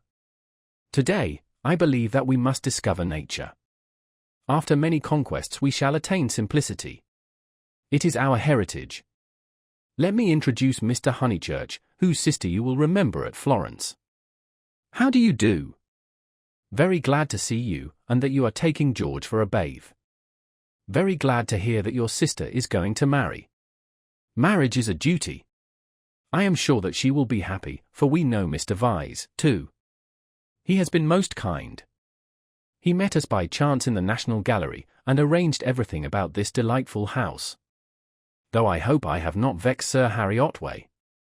I have met so few liberal landowners, and I was anxious to compare his attitude towards the game laws with the conservative attitude. Ah, this wind! You do well to bathe. Yours is a glorious country, Honeychurch." "Not a bit," mumbled Freddie. "I must, that is to say, I have to, have the pleasure of calling on you later on, my mother says, I hope."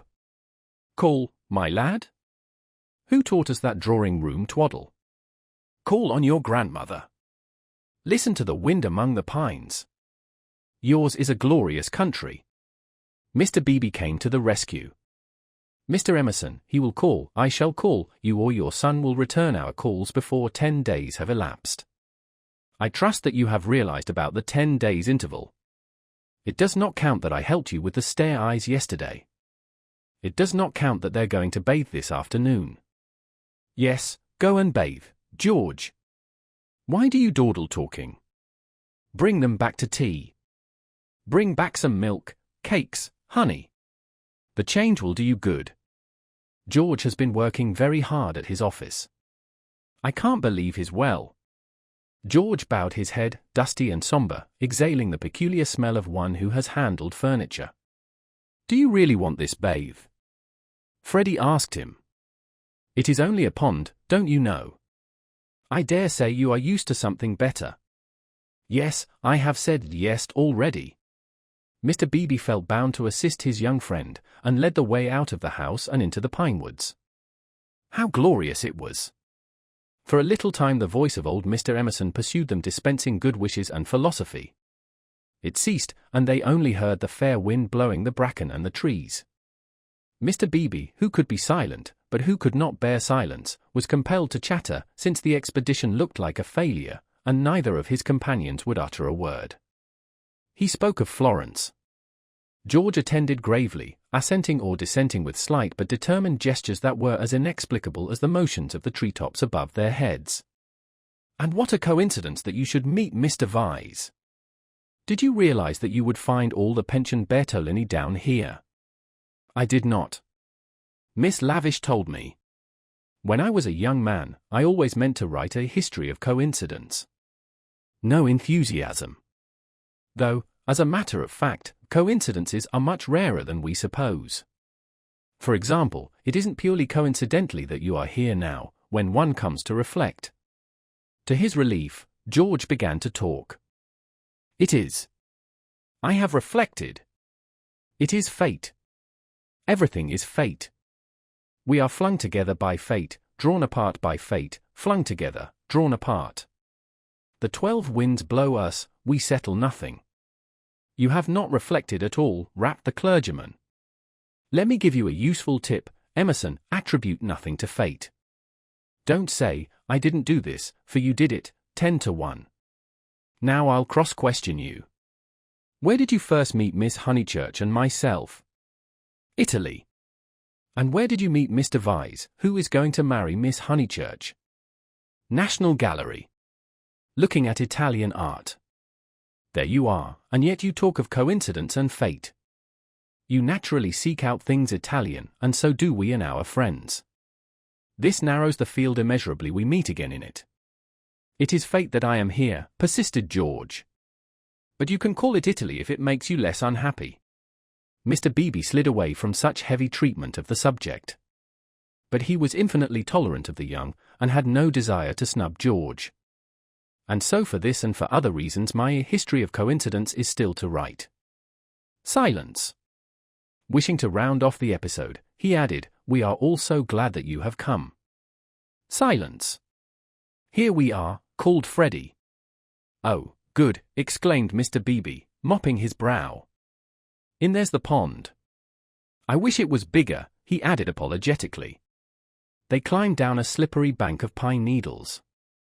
There lay the pond, set in its little alp of green, only a pond, but large enough to contain the human body, and pure enough to reflect the sky. On account of the rains, the waters had flooded the surrounding grass, which showed like a beautiful emerald path, tempting these feet towards the central pool. It's distinctly successful, as ponds go, said Mr. Beebe. No apologies are necessary for the pond. George sat down where the ground was dry, and drearily unlaced his boots. Aren't those masses of willow herb splendid? I love willow herb in seed. What's the name of this aromatic plant? No one knew, or seemed to care. These abrupt changes of vegetation, this little spongeous tract of water plants, and on either side of it all the growths are tough or brittle, heather, bracken, hurts, pines. Very charming, very charming. Mr. Beebe, aren't you bathing? Called Freddie, as he stripped himself. Mr. Beebe thought he was not. Water's wonderful, cried Freddie, prancing in. Water's water, murmured George. Wetting his hair first, a sure sign of apathy, he followed Freddie into the divine, as indifferent as if he were a statue and the pond a pail of soapsuds. It was necessary to use his muscles. It was necessary to keep clean. Mr. Beebe watched them, and watched the seeds of the willow herb dance chorically above their heads. A pooshu, a pooshu, a pooshu, went Freddie, swimming for 2 strokes in either direction, and then becoming involved in reeds or mud. Is it worth it? He asked the other, Michelangelesque on the flooded margin. The bank broke away, and he fell into the pool before he had weighed the question properly. He puff, I've swallowed a pollywog, Mr. Beebe, water's wonderful, water's simply ripping. Water's not so bad, said George, reappearing from his plunge, and sputtering at the sun. Water's wonderful. Mr. Beebe, do. A pooshu, coof. Mr. Beebe, who was hot, and who always acquiesced where possible, looked around him. He could detect no parishioners except the pine trees, rising up steeply on all sides, and gesturing to each other against the blue. How glorious it was! The world of motorcars and rural deans receded inimitably. Water, sky, evergreens, a wind, these things not even the seasons can touch, and surely they lie beyond the intrusion of man? I may as well wash too, and soon his garments made a third little pile on the sward, and he too asserted the wonder of the water. It was ordinary water, nor was there very much of it, and, as Freddie said, it reminded one of swimming in a salad. The 3 gentlemen rotated in the pool breast high, after the fashion of the nymphs in Götterdämmerung. but either because the rains had given a freshness, or because the sun was shedding a most glorious heat, or because two of the gentlemen were young in years and the third young in spirit, for some reason or other a change came over them, and they forgot Italy and botany and fate. They began to play. Mr. Beebe and Freddie splashed each other. A little deferentially, they splashed George. He was quiet, they feared they had offended him. Then all the forces of youth burst out. He smiled, flung himself at them, splashed them, ducked them, kicked them, mudded them, and drove them out of the pool. "Race you round it, then," cried Freddie, and they raced in the sunshine, and George took a short cut and dirted his shins, and had to bathe a second time. Then Mr. Beebe consented to run, a memorable sight. They ran to get dry, they bathed to get cool, they played at being Indians in the willow herbs and in the bracken, they bathed to get clean. And all the time 3 little bundles lay discreetly on the sward, proclaiming, "No. We are what matters. Without us shall no enterprise begin. To us shall all flesh turn in the end. A try!" "A try," yelled Freddie, snatching up George's bundle and placing it beside an imaginary goal post.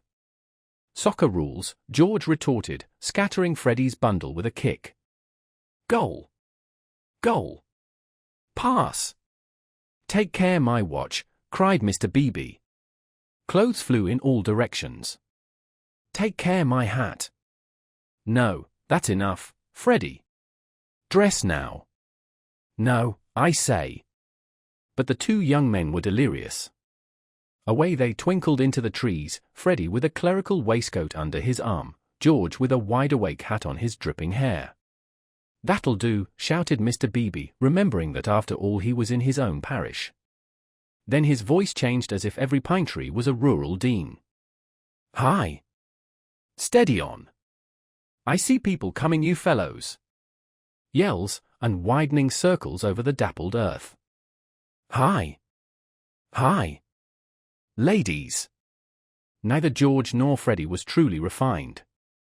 Still, they did not hear Mr. Beebe's last warning, or they would have avoided Mrs. Honeychurch, Cecil, and Lucy, who were walking down to call on old Mrs. Butterworth. Freddie dropped the waistcoat at their feet, and dashed into some bracken. George whooped in their faces, turned and scudded away down the path to the pond, still clad in Mr. Beebe's hat. "Gracious alive!" cried Mrs. Honeychurch. "Whoever were those unfortunate people? Oh, dears, look away! And poor Mr. Beebe, too! Whatever has happened?" "Come this way immediately," commanded Cecil, who always felt that he must lead women, though he knew not whither, and protect them, though he knew not against what. He led them now towards the bracken where Freddie sat concealed. "Oh, poor Mr. Beebe! Was that his waistcoat we left in the path?" "Cecil, Mr. Beebe's waistcoat." "No business of ours," said Cecil, glancing at Lucy, who was all parasol and evidently minded. "I fancy Mr. Beebe jumped back into the pond." "This way, please, Mrs. Honeychurch, this way." They followed him up the bank, attempting the tense yet nonchalant expression that is suitable for ladies on such occasions. "Well, I can't help it," said a voice close ahead, and Freddie reared a freckled face and a pair of snowy shoulders out of the fronds. "I can't be trodden on, can I? Good gracious me, dear, so it's you. What miserable management! Why not have a comfortable bath at home, with hot and cold laid on? Look here, mother, a fellow must wash, and a fellow's got to dry, and if another fellow. Dear, no doubt you're right as usual, but you are in no position to argue. Come, Lucy." They turned. "Oh, look, don't look. Oh, poor Mr. Beebe. How unfortunate again." For Mr. Beebe was just crawling out of the pond, on whose surface garments of an intimate nature did float, while George, the world-weary George, shouted to Freddie that he had hooked a fish. "And me, I've swallowed one," answered he of the bracken. "I've swallowed a pollywog. It wriggleth in my tummy. I shall die, Emerson, you beast, you've got on my bags." "Hush, dears," said Mrs. Honeychurch, who found it impossible to remain shocked. "And do be sure you dry yourselves thoroughly first. All these colds come of not drying thoroughly." "Mother, do come away," said Lucy. Oh, for goodness sake, do come. Hello, cried George, so that again the ladies stopped. He regarded himself as dressed. Barefoot, bare-chested, radiant and personable against the shadowy woods, he called. Hello, Miss Honeychurch. Hello. Bow, Lucy, better bow. Whoever is it? I shall bow. Miss Honeychurch bowed. That evening and all that night the water ran away. On the morrow the pool had shrunk to its old size and lost its glory.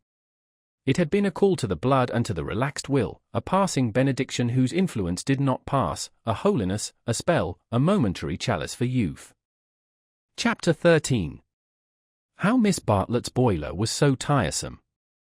How often had Lucy rehearsed this bow, this interview? But she had always rehearsed them indoors, and with certain accessories, which surely we have a right to assume. Who could foretell that she and George would meet in the rout of a civilization, amidst an army of coats and collars and boots that lay wounded over the sunlit earth? She had imagined a young Mr. Emerson who might be shy or morbid or indifferent or furtively impudent. She was prepared for all of these. But she had never imagined one who would be happy and greet her with the shout of the morning star. Indoors herself, partaking of tea with old Mrs. Butterworth, she reflected that it is impossible to foretell the future with any degree of accuracy, that it is impossible to rehearse life. A fault in the scenery, a face in the audience, an eruption of the audience onto the stage, and all our carefully planned gestures mean nothing, or mean too much. I will bow, she had thought. I will not shake hands with him. That will be just the proper thing. She had bowed, but to whom? To gods, to heroes, to the nonsense of schoolgirls. She had bowed across the rubbish that cumbers the world. So ran her thoughts, while her faculties were busy with Cecil. It was another of those dreadful engagement calls. Mrs. Butterworth had wanted to see him, and he did not want to be seen. He did not want to hear about hydrangeas, why they change their color at the seaside. He did not want to join the CLOS. When cross he was always elaborate, and made long, clever answers where yes or no would have done. Lucy soothed him and tinkered at the conversation in a way that promised well for their married peace. No one is perfect, and surely it is wiser to discover the imperfections before wedlock. Miss Bartlett, indeed, though not in word, had taught the girl that this our life contains nothing satisfactory. Lucy, though she disliked the teacher, regarded the teaching as profound, and applied it to her lover. Lucy, said her mother when they got home, is anything the matter with Cecil? The question was ominous. Up till now Mrs. Honeychurch had behaved with charity and restraint. No, I don't think so, mother, Cecil's all right. Perhaps he's tired. Lucy compromised, perhaps Cecil was a little tired. Because otherwise, she pulled out her bonnet pins with gathering displeasure, because otherwise I cannot account for him. I do think Mrs. Butterworth is rather tiresome, if you mean that. Cecil has told you to think so. You were devoted to her as a little girl, and nothing will describe her goodness to you through the typhoid fever. No, it is just the same thing everywhere. Let me just put your bonnet away, may I? Surely he could answer her civilly for 1/2 hour. Cecil has a very high standard for people, faltered Lucy, seeing trouble ahead. It's part of his ideals, it is really that makes him sometimes seem. Oh, rubbish! If high ideals make a young man rude, the sooner he gets rid of them the better, said Mrs. Honeychurch, handing her the bonnet. Now, mother! I've seen you cross with Mrs. Butterworth yourself. Not in that way. At times I could wring her neck. But not in that way. No. It is the same with Cecil all over. By the by, I never told you. I had a letter from Charlotte while I was away in London. This attempt to divert the conversation was too puerile, and Mrs. Honeychurch resented it. Since Cecil came back from London, nothing appears to please him. Whenever I speak he winces. I see him, Lucy, it is useless to contradict me. No doubt I am neither artistic nor literary nor intellectual nor musical, but I cannot help the drawing-room furniture. Your father bought it and we must put up with it, will Cecil kindly remember. I see what you mean, and certainly Cecil oughtn't to. But he does not mean to be uncivil, he once explained, it is the things that upset him. He is easily upset by ugly things, he is not uncivil to people. Is it a thing or a person when Freddie sings? You can't expect a really musical person to enjoy comic songs as we do. Then why didn't he leave the room? Why sit wriggling and sneering and spoiling everyone's pleasure? We mustn't be unjust to people, faltered Lucy. Something had enfeebled her, and the case for Cecil, which she had mastered so perfectly in London, would not come forth in an effective form. The two civilizations had clashed, Cecil hinted that they might, and she was dazzled and bewildered, as though the radiance that lies behind all civilization had blinded her eyes. Good taste and bad taste were only catchwords, garments of diverse cut, and music itself dissolved to a whisper through pine trees, where the song is not distinguishable from the comic song. She remained in much embarrassment, while Mrs. Honeychurch changed her frock for dinner, and every now and then she said a word, and made things no better. There was no concealing the fact, Cecil had meant to be supercilious, and he had succeeded. And Lucy, she knew not why, wished that the trouble could have come at any other time. Go and dress, dear, you'll be late. All right, mother. Don't say it all right and stop. Go. She obeyed, but loitered disconsolately at the landing window. It faced north, so there was little view, and no view of the sky. Now, as in the winter, the pine trees hung close to her eyes. One connected the landing window with depression. No definite problem menaced her, but she sighed to herself, oh, dear, what shall I do, what shall I do? It seemed to her that everyone else was behaving very badly. And she ought not to have mentioned Miss Bartlett's letter. She must be more careful, her mother was rather inquisitive, and might have asked what it was about. Oh, dear, what should she do? And then Freddie came bounding upstairs, and joined the ranks of the ill-behaved. I say, those are topping people. My dear baby, how tiresome you've been. You have no business to take them bathing in the sacred lake, it's much too public. It was all right for you but most awkward for everyone else. Do be more careful. You forget the place is growing half suburban. I say, is anything on tomorrow week? Not that I know of. Then I want to ask the Emersons up to Sunday tennis. Oh, I wouldn't do that, Freddie, I wouldn't do that with all this muddle. What's wrong with the court? They won't mind a bump or two, and I've ordered new balls. I meant it's better not. I really mean it. He seized her by the elbows and humorously danced her up and down the passage. She pretended not to mind, but she could have screamed with temper. Cecil glanced at them as he proceeded to his toilet and they impeded Mary with her brood of hot water cans. Then Mrs. Honeychurch opened her door and said, Lucy, what a noise you're making. I have something to say to you. Did you say you had had a letter from Charlotte, and Freddie ran away? Yes. I really can't stop. I must dress too. How's Charlotte? All right. Lucy? The unfortunate girl returned. You've a bad habit of hurrying away in the middle of one's sentences. Did Charlotte mention her boiler? Her what? Don't you remember that her boiler was to be had out in October, and her bath cistern cleaned out, and all kinds of terrible to-doings? I can't remember all Charlotte's worries, said Lucy bitterly. I shall have enough of my own, now that you are not pleased with Cecil. Mrs. Honeychurch might have flamed out. She did not. She said, Come here, old lady, thank you for putting away my bonnet, kiss me. And, though nothing is perfect, Lucy felt for the moment that her mother and Windy Corner and the Weald in the declining sun were perfect. So the grittiness went out of life. It generally did at Windy Corner. At the last minute, when the social machine was clogged hopelessly, one member or other of the family poured in a drop of oil. Cecil despised their methods, perhaps rightly. At all events, they were not his own. Dinner was at 7:30. Freddie gabbled the grace, and they drew up their heavy chairs and fell to. Fortunately, the men were hungry. Nothing untoward occurred until the pudding. Then Freddie said, Lucy, what's Emerson like?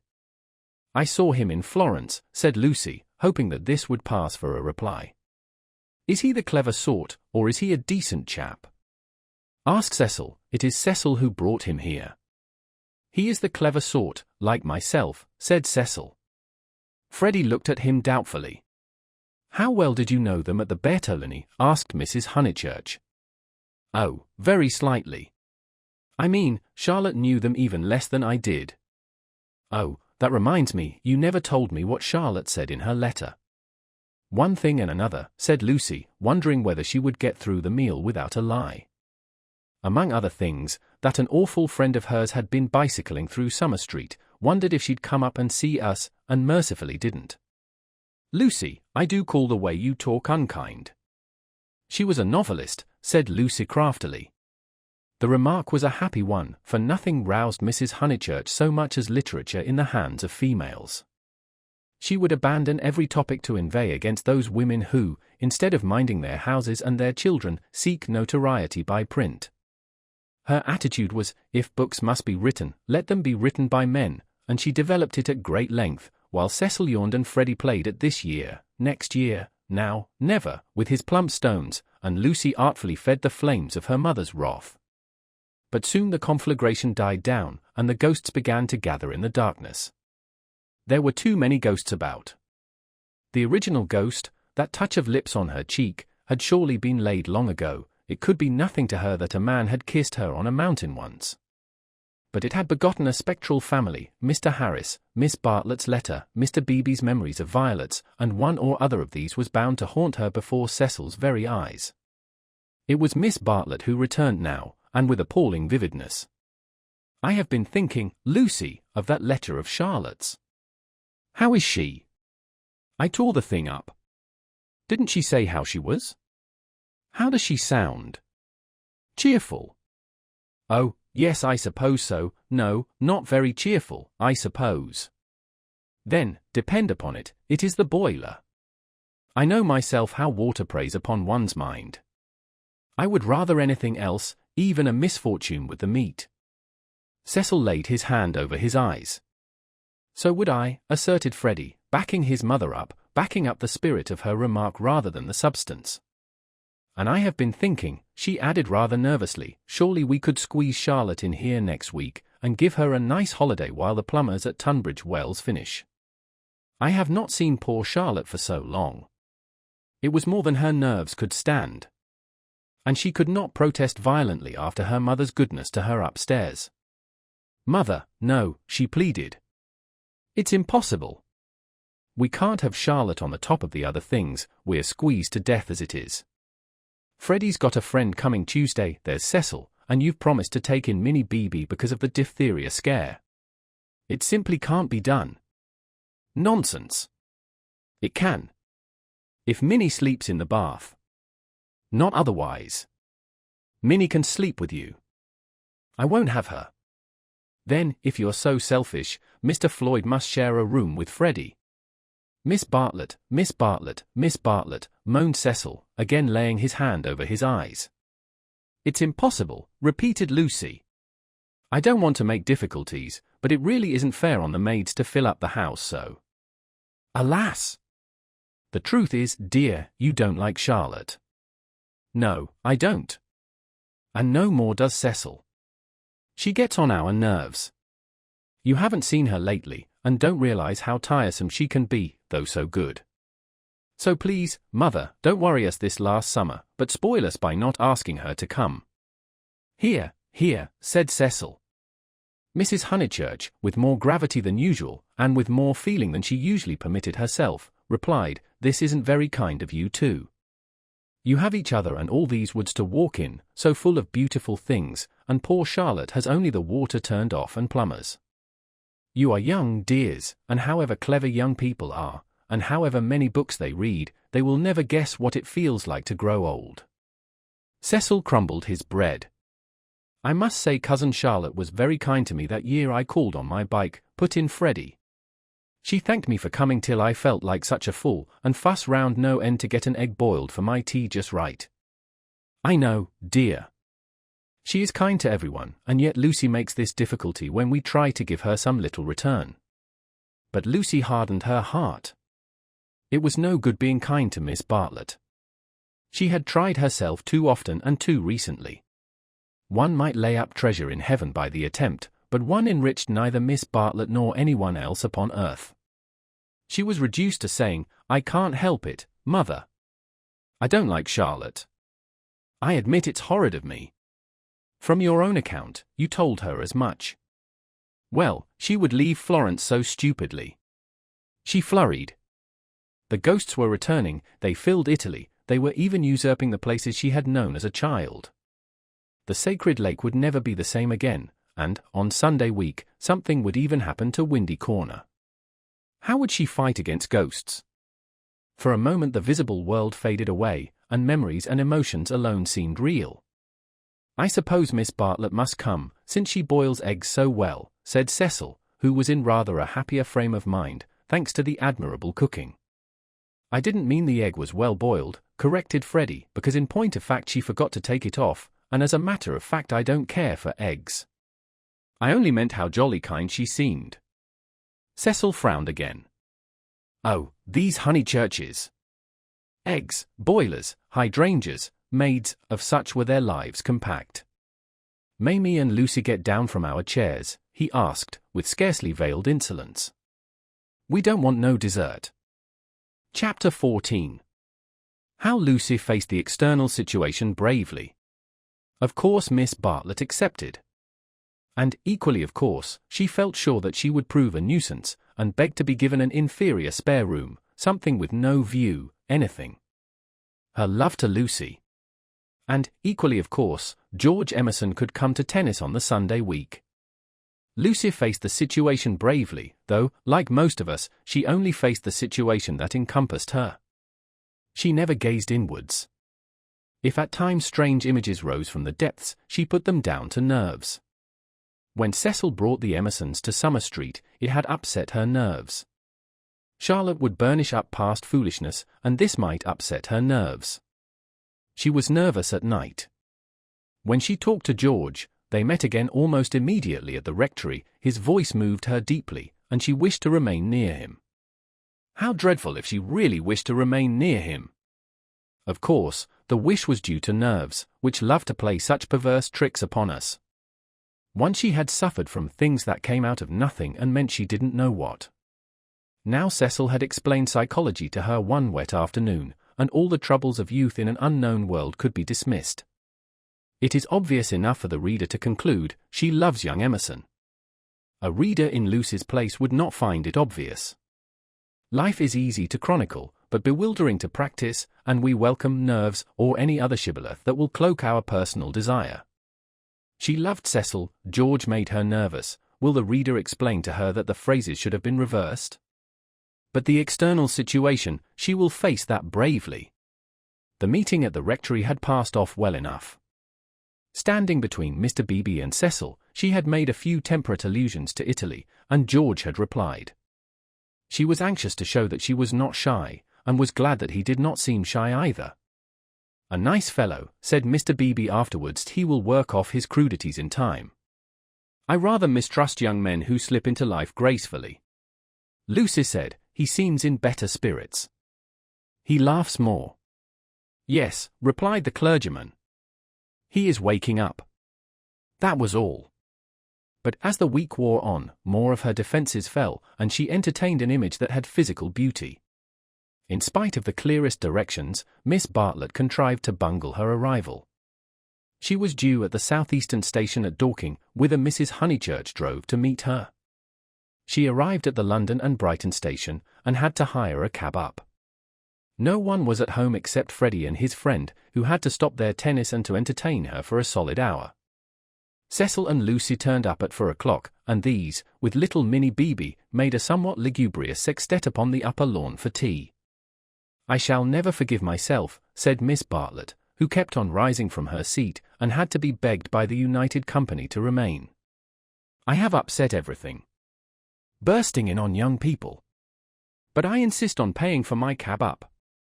Grant that, at any rate." "Our visitors never do such dreadful things," said Lucy, while her brother, in whose memory the boiled egg had already grown unsubstantial, exclaimed in irritable tones, "Just what I've been trying to convince Cousin Charlotte of, Lucy, for the last half hour. I do not feel myself an ordinary visitor, said Miss Bartlett, and looked at her frayed glove. All right, if you'd really rather. 5 shillings, and I gave a bob to the driver. Miss Bartlett looked in her purse. Only sovereigns and pennies. Could anyone give her change? Freddie had half a quid and his friend had 4 half-crowns. Miss Bartlett accepted their moneys and then said, "But who am I to give the sovereign to?" "Let's leave it all till Mother comes back," suggested Lucy. "No, dear, your mother may take quite a long drive now that she is not hampered with me. We all have our little foibles, and mine is the prompt settling of accounts." Here Freddie's friend, Mr. Floyd, made the one remark of his that need be quoted. He offered to toss Freddie for Miss Bartlett's quid. A solution seemed in sight, and even Cecil, who had been ostentatiously drinking his tea at the View, felt the eternal attraction of chance, and turned round. But this did not do, either. Please, please, I know I am a sad spoil-sport, but it would make me wretched. I should practically be robbing the one who lost." "Freddie owes me 15 shillings, interposed Cecil. "So it will work out right if you give the pound to me." 15 shillings, said Miss Bartlett dubiously. "How is that, Mr. Vyse?" "Because, don't you see, Freddie paid your cab. Give me the pound, and we shall avoid this deplorable gambling." Miss Bartlett, who was poor at figures, became bewildered and rendered up the sovereign, amidst the suppressed gurgles of the other youths. For a moment Cecil was happy. He was playing at nonsense among his peers. Then he glanced at Lucy, in whose face petty anxieties had marred the smiles. In January he would rescue his Leonardo from this stupefying twaddle. "But I don't see that," exclaimed Minnie Beebe, who had narrowly watched the iniquitous transaction. "I don't see why Mr. Vyse is to have the quid." "Because of the 15 shillings and the 5, they said solemnly.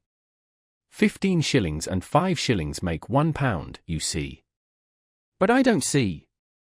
"They tried to stifle her with cake." "No, thank you. I'm done. I don't see why. Freddie, don't poke me. Miss Honeychurch, your brother's hurting me." "Oh. What about Mr. Floyd's 10 shillings? "Oh. No, I don't see, and I never shall see why Miss What's-her-name shouldn't pay that bob for the driver." "I had forgotten the driver," said Miss Bartlett, reddening. "Thank you, dear, for reminding me. A shilling, was it? Can anyone give me change for half a crown?" "I'll get it," said the young hostess, rising with decision. "Cecil, give me that sovereign." "No, give me up that sovereign. I'll get Euphemia to change it, and we'll start the whole thing again from the beginning." "Lucy, Lucy, what a nuisance I am," protested Miss Bartlett, and followed her across the lawn. Lucy tripped ahead, simulating hilarity. When they were out of earshot, Miss Bartlett stopped her wails and said quite briskly, "Have you told him about him yet?" "No, I haven't," replied Lucy, and then could have bitten her tongue for understanding so quickly what her cousin meant. "Let me see, a sovereign's worth of silver." She escaped into the kitchen.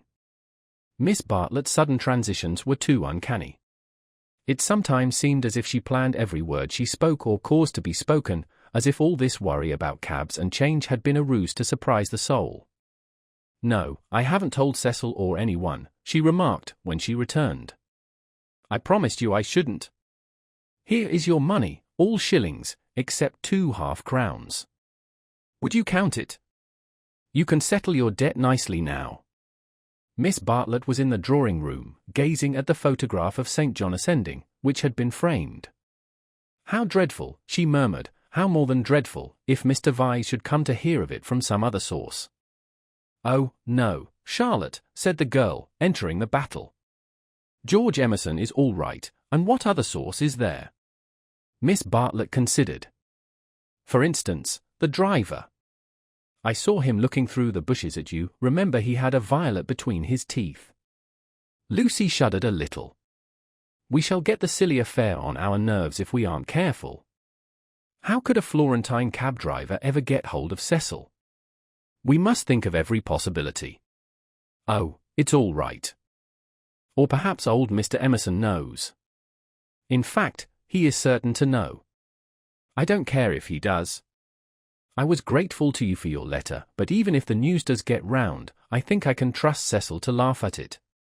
To contradict it? No, to laugh at it. But she knew in her heart that she could not trust him, for he desired her untouched. Very well, dear, you know best. Perhaps gentlemen are different to what they were when I was young. Ladies are certainly different. Now, Charlotte. She struck at her playfully. You kind, anxious thing. What would you have me do? First you say don't tell, and then you say tell. Which is it to be? Quick! Miss Bartlett sighed. I am no match for you in conversation, dearest. I blush when I think how I interfered at Florence, and you so well able to look after yourself, and so much cleverer in all ways than I am. You will never forgive me. Shall we go out, then? They will smash all the china if we don't. For the air rang with the shrieks of Minnie, who was being scalped with a teaspoon. Dear, one moment, we may not have this chance for a chat again. Have you seen the young one yet? Yes, I have. What happened? We met at the rectory. What line is he taking up? No line. He talked about Italy, like any other person. It is really all right. What advantage would he get from being a cad, to put it bluntly? I do wish I could make you see it my way. He really won't be any nuisance, Charlotte. Once a cad, always a cad. That is my poor opinion. Lucy paused.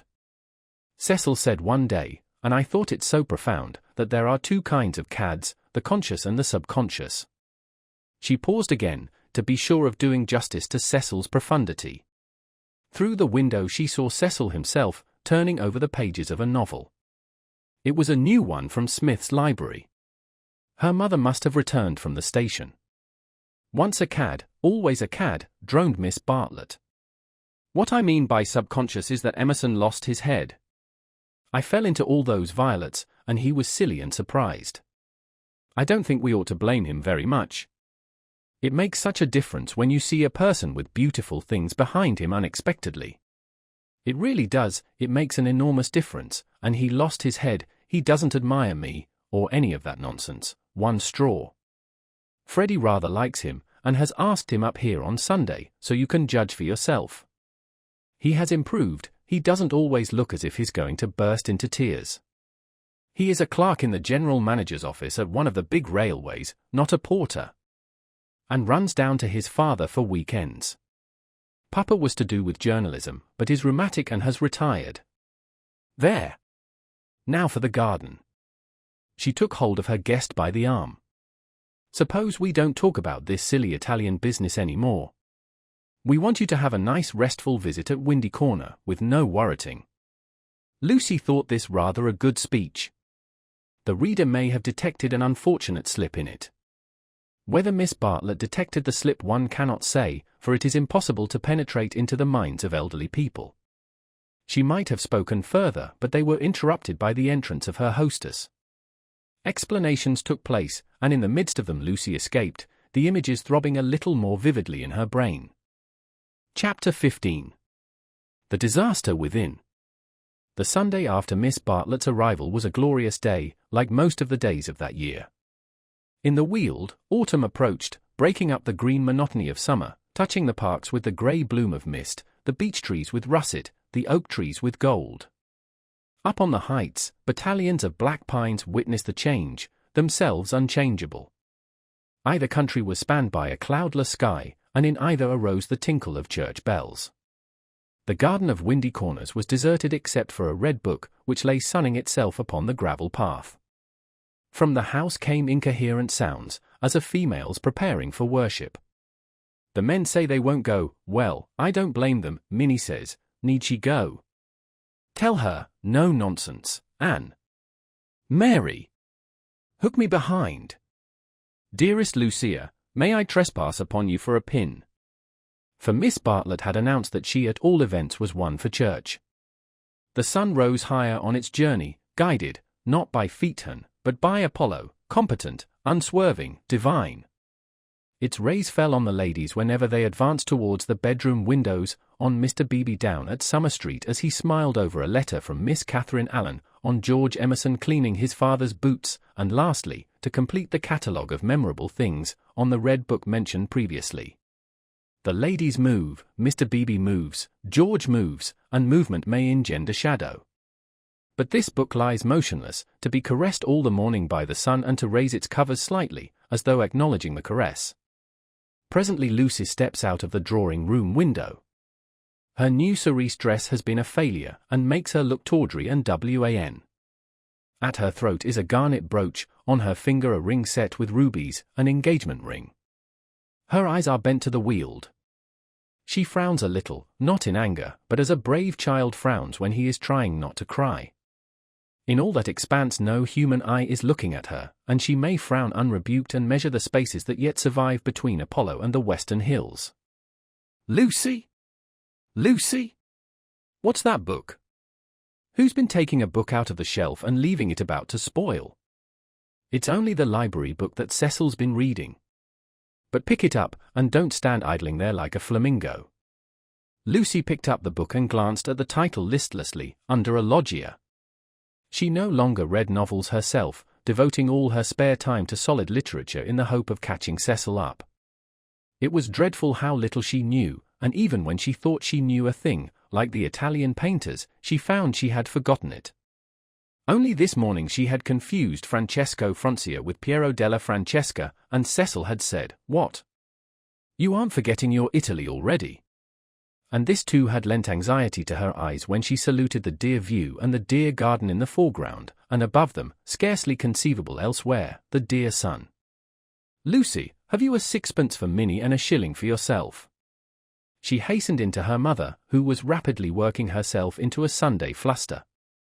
"It's a special collection, I forget what for. I do beg, no vulgar clinking in the plate with halfpennies, see that Minnie has a nice bright sixpence." "Where is the child?" "Minnie. That book's all warped." "Gracious, how plain you look." "Put it under the atlas to press." "Minnie." "Oh, Mrs. Honeychurch, from the upper regions." "Minnie, don't be late." "Here comes the horse, it was always the horse, never the carriage." "Where's Charlotte?" "Run up and hurry her." "Why is she so long?" "She had nothing to do. She never brings anything but blouses." "Poor Charlotte, how I do detest blouses." "Minnie." Paganism is infectious, more infectious than diphtheria or piety, and the rector's niece was taken to church protesting. As usual, she didn't see why. Why shouldn't she sit in the sun with the young men? The young men, who had now appeared, mocked her with ungenerous words. Mrs. Honeychurch defended orthodoxy, and in the midst of the confusion Miss Bartlett, dressed in the very height of the fashion, came strolling down the stairs. "Dear Marian, I am very sorry, but I have no small change, nothing but sovereigns and half-crowns." "Could anyone give me?" "Yes, easily." "Jump in." "Gracious me, how smart you look." "What a lovely frock." "You put us all to shame." "If I did not wear my best rags and tatters now, when should I wear them?" said Miss Bartlett reproachfully. She got into the Victoria and placed herself with her back to the horse. The necessary roar ensued, and then they drove off. "Goodbye." "Be good," called out Cecil. Lucy bit her lip, for the tone was sneering. On the subject of church and so on they had had rather an unsatisfactory conversation.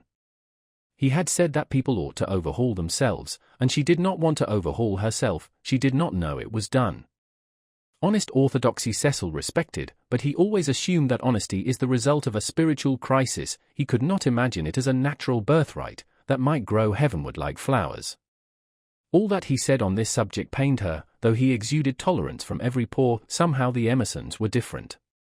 She saw the Emersons after church. There was a line of carriages down the road, and the Honeychurch vehicle happened to be opposite Sissy Villa. To save time, they walked over the green to it, and found father and son smoking in the garden. "Introduce me," said her mother. "Unless the young man considers that he knows me already." He probably did, but Lucy ignored the sacred lake and introduced them formally.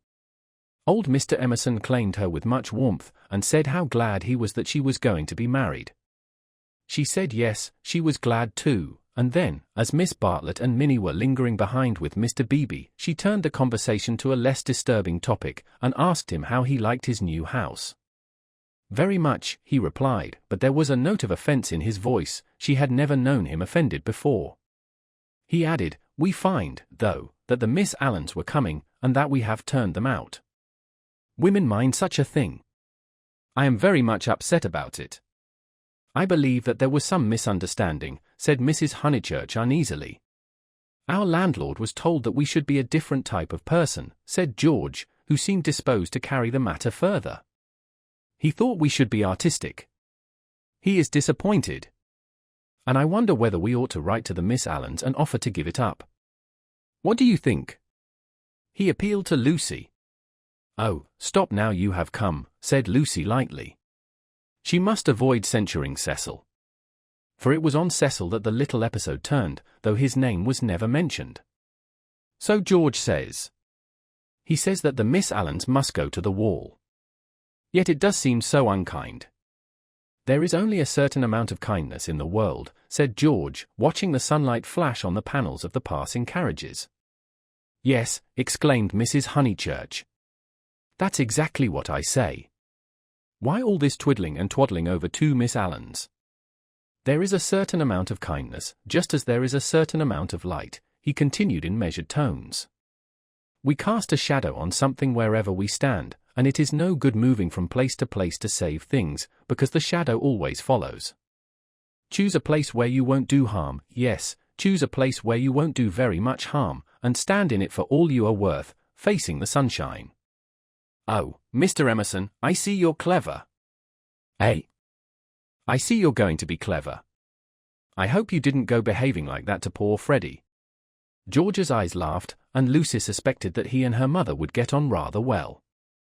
"No, I didn't," he said. "He behaved that way to me. It is his philosophy. Only he starts life with it, and I have tried the note of interrogation first." "What do you mean?" "No, never mind what you mean. Don't explain. He looks forward to seeing you this afternoon. Do you play tennis? Do you mind tennis on Sunday?" "George mind tennis on Sunday?"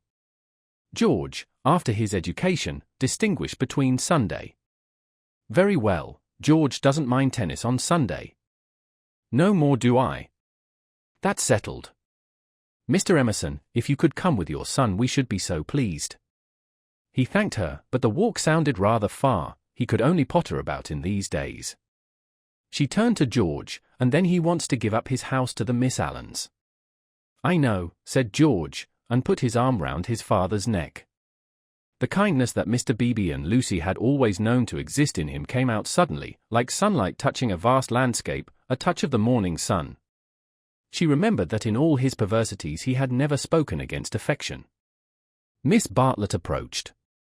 "You know our cousin, Miss Bartlett," said Mrs. Honeychurch pleasantly. "You met her with my daughter in Florence." "Yes, indeed," said the old man, and made as if he would come out of the garden to meet the lady. Miss Bartlett promptly got into the Victoria. Thus entrenched, she emitted a formal bow. It was the pension Bertolini again, the dining table with the decanters of water and wine. It was the old battle of the room with the view. George did not respond to the bow. Like any boy, he blushed and was ashamed. He knew that the chaperone remembered. He said, I'll come up to tennis if I can manage it, and went into the house. Perhaps anything that he did would have pleased Lucy, but his awkwardness went straight to her heart. Men were not gods after all, but as human and as clumsy as girls. Even men might suffer from unexplained desires, and need help. To one of her upbringing, and of her destination, the weakness of men was a truth unfamiliar, but she had surmised it at Florence, when George threw her photographs into the River Arno. "George, don't go," cried his father, who thought it a great treat for people if his son would talk to them. "George has been in such good spirits today, and I am sure he will end by coming up this afternoon." Lucy caught her cousin's eye. Something in its mute appeal made her reckless. Yes, she said, raising her voice, I do hope he will. Then she went to the carriage and murmured, the old man hasn't been told, I knew it was all right. Mrs. Honeychurch followed her, and they drove away. Satisfactory that Mr. Emerson had not been told of the Florence escapade, yet Lucy's spirits should not have leapt up as if she had sighted the ramparts of heaven. Satisfactory, yet surely she greeted it with disproportionate joy. All the way home the horse's hoofs sang a tune to her, he has not told, he has not told. Her brain expanded the melody, he has not told his Father, to whom he tells all things. It was not an exploit. He did not laugh at me when I had gone. She raised her hand to her cheek. He does not love me. No. How terrible if he did. But he has not told. He will not tell. She longed to shout the words, it is all right. It's a secret between us two forever. Cecil will never hear.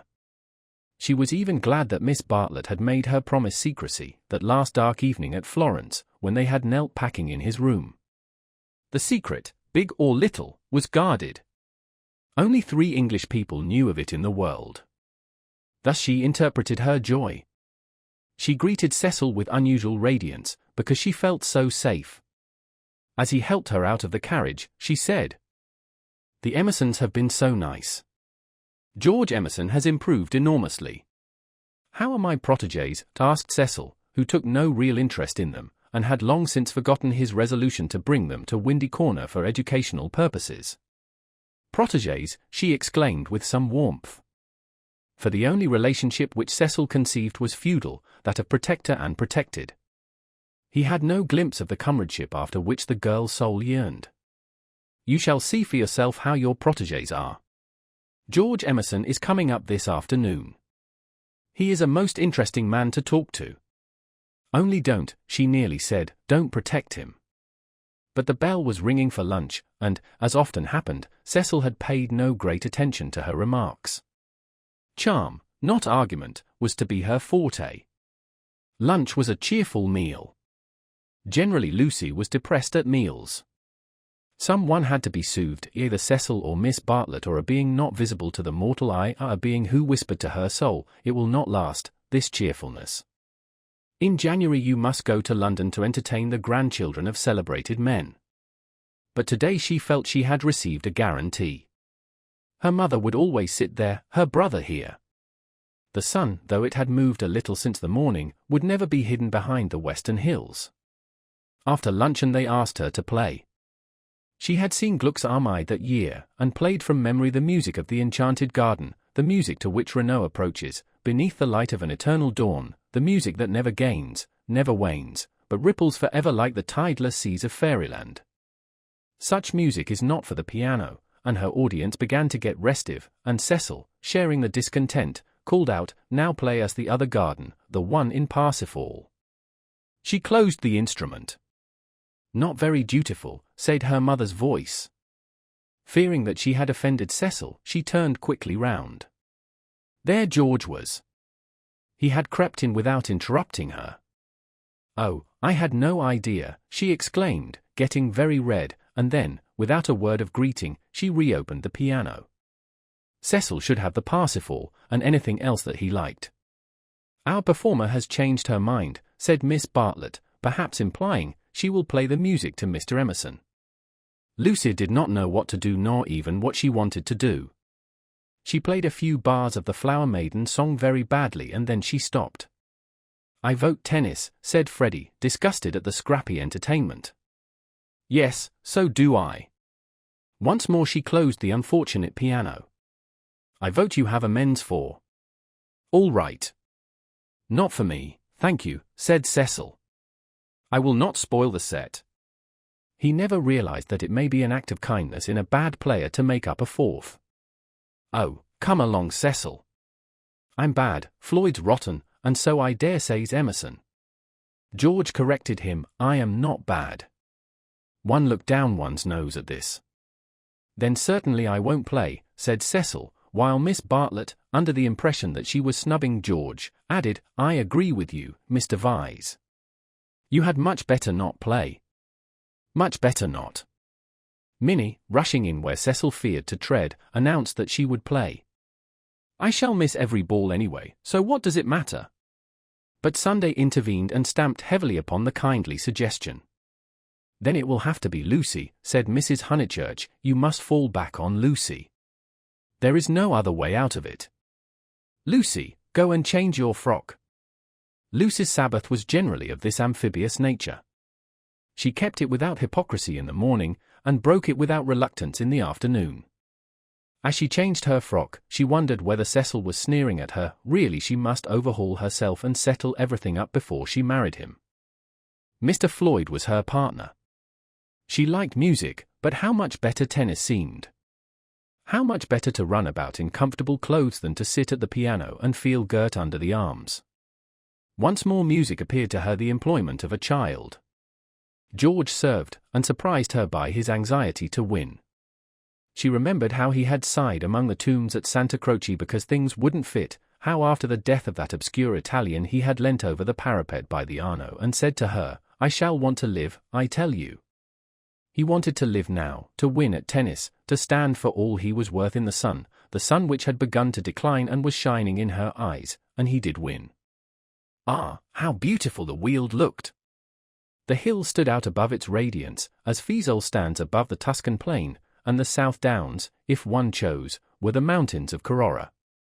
She might be forgetting her Italy, but she was noticing more things in her England. One could play a new game with the view, and try to find in its innumerable folds some town or village that would do for Florence. Ah, how beautiful the Weald looked! But now Cecil claimed her? He chanced to be in a lucid critical mood, and would not sympathize with exultation. He had been rather a nuisance all through the tennis, for the novel that he was reading was so bad that he was obliged to read it aloud to others. He would stroll round the precincts of the court and call out, "I say, listen to this, Lucy."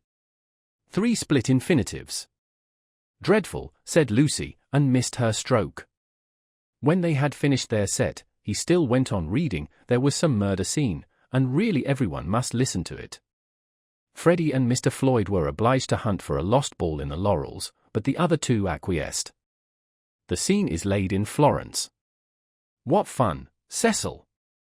Read away. Come, Mr. Emerson, sit down after all your energy. She had forgiven George, as she put it, and she made a point of being pleasant to him. He jumped over the net and sat down at her feet asking, and are you tired?" "Of course I'm not." "Do you mind being beaten?" She was going to answer no, when it struck her that she did mind, so she answered, yes. She added merrily, "I don't see you're such a splendid player, though. The light was behind you, and it was in my eyes." "I never said I was." "Why, you did. You didn't attend. You said, 'Oh, don't go in for accuracy at this house.' We all exaggerate, and we get very angry with people who don't." "The scene is laid in Florence," repeated Cecil, with an upward note. Lucy recollected herself. Sunset. Leonora was speeding. Lucy interrupted. "Leonora? Is Leonora the heroine? Who's the book by?" "Joseph Emery Prank." Sunset. Leonora speeding across the square. Pray the saints she might not arrive too late. Sunset, the sunset of Italy. Under Orcagna's loggia, the Loggia de Lanzi, as we sometimes call it now. Lucy burst into laughter. "Joseph Emery Prank indeed. Why, it's Miss Lavish. It's Miss Lavish's novel, and she's publishing it under somebody else's name. Who may Miss Lavish be?" "Oh, a dreadful person, Mr. Emerson. You remember Miss Lavish." Excited by her pleasant afternoon, she clapped her hands. George looked up. "Of course I do. I saw her the day I arrived at Summer Street. It was she who told me that you lived here. Weren't you pleased?" She meant to see Miss Lavish, but when he bent down to the grass without replying, it struck her that she could mean something else. She watched his head, which was almost resting against her knee, and she thought that the ears were reddening. "No wonder the novel's bad," she added.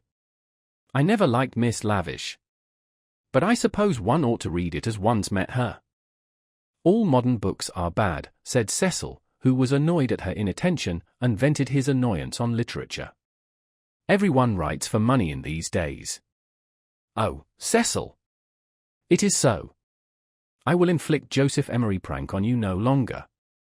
Cecil, this afternoon seemed such a twittering sparrow. The ups and downs in his voice were noticeable, but they did not affect her. She had dwelt amongst melody and movement, and her nerves refused to answer to the clang of his. Leaving him to be annoyed, she gazed at the black head again. She did not want to stroke it, but she saw herself wanting to stroke it. The sensation was curious. How do you like this view of ours, Mr. Emerson? I never notice much difference in views. What do you mean? Because they're all alike. Because all that matters in them is distance and air. Said Cecil, uncertain whether the remark was striking or not.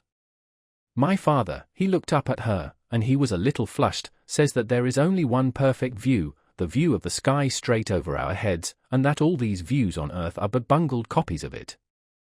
I expect your father has been reading Dante, said Cecil, fingering the novel, which alone permitted him to lead the conversation. He told us another day that views are really crowds of trees and houses and hills, and are bound to resemble each other, like human crowds, and that the power they have over us is sometimes supernatural, for the same reason. Lucy's lips parted. For a crowd is more than the people who make it up. Something gets added to it, no one knows how, just as something has got added to those hills. He pointed with his racket to the South Downs. What a splendid idea, she murmured. I shall enjoy hearing your father talk again. I'm so sorry he's not so well. No, he isn't well. There's an absurd account of a view in this book, said Cecil. Also that men fall into two classes, those who forget views and those who remember them, even in small rooms. Mr. Emerson, have you any brothers or sisters? None. Why? You spoke of us. My mother, I was meaning. Cecil closed the novel with a bang. Oh, Cecil, how you made me jump. I will inflict Joseph Emery prank on you no longer. I can just remember us all three going into the country for the day and seeing as far as Hind Head. It is the first thing that I remember. Cecil got up, the man was ill-bred, he hadn't put on his coat after tennis, he didn't do. He would have strolled away if Lucy had not stopped him. Cecil, do read the thing about the view. Not while Mr. Emerson is here to entertain us. No, read away. I think nothing's funnier than to hear silly things read out loud. If Mr. Emerson thinks us frivolous, he can go. This struck Cecil as subtle, and pleased him. It put their visitor in the position of a prig. Somewhat mollified, he sat down again. Mr. Emerson, go and find tennis balls. She opened the book. Cecil must have his reading and anything else that he liked. But her attention wandered to George's mother, who, according to Mr. Eager, had been murdered in the sight of God and, according to her son, had seen as far as Hind Head. Am I really to go? Asked George. No, of course not really, she answered. Chapter 2, said Cecil, yawning. Find me Chapter 2, if it isn't bothering you. Chapter 2 was found, and she glanced at its opening sentences. She thought she had gone mad. Here, hand me the book. She heard her voice saying, it isn't worth reading, it's too silly to read, I never saw such rubbish, it oughtn't to be allowed to be printed.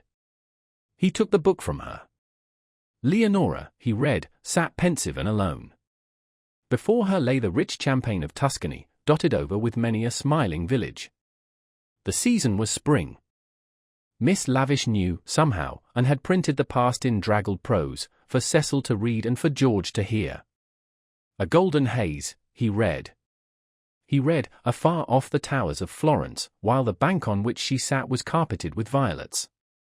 All unobserved Antonio stole up behind her. Lest Cecil should see her face she turned to George and saw his face. He read, there came from his lips no wordy protestation such as formal lovers use. No eloquence was his, nor did he suffer from the lack of it. He simply enfolded her in his manly arms. This isn't the passage I wanted, he informed them, there is another much funnier, further on. He turned over the leaves. "Should we go in to tea?" said Lucy, whose voice remained steady. She led the way up the garden, Cecil following her, George last. She thought a disaster was averted. But when they entered the shrubbery it came. The book, as if it had not worked mischief enough, had been forgotten, and Cecil must go back for it, and George, who loved passionately, must blunder against her in the narrow path. "No," she gasped, and, for the second time, was kissed by him. As if no more was possible, he slipped back, Cecil rejoined her, they reached the upper lawn alone. Chapter 16. Lying to George. But Lucy had developed since the spring. That is to say, she was now better able to stifle the emotions of which the conventions and the world disapprove. Though the danger was greater, she was not shaken by deep sobs. She said to Cecil, "I am not coming in to tea, tell mother, I must write some letters," and went up to her room. Then she prepared for action. Love felt and returned, love which our bodies exact and our hearts have transfigured, love which is the most real thing that we shall ever meet, reappeared now as the world's enemy, and she must stifle it. She sent for Miss Bartlett. The contest lay not between love and duty. Perhaps there never is such a contest. It lay between the real and the pretended, and Lucy's first aim was to defeat herself. As her brain clouded over, as the memory of the views grew dim and the words of the book died away, she returned to her old shibboleth of nerves. She'd conquered her breakdown. Tampering with the truth, she forgot that the truth had ever been. Remembering that she was engaged to Cecil, she compelled herself to confused remembrances of George. He was nothing to her, he never had been anything, he had behaved abominably, she had never encouraged him. The armor of falsehood is subtly wrought out of darkness, and hides a man not only from others, but from his own soul. In a few moments Lucy was equipped for battle. "Something too awful has happened," she began, as soon as her cousin arrived. "Do you know anything about Miss Lavish's novel?" Miss Bartlett looked surprised, and said that she had not read the book, nor known that it was published. Eleanor was a reticent woman at heart. "There is a scene in it. The hero and heroine make love. Do you know about that?" "Dear, do you know about it, please?" she repeated. "They are on a hillside, and Florence is in the distance. My good Lucia, I am all at sea. I know nothing about it whatever. There are violets. I cannot believe it is a coincidence. Charlotte, Charlotte, how could you have told her? I have thought before speaking, it must be you." "Told her what?" she asked, with growing agitation. "About that dreadful afternoon in February." Miss Bartlett was genuinely moved. "Oh, Lucy, dearest girl, she hasn't put that in her book." Lucy nodded. "Not so that one could recognize it." "Yes." "Then never, never, never more shall Eleanor Lavish be a friend of mine." "So you did tell?" "I did just happen, when I had tea with her at Rome, in the course of conversation." "But Charlotte, what about the promise you gave me when we were packing? Why did you tell Miss Lavish, when you wouldn't even let me tell Mother? I will never forgive Eleanor. She has betrayed my confidence. Why did you tell her, though?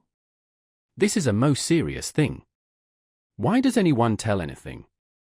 The question is eternal, and it was not surprising that Miss Bartlett should only sigh faintly in response.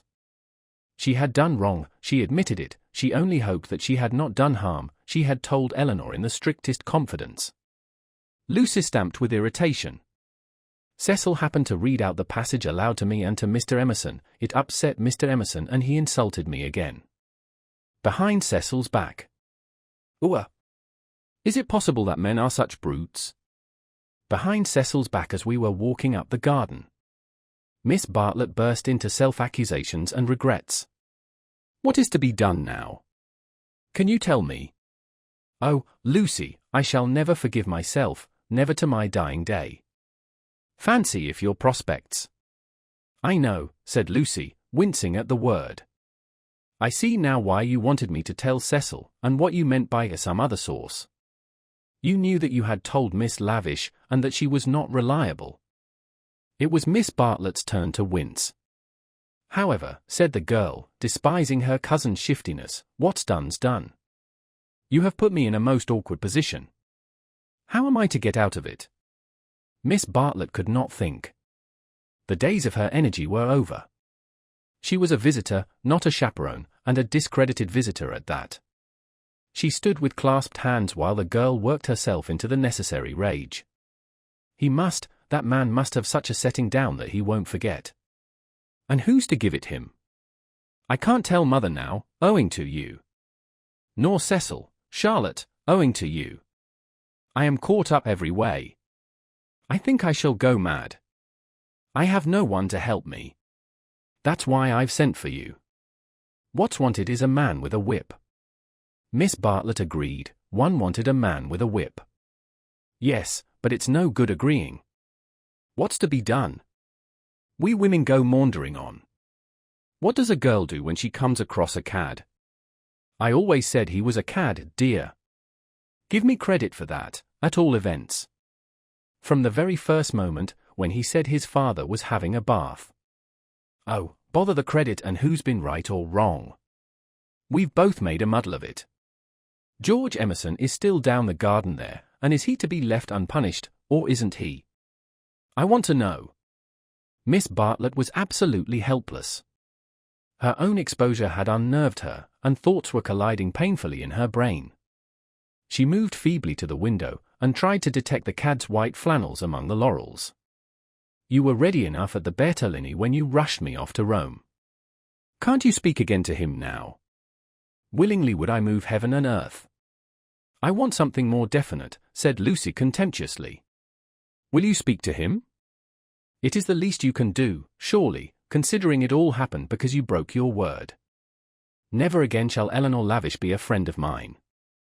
Really, Charlotte was outdoing herself. Yes or no, please, yes or no.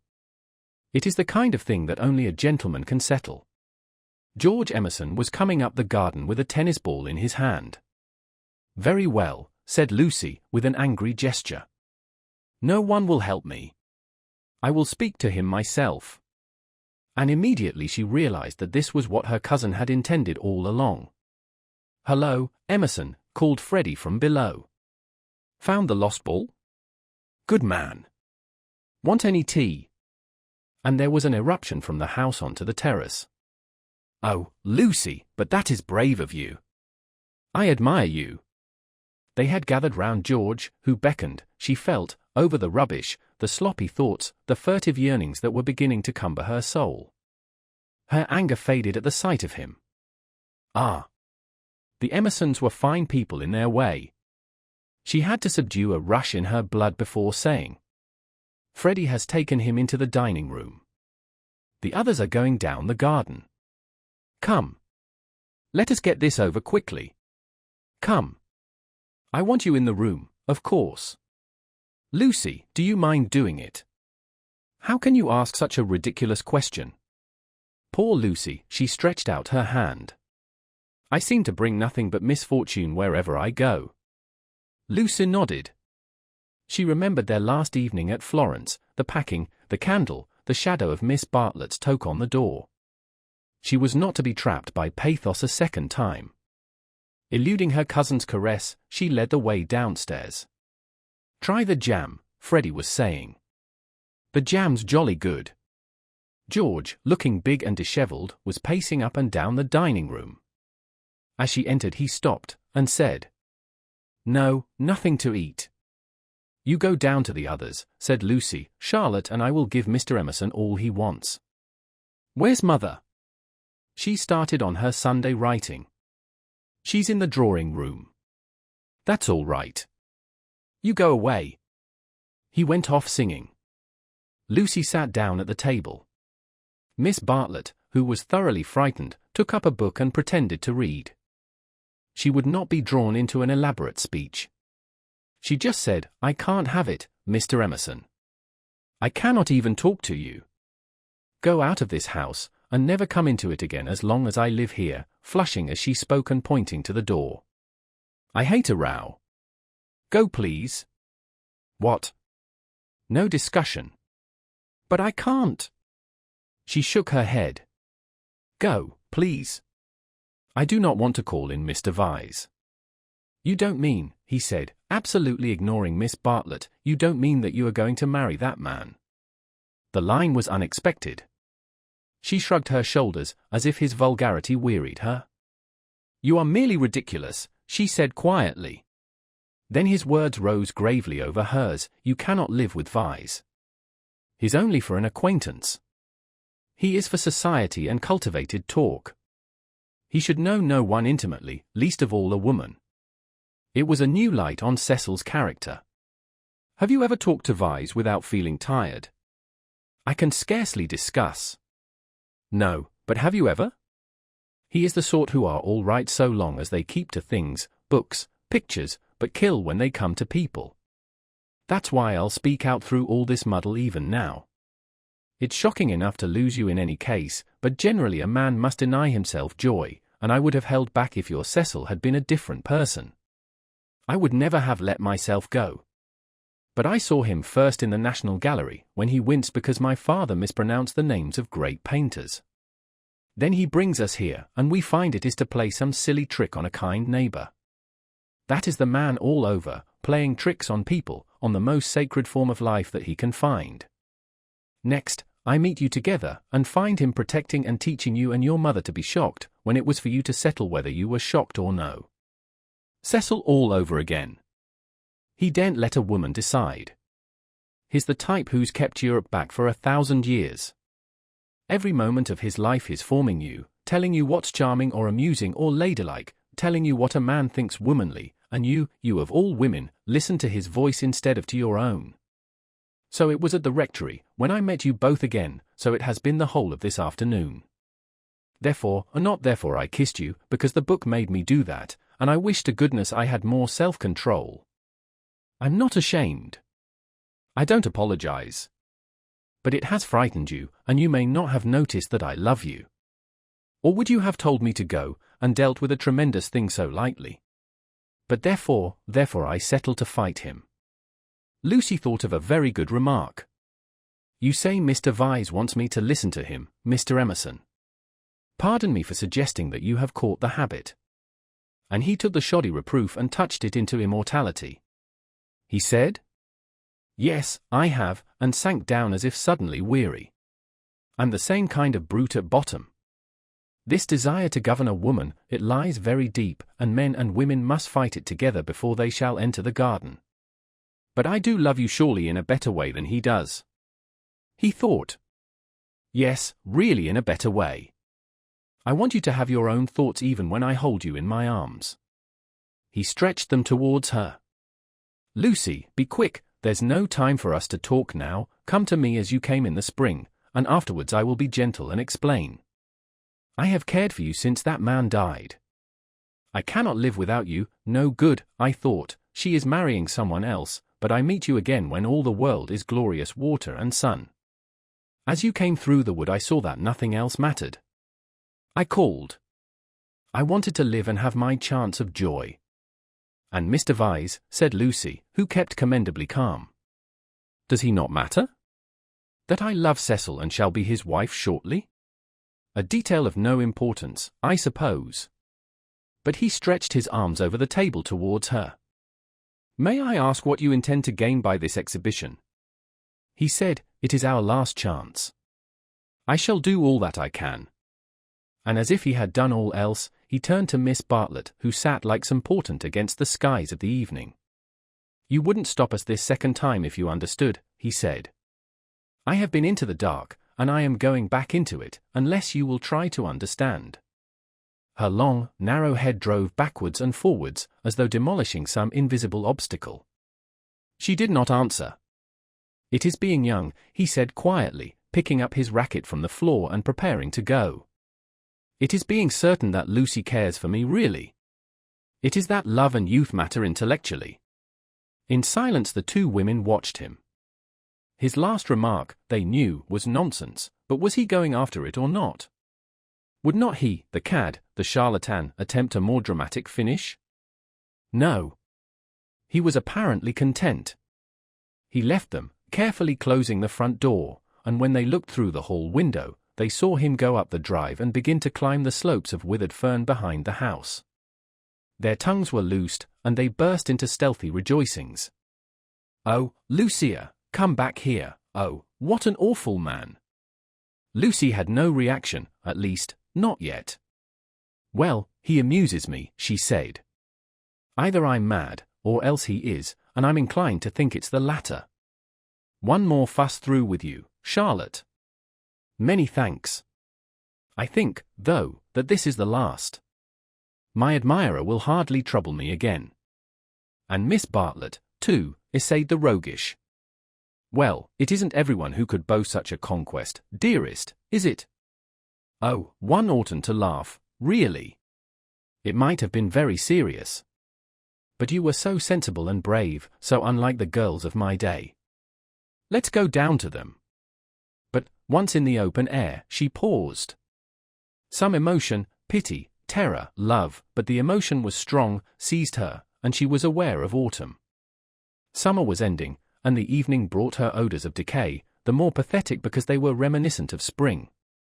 That something or other mattered intellectually. A leaf, violently agitated, danced past her, while other leaves lay motionless. That the earth was hastening to re-enter darkness, and the shadows of those trees over Windy Corner? "Hello, Lucy. There's still light enough for another set, if you two'll hurry. Mr. Emerson has had to go." "What a nuisance. That spoils the four. I say, Cecil, do play, do, there's a good chapter. It's Floyd's last day. Do play tennis with us, just this once." Cecil's voice came, "My dear Freddie, I am no athlete. As you well remarked this very morning, there are some chaps who are no good for anything but books. I plead guilty to being such a chap, and will not inflict myself on you." The scales fell from Lucy's eyes. How had she stood Cecil for a moment? He was absolutely intolerable, and the same evening she broke off her engagement. Chapter 17. Lying to Cecil. He was bewildered. He had nothing to say. He was not even angry, but stood, with a glass of whiskey between his hands, trying to think what had led her to such a conclusion. She had chosen the moment before bed, when, in accordance with their bourgeois habit, she always dispensed drinks to the men. Freddie and Mr. Floyd were sure to retire with their glasses, while Cecil invariably lingered, sipping at his while she locked up the sideboard. "I am very sorry about it," she said. "I have carefully thought things over. We are too different. I must ask you to release me, and try to forget that there ever was such a foolish girl." It was a suitable speech, but she was more angry than sorry, and her voice showed it. "Different, how? I haven't had a really good education, for one thing," she continued, still on her knees by the sideboard. "My Italian trip came too late, and I am forgetting all that I learnt there. I shall never be able to talk to your friends, or behave as a wife of yours should. I don't understand you. You aren't like yourself. You're tired, Lucy." "Tired," she retorted, kindling at once. "That is exactly like you. You always think women don't mean what they say. Well, you sound tired, as if something has worried you. What if I do? It doesn't prevent me from realizing the truth. I can't marry you, and you will thank me for saying so some day. You had that bad headache yesterday, all right," for she had exclaimed indignantly, "I see it's much more than headaches. But give me a moment's time." He closed his eyes. "You must excuse me if I say stupid things, but my brain has gone to pieces. Part of it lives 3 minutes back, when I was sure that you loved me, and the other part, I find it difficult, I am likely to say the wrong thing." It struck her that he was not behaving so badly, and her irritation increased. She again desired a struggle, not a discussion. To bring on the crisis, she said, "There are days when one sees clearly, and this is one of them. Things must come to a breaking point sometime, and it happens to be today. If you want to know, quite a little thing decided me to speak to you, when you wouldn't play tennis with Freddie." "I never do play tennis," said Cecil, painfully bewildered. "I never could play." "I don't understand a word you say. You can play well enough to make up a 4. I thought it abominably selfish of you." "No, I can't. Well, never mind the tennis. Why couldn't you, couldn't you have warned me if you felt anything wrong? You talked of our wedding at lunch, or at least, you let me talk. I knew you wouldn't understand, said Lucy quite crossly. I might have known there would have been these dreadful explanations. Of course, it isn't the tennis, that was only the last straw to all I have been feeling for weeks. Surely it was better not to speak until I felt certain. She developed this position. Often before I have wondered if I was fitted for your wife, for instance, in London, and are you fitted to be my husband? I don't think so. You don't like Freddie, nor my mother. There was always a lot against our engagement, Cecil, but all our relations seemed pleased, and we met so often, and it was no good mentioning it until all things came to a point. They have today. I see clearly. I must speak. That's all. I cannot think you were right, said Cecil gently. I cannot tell why, but though all that you say sounds true, I feel that you are not treating me fairly. It's all too horrible. What's the good of a scene? No good. But surely I have a right to hear a little more. He put down his glass and opened the window. From where she knelt, jangling her keys, she could see a slit of darkness, and, peering into it, as if it would tell him that little more, his long, thoughtful face. Don't open the window, and you'd better draw the curtain, too, Freddie or anyone might be outside. He obeyed. I really think we had better go to bed, if you don't mind. I shall only say things that will make me unhappy afterwards. As you say, it is all too horrible, and it is no good talking. But to Cecil, now that he was about to lose her, she seemed each moment more desirable. He looked at her, instead of through her, for the first time since they were engaged. From a Leonardo she had become a living woman, with mysteries and forces of her own, with qualities that even eluded art. His brain recovered from the shock, and, in a burst of genuine devotion, he cried, "But I love you, and I did think you loved me." "I did not," she said. "I thought I did at first. I am sorry, and ought to have refused you this last time, too." He began to walk up and down the room, and she grew more and more vexed at his dignified behavior. She had counted on his being petty. It would have made things easier for her. By a cruel irony she was drawing out all that was finest in his disposition. "You don't love me, evidently. I dare say you are right not to. But it would hurt a little less if I knew why." Because a phrase came to her, and she accepted it, "You're the sort who can't know anyone intimately." A horrified look came into his eyes. "I don't mean exactly that. But you will question me, though I beg you not to, and I must say something. It is that, more or less. When we were only acquaintances, you let me be myself, but now you're always protecting me." Her voice swelled. "I won't be protected. I will choose for myself what is ladylike and right. To shield me is an insult. Can't I be trusted to face the truth, but I must get it second-hand through you? A woman's place. You despise my mother, I know you do, because she's conventional and bothers over puddings, but, oh goodness." She rose to her feet. "Conventional, Cecil, you're that, for you may understand beautiful things, but you don't know how to use them, and you wrap yourself up in art and books and music, and would try to wrap up me. I won't be stifled, not by the most glorious music, for people are more glorious, and you hide them from me. That's why I break off my engagement. You were all right as long as you kept to things, but when you came to people," she stopped. There was a pause. Then Cecil said with great emotion, "It is true." "True on the whole," she corrected, full of some vague shame. "True, every word. It is a revelation." "It is, Anyhow, those are my reasons for not being your wife." He repeated, "The sort that can know no one intimately." "It is true. I fell to pieces the very first day we were engaged. I behaved like a cad to Bibi and to your brother. You are even greater than I thought." She withdrew a step. "I'm not going to worry you. You are far too good to me. I shall never forget your insight, and, dear, I only blame you for this. You might have warned me in the early stages, before you felt you wouldn't marry me, and so have given me a chance to improve. I have never known you till this evening. I have just used you as a peg for my silly notions of what a woman should be. But this evening you are a different person, new thoughts, even a new voice." "What do you mean by a new voice?" she asked, seized with uncontrollable anger. "I mean that a new person seems speaking through you," said he. Then she lost her balance.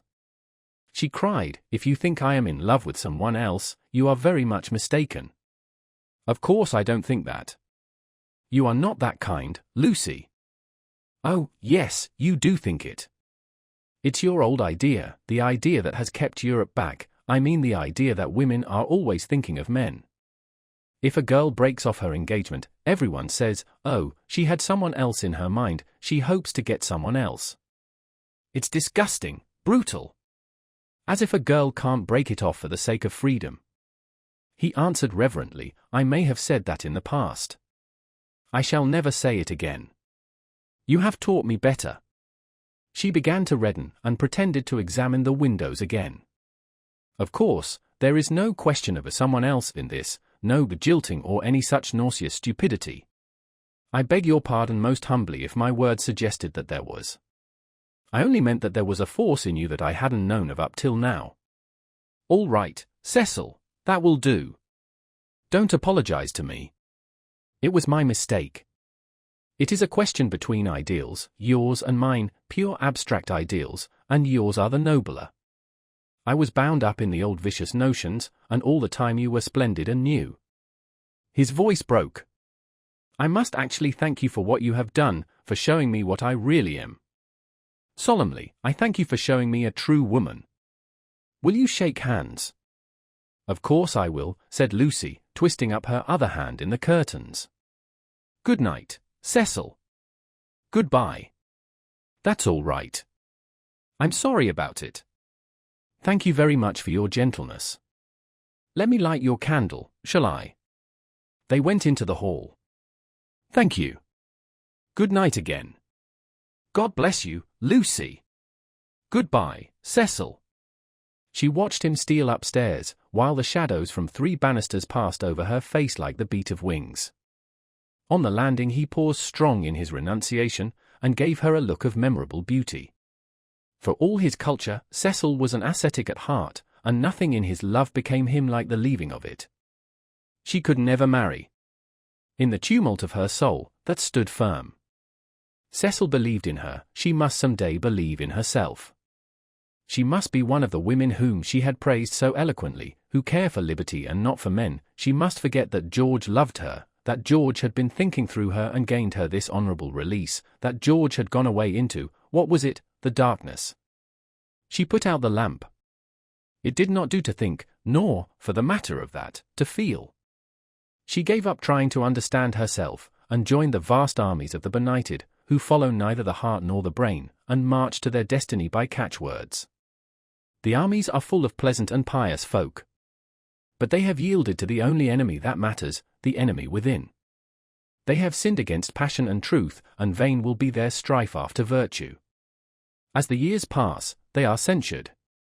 Their pleasantry and their piety show cracks, their wit becomes cynicism, their unselfishness hypocrisy, they feel and produce discomfort wherever they go. They have sinned against Eros and against Pallas Athene, and not by any heavenly intervention, but by the ordinary course of nature those allied deities will be avenged. Lucy entered this army when she pretended to George that she did not love him, and pretended to Cecil that she loved no one. The night received her, as it had received Miss Bartlett 30 years before. Chapter 18. Lying to Mr. Beebe, Mrs. Honeychurch, Freddie, and the servants.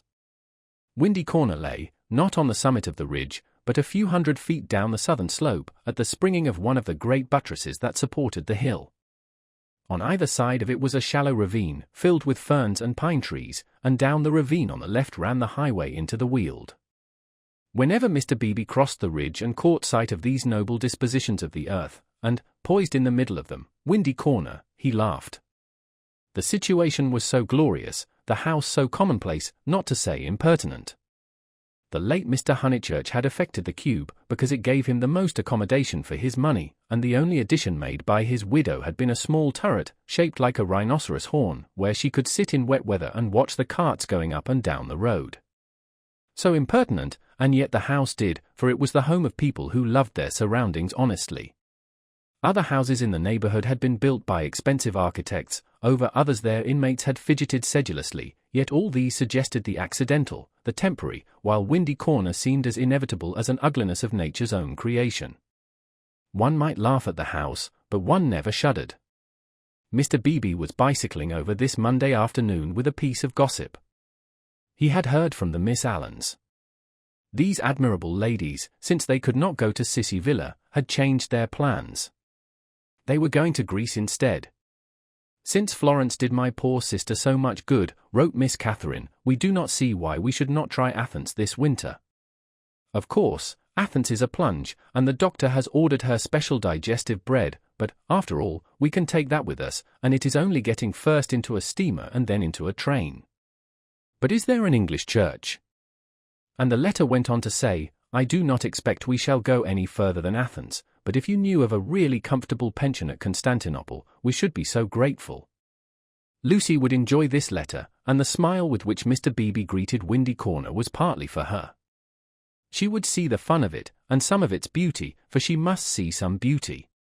Though she was hopeless about pictures, and though she dressed so unevenly, oh, that cerise frock yesterday at church, she must see some beauty in life, or she could not play the piano as she did.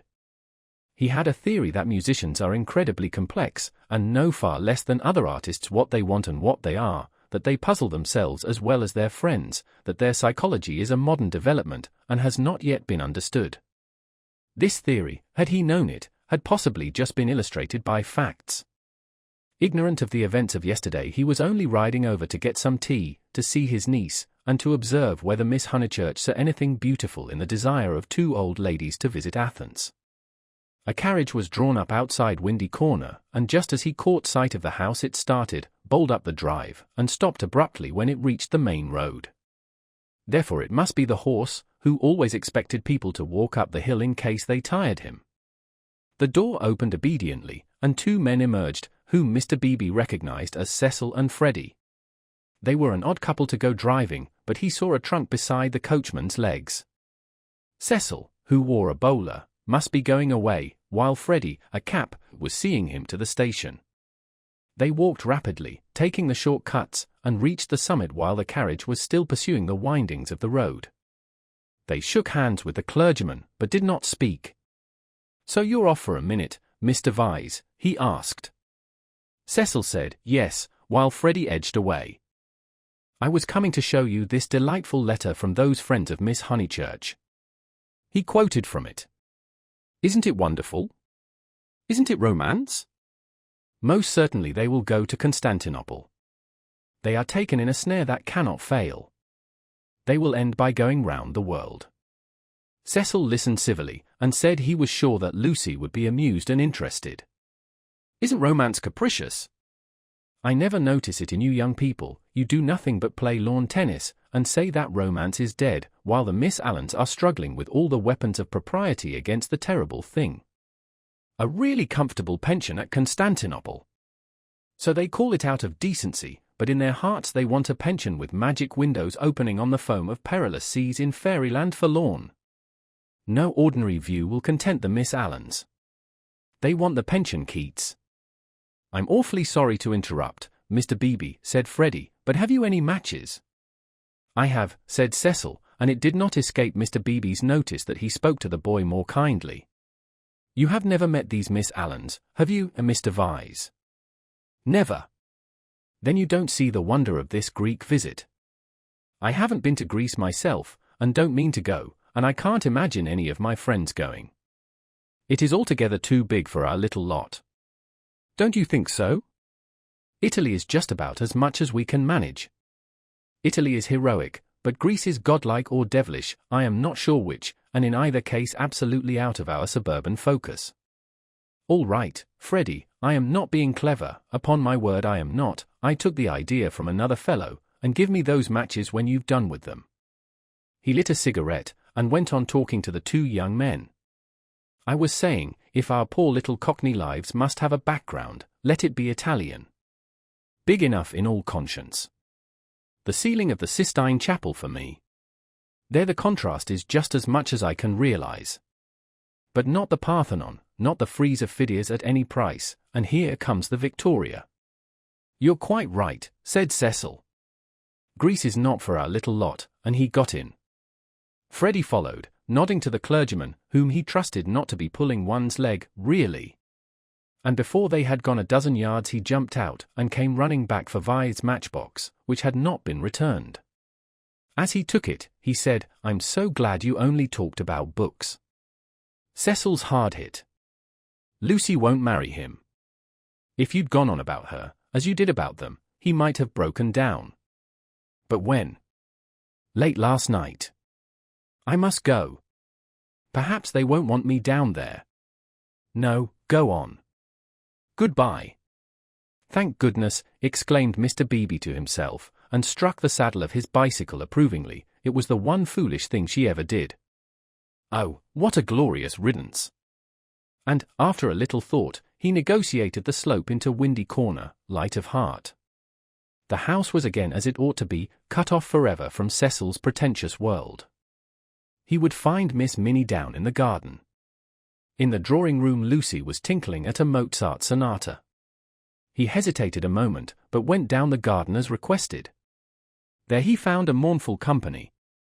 It was a blustering day, and the wind had taken and broken the dahlias. Mrs. Honeychurch, who looked cross, was tying them up, while Miss Bartlett, unsuitably dressed, impeded her with offers of assistance. At a little distance stood Minnie and the garden child, a minute importation, each holding either end of a long piece of base. "Oh, how do you do, Mr. Beebe? Gracious, what a mess everything is. Look at my scarlet pom-poms, and the wind blowing your skirts about, and the ground so hard that not a prop will stick in, and then the carriage having to go out, when I had counted on having Powell, who, give everyone their due, does tie up dahlias properly."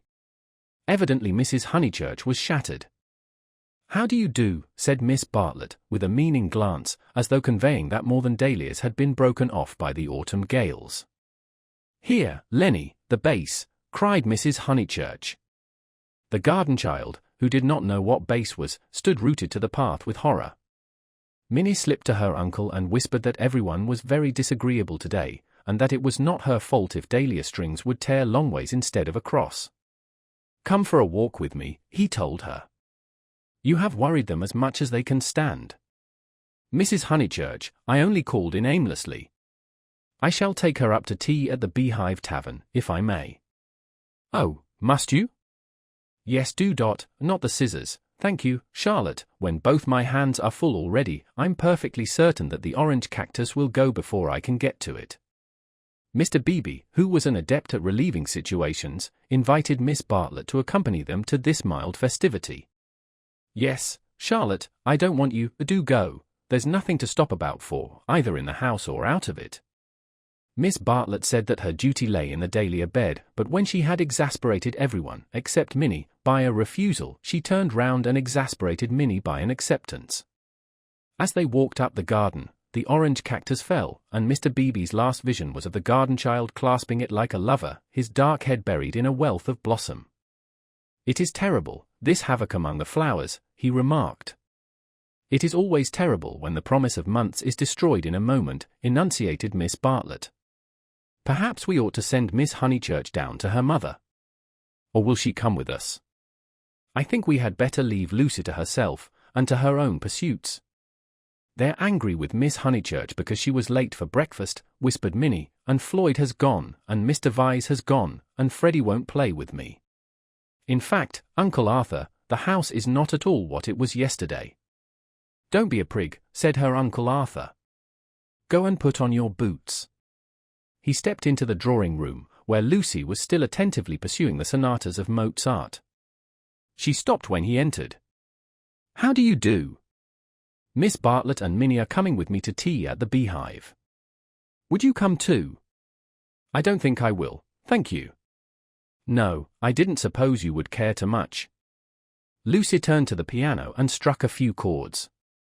"How delicate those sonatas are," said Mr. Beebe, though at the bottom of his heart, he thought them silly little things. Lucy passed into Schumann. "Miss Honeychurch." "Yes. I met them on the hill. Your brother told me. Oh, he did? She sounded annoyed. Mr. Beebe felt hurt, for he had thought that she would like him to be told. I needn't say that, it will go no further. Mother, Charlotte, Cecil, Freddie, you, said Lucy, playing a note for each person who knew, and then playing a sixth note. If you'll let me say so, I am very glad, and I am certain that you have done the right thing. So I hoped other people would think, but they don't seem to. I could see that Miss Bartlett thought it unwise. So does Mother. Mother minds dreadfully. I am very sorry for that, said Mr. Beebe with feeling. Mrs. Honeychurch, who hated all changes, did mind, but not nearly as much as her daughter pretended, and only for the minute. It was really a ruse of Lucy's to justify her despondency, a ruse of which she was not herself conscious, for she was marching in the armies of darkness. And Freddie minds. Still, Freddie never hit it off with Vyse much, did he? I gathered that he disliked the engagement, and felt it might separate him from you. Boys are so odd. Minnie could be heard arguing with Miss Bartlett through the floor. Tea at the Beehive apparently involved a complete change of apparel. Mr. Beebe saw that Lucy, very properly, did not wish to discuss her action, so after a sincere expression of sympathy, he said, I have had an absurd letter from Miss Allen. That was really what brought me over. I thought it might amuse you all. How delightful, said Lucy, in a dull voice. For the sake of something to do, he began to read her the letter. After a few words her eyes grew alert, and soon she interrupted him with going abroad? When do they start? Next week, I gather. Did Freddie say whether he was driving straight back? No, he didn't. Because I do hope he won't go gossiping. So she did want to talk about her broken engagement. Always complaisant, he put the letter away. But she, at once exclaimed in a high voice, Oh, do tell me more about the Miss Allens. How perfectly splendid of them to go abroad. I want them to start from Venice and go in a cargo steamer down the Illyrian coast. She laughed heartily. Oh, delightful. I wish they'd take me. Has Italy filled you with the fever of travel? Perhaps George Emerson is right. He says that Italy is only an euphuism for fate. Oh, not Italy, but Constantinople. I have always longed to go to Constantinople. Constantinople is practically Asia, isn't it? Mr. Beebe reminded her that Constantinople was still unlikely, and that the Miss Allens only aimed at Athens, with Delphi, perhaps, if the roads are safe. But this made no difference to her enthusiasm. She had always longed to go to Greece even more, it seemed. He saw, to his surprise, that she was apparently serious. I didn't realize that you and the Miss Allens were still such friends, after Sissy Villa. Oh, that's nothing, I assure you Sissy Villa's nothing to me, I would give anything to go with them. Would your mother spare you again so soon? You have scarcely been home 3 months. She must spare me, cried Lucy, in growing excitement. I simply must go away. I have to. She ran her fingers hysterically through her hair. Don't you see that I have to go away? I didn't realize at the time, and of course I want to see Constantinople so particularly. You mean that since you have broken off your engagement you feel? Yes, yes. I knew you'd understand. Mr. Beebe did not quite understand. Why could not Miss Honeychurch repose in the bosom of her family? Cecil had evidently taken up the dignified line, and was not going to annoy her. Then it struck him that her family itself might be annoying. He hinted this to her, and she accepted the hint eagerly. Yes, of course, to go to Constantinople until they are used to the idea and everything has calmed down. I am afraid it has been a bothersome business, he said gently. No, not at all. Cecil was very kind indeed, only, I had better tell you the whole truth, since you have heard a little, it was that he is so masterful. I found that he wouldn't let me go my own way. He would improve me in places where I can't be improved. Cecil won't let a woman decide for herself, in fact, he daren't. What nonsense I do talk! But that is the kind of thing. It is what I gathered from my own observation of Mr. Vyse, it is what I gather from all that I have known of you. I do sympathize and agree most profoundly. I agree so much that you must let me make one little criticism. Is it worthwhile rushing off to Greece? But I must go somewhere, she cried. I have been worrying all the morning, and here comes the very thing. She struck her knees with clenched fists, and repeated, I must. And the time I shall have with mother, and all the money she spent on me last spring. You all think much too highly of me. I wish you weren't so kind. At this moment Miss Bartlett entered, and her nervousness increased. I must get away, ever so far. I must know my own mind and where I want to go. Come along, tea, said Mr. Beebe, and bustled his guests out of the front door. He hustled them so quickly that he forgot his hat. When he returned for it he heard, to his relief and surprise, the tinkling of a Mozart sonata. She is playing again, he said to Miss Bartlett. Lucy can always play, was the acid reply. One is very thankful that she has such a resource. She is evidently much worried, as, of course, she ought to be. I know all about it. The marriage was so near that it must have been a hard struggle before she could wind herself up to speak. Miss Bartlett gave a kind of wriggle, and he prepared for a discussion. He had never fathomed Miss Bartlett. As he had put it to himself at Florence, she might yet reveal depths of strangeness, if not of meaning. But she was so unsympathetic that she must be reliable.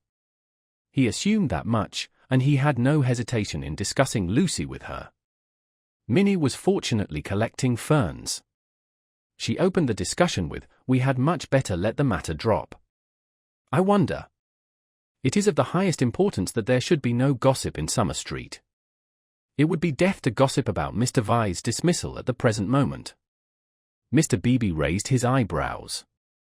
Death is a strong word, surely too strong. There was no question of tragedy. He said, of course, Miss Honeychurch will make the fact public in her own way, and when she chooses. Freddie only told me because he knew she would not mind. I know, said Miss Bartlett civilly. Yet Freddie ought not to have told even you. One cannot be too careful. Quite so. I do implore absolute secrecy.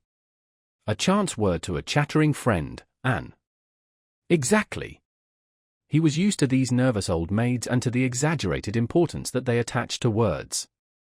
A rector lives in a web of petty secrets, and confidences, and warnings, and the wiser he is the less he will regard them. He will change the subject, as did Mr. Beebe, saying cheerfully, have you heard from any Bertolini people lately? I believe you keep up with Miss Lavish.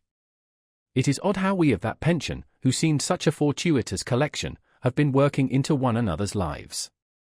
2, 3, 4, 6 of us, no, 8, I had forgotten the Emersons, have kept more or less in touch. We must really give the Signora a testimonial. And, Miss Bartlett not favouring the scheme, they walked up the hill in a silence which was only broken by the rector naming some fern. On the summit they paused. The sky had grown wilder since he stood there last hour, giving to the land a tragic greatness that is rare in Surrey. Grey clouds were charging across tissues of white, which stretched and shredded and tore slowly, until through their final layers there gleamed a hint of the disappearing blue. Summer was retreating. The wind roared, the trees groaned, yet the noise seemed insufficient for those vast operations in heaven. The weather was breaking up, broken, and it is a sense of the fit rather than of the supernatural that equips such crises with the salvos of angelic artillery. Mr. Beebe's eyes rested on Windy Corner, where Lucy sat, practicing Mozart. No smile came to his lips, and, changing the subject again, he said, we shan't have rain, but we shall have darkness, so let us hurry on. The darkness last night was appalling. They reached the Beehive Tavern at about 5 o'clock. That amiable hostelry possesses a veranda, in which the young and the unwise do dearly love to sit, while guests of more mature years seek a pleasant sanded room, and have tea at a table comfortably. Mr. Beebe saw that Miss Bartlett would be cold if she sat out, and that Minnie would be dull if she sat in, so he proposed a division of forces. They would hand the child her food through the window. Thus he was incidentally enabled to discuss the fortunes of Lucy. I have been thinking, Miss Bartlett, he said, and, unless you very much object, I would like to reopen that discussion. She bowed. Nothing about the past. I know little and care less about that. I am absolutely certain that it is to your cousin's credit. She has acted loftily and rightly, and it is like her gentle modesty to say that we think too highly of her. But the future. Seriously, what do you think of this Greek plan? He pulled out the letter again. I don't know whether you overheard, but she wants to join the Miss Allens in their mad career.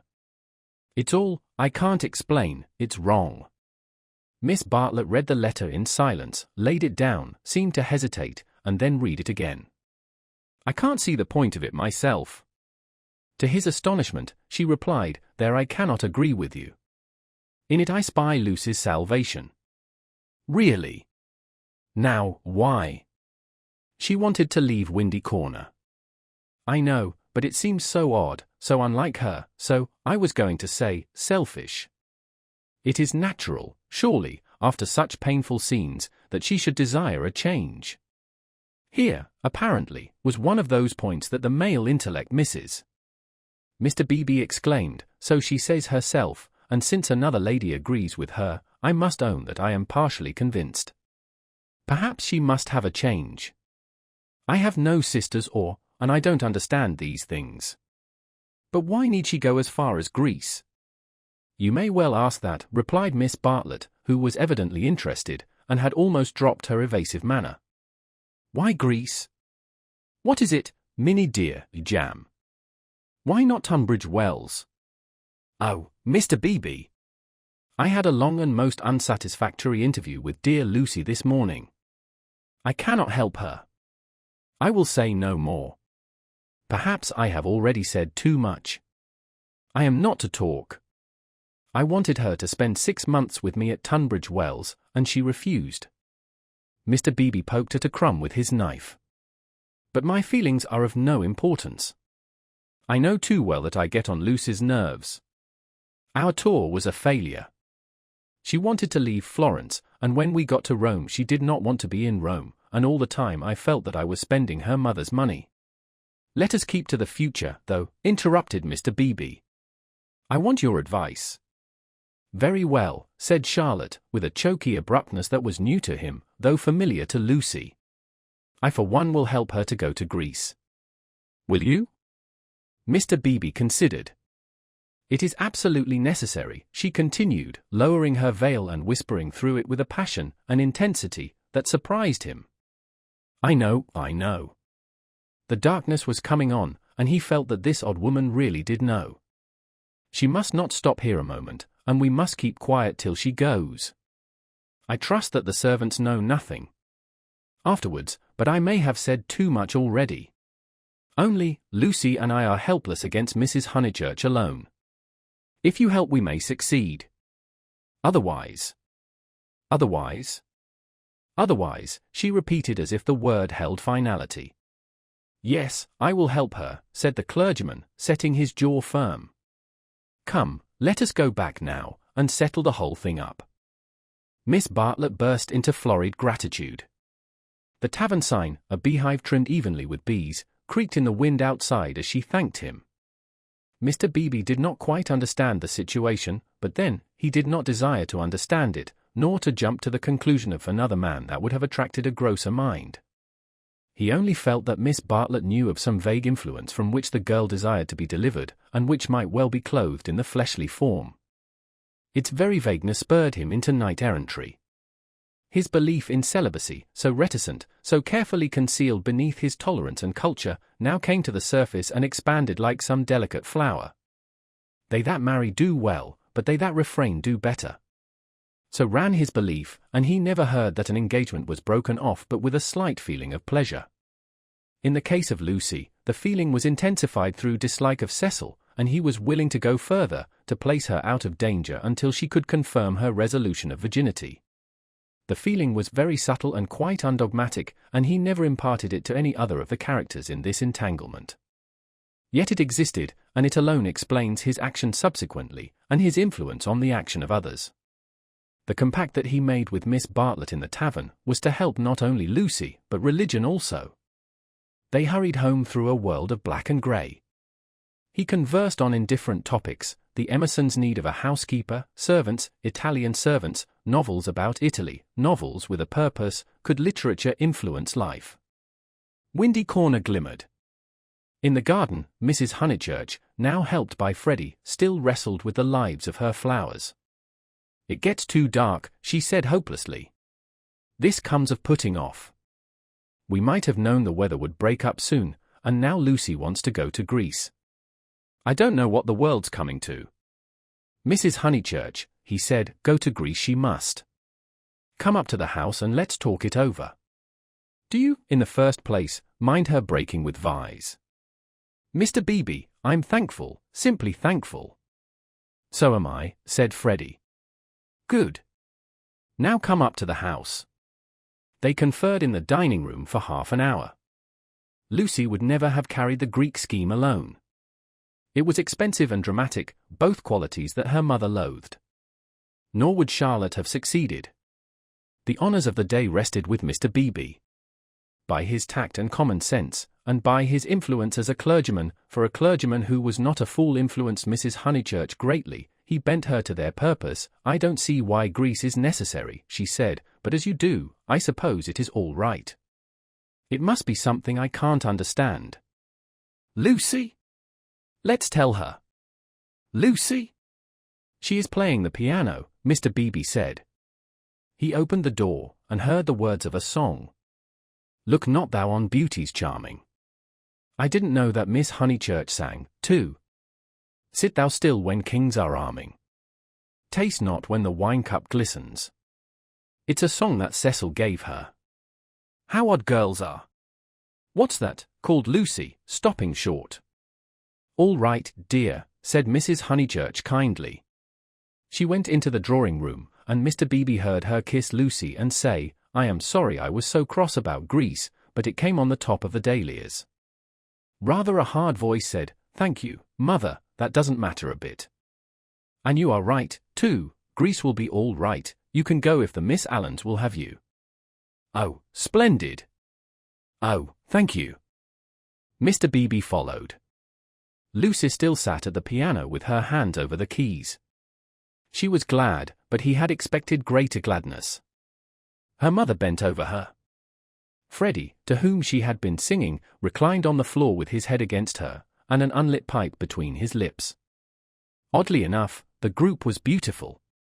Mr. Beebe, who loved the art of the past, was reminded of a favorite theme, the Santa Conversazione, in which people who care for one another are painted chatting together about noble things, a theme neither sensual nor sensational, and therefore ignored by the art of today. Why should Lucy want either to marry or to travel when she had such friends at home? Taste not when the wine cup glistens. Speak not when the people listens. She continued. Here's Mr. Beebe. Mr. Beebe knows my rude ways. It's a beautiful song and a wise one, said he. Go on. It isn't very good, she said listlessly. I forget why, harmony or something. I suspected it was unscholarly. It's so beautiful. The tune's right enough, said Freddie, but the words are rotten. Why throw up the sponge? How stupidly you talk, said his sister. The Santa Conversazione was broken up. After all, there was no reason that Lucy should talk about Greece or thank him for persuading her mother, so he said goodbye. Freddie lit his bicycle lamp for him in the porch, and with his usual felicity of phrase, said, This has been a day and a half. Stop thine ear against the singer. Wait a minute, she is finishing. From the red gold keep thy finger. Vacant heart and hand and eye. Easy live and quiet die. I love weather like this, said Freddie. Mr. Beebe passed into it. The two main facts were clear. She had behaved splendidly, and he had helped her. He could not expect to master the details of so big a change in a girl's life. If here and there he was dissatisfied or puzzled, he must acquiesce, she was choosing the better part. Vacant heart and hand and eye. Perhaps the song stated the better part rather too strongly. He half fancied that the soaring accompaniment, which he did not lose in the shout of the gale, really agreed with Freddie, and was gently criticizing the words that it adorned. Vacant heart and hand and eye. Easy live and quiet die. However, for the fourth time Windy Corner lay poised below him, now as a beacon in the roaring tides of darkness. Chapter 19. Lying to Mr. Emerson. The Miss Allens were found in their beloved Temperance Hotel near Bloomsbury, a clean, airless establishment much patronized by provincial England. They always perched there before crossing the great seas, and for a week or two would fidget gently over clothes, guidebooks, Mackintosh squares, digestive bread, and other continental necessaries. That there are shops abroad, even in Athens, never occurred to them, for they regarded travel as a species of warfare only to be undertaken by those who have been fully armed at the Haymarket stores. Miss Honeychurch, they trusted, would take care to equip herself duly. Quinine could now be obtained in tabloids, paper soap was a great help towards freshening up one's face in the train. Lucy promised, a little depressed. But, of course, you know all about these things, and you have Mr. Vyse to help you. A gentleman is such a stand-by. Mrs. Honeychurch, who had come up to town with her daughter, began to drum nervously upon her card case. "We think it so good of Mr. Vyse to spare you," Miss Catherine continued. "It is not every young man who would be so unselfish. But perhaps he will come out and join you later on." "Or does his work keep him in London?" said Miss Teresa, the more acute and less kindly of the two sisters. "However, we shall see him when he sees you off." "I do so long to see him." "No one will see Lucy off," interposed Mrs. Honeychurch. "She doesn't like it." "No, I hate seeings off," said Lucy. "Really? How funny. I should have thought that in this case." "Oh, Mrs. Honeychurch, you aren't going? It is such a pleasure to have met you." They escaped, and Lucy said with relief, "That's all right. We just got through that time." But her mother was annoyed. "I should be told, dear, that I am unsympathetic. But I cannot see why you didn't tell your friends about Cecil and be done with it. There all the time we had to sit fencing, and almost telling lies, and be seen through, too, I dare say, which is most unpleasant." Lucy had plenty to say in reply. She described the Miss Allens' character, they were such gossips, and if one told them, the news would be everywhere in no time. "But why shouldn't it be everywhere in no time?" "Because I settled with Cecil not to announce it until I left England." "I shall tell them then. It's much pleasanter. How wet it is. Let's turn in here." Here was the British Museum. Mrs. Honeychurch refused. If they must take shelter, let it be in a shop. Lucy felt contemptuous, for she was on the tack of caring for Greek sculpture, and had already borrowed a mythical dictionary from Mr. Beebe to get up the names of the goddesses and gods. "Oh, well, let it be shop, then. Let's go to Mudie's. I'll buy a guidebook. You know, Lucy, you and Charlotte and Mr. Beebe all tell me I'm so stupid, so I suppose I am, but I shall never understand this hole and corner work. You've got rid of Cecil, well and good, and I'm thankful he's gone, though I did feel angry for the minute. But why not announce it? Why this hushing up and tiptoeing? It's only for a few days. But why at all?" Lucy was silent. She was drifting away from her mother. "It was quite easy to say, because George Emerson has been bothering me, and if he hears I've given up Cecil may begin again, quite easy, and it had the incidental advantage of being true." But she could not say it. She disliked confidences, for they might lead to self-knowledge and to that king of terrors, light. Ever since that last evening at Florence she had deemed it unwise to reveal her soul. Mrs. Honeychurch, too, was silent. She was thinking, my daughter won't answer me, she would rather be with those inquisitive old maids than with Freddie and me. Any rag, tag, and bobtail apparently does if she can leave her home. And as in her case thoughts never remained unspoken long, she burst out with, "You're tired of Windy Corner." This was perfectly true. Lucy had hoped to return to Windy Corner when she escaped from Cecil, but she discovered that her home existed no longer. It might exist for Freddie, who still lived and thought straight, but not for one who had deliberately warped the brain. She did not acknowledge that her brain was warped, for the brain itself must assist in that acknowledgement, and she was disordering the very instruments of life.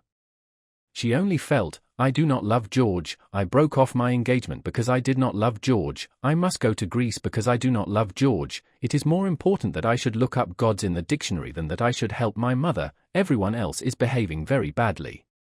She only felt irritable and petulant, and anxious to do what she was not expected to do, and in this spirit she proceeded with the conversation. "Oh, mother, what rubbish you talk! Of course I'm not tired of Windy Corner." "Then why not say so at once, instead of considering half an hour?" She laughed faintly. "Half a minute would be nearer. Perhaps you would like to stay away from your home altogether." "Hush, mother! People will hear you," for they had entered Moody's. She bought Baedeker, and then continued, "Of course I want to live at home, but as we are talking about it, I may as well say that I shall want to be away in the future more than I have been. You see, I come into my money next year." Tears came into her mother's eyes. Driven by nameless bewilderment, by what is in older people termed eccentricity, Lucy determined to make this point clear. "I've seen the world so little, I felt so out of things in Italy. I have seen so little of life, one ought to come up to London more, not a cheap ticket like today, but to stop. I might even share a flat for a little with some other girl." "And mess with typewriters and latch keys," exploded Mrs. Honeychurch. "And agitate and scream, and be carried off kicking by the police. And call it a mission, when no one wants you. And call it duty, when it means that you can't stand your own home. And call it work, when thousands of men are starving with the competition as it is. And then to prepare yourself, find 2 doddering old ladies, and go abroad with them." "I want more independence," said Lucy lamely. She knew that she wanted something, and independence is a useful cry. We can always say that we have not got it. She tried to remember her emotions in Florence. Those had been sincere and passionate, and had suggested beauty rather than short skirts and latch keys. But independence was certainly her cue. "Very well. Take your independence and be gone. Rush up and down and round the world, and come back as thin as a lath with the bad food. Despise the house that your father built and the garden that he planted, and our dear view, and then share a flat with another girl." Lucy screwed up her mouth and said, "Perhaps I spoke hastily." "Oh, goodness," her mother flashed. "How you do remind me of Charlotte Bartlett." "Charlotte," flashed Lucy in her turn, pierced at last by a vivid pain. "More every moment." "I don't know what you mean, mother. Charlotte and I are not the very least alike." "Well, I see the likeness. The same eternal worrying, the same taking back of words. You and Charlotte trying to divide 2 apples among 3 people last night might be sisters." "What rubbish! And if you dislike Charlotte so, it's rather a pity you asked her to stop. I warned you about her, I begged you, implored you not to, but of course it was not listened to. There you go. I beg your pardon. Charlotte again, my dear, that's all," her very words. Lucy clenched her teeth. "My point is that you oughtn't to have asked Charlotte to stop. I wish you would keep to the point." And the conversation died off into a wrangle. She and her mother shopped in silence, spoke little in the train, little again in the carriage, which met them at Dorking station.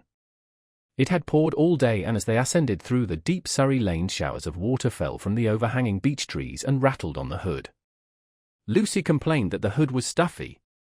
Leaning forward, she looked out into the steaming dusk, and watched the carriage lamp pass like a searchlight over mud and leaves, and reveal nothing beautiful. "The crush when Charlotte gets in will be abominable," she remarked.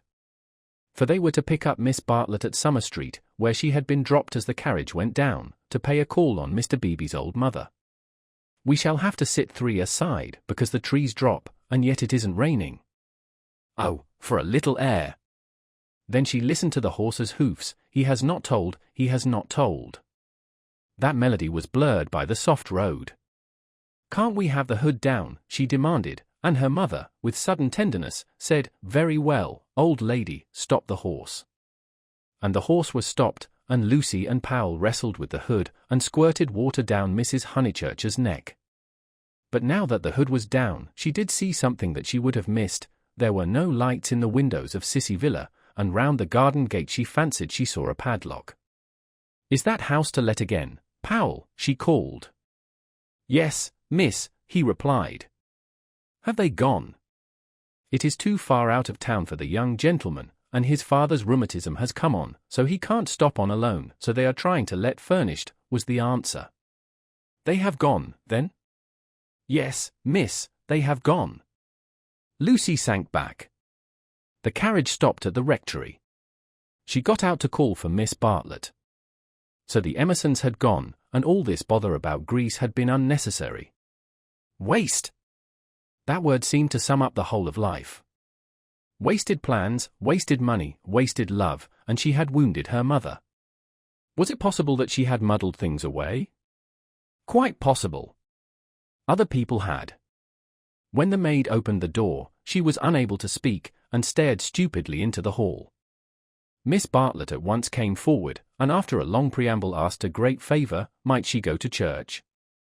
Mr. Beebe and his mother had already gone, but she had refused to start until she obtained her hostess's full sanction, for it would mean keeping the horse waiting a good 10 minutes more. Certainly, said the hostess wearily. I forgot it was Friday. Let's all go. Powell can go round to the stables. Lucy dearest. No church for me, thank you.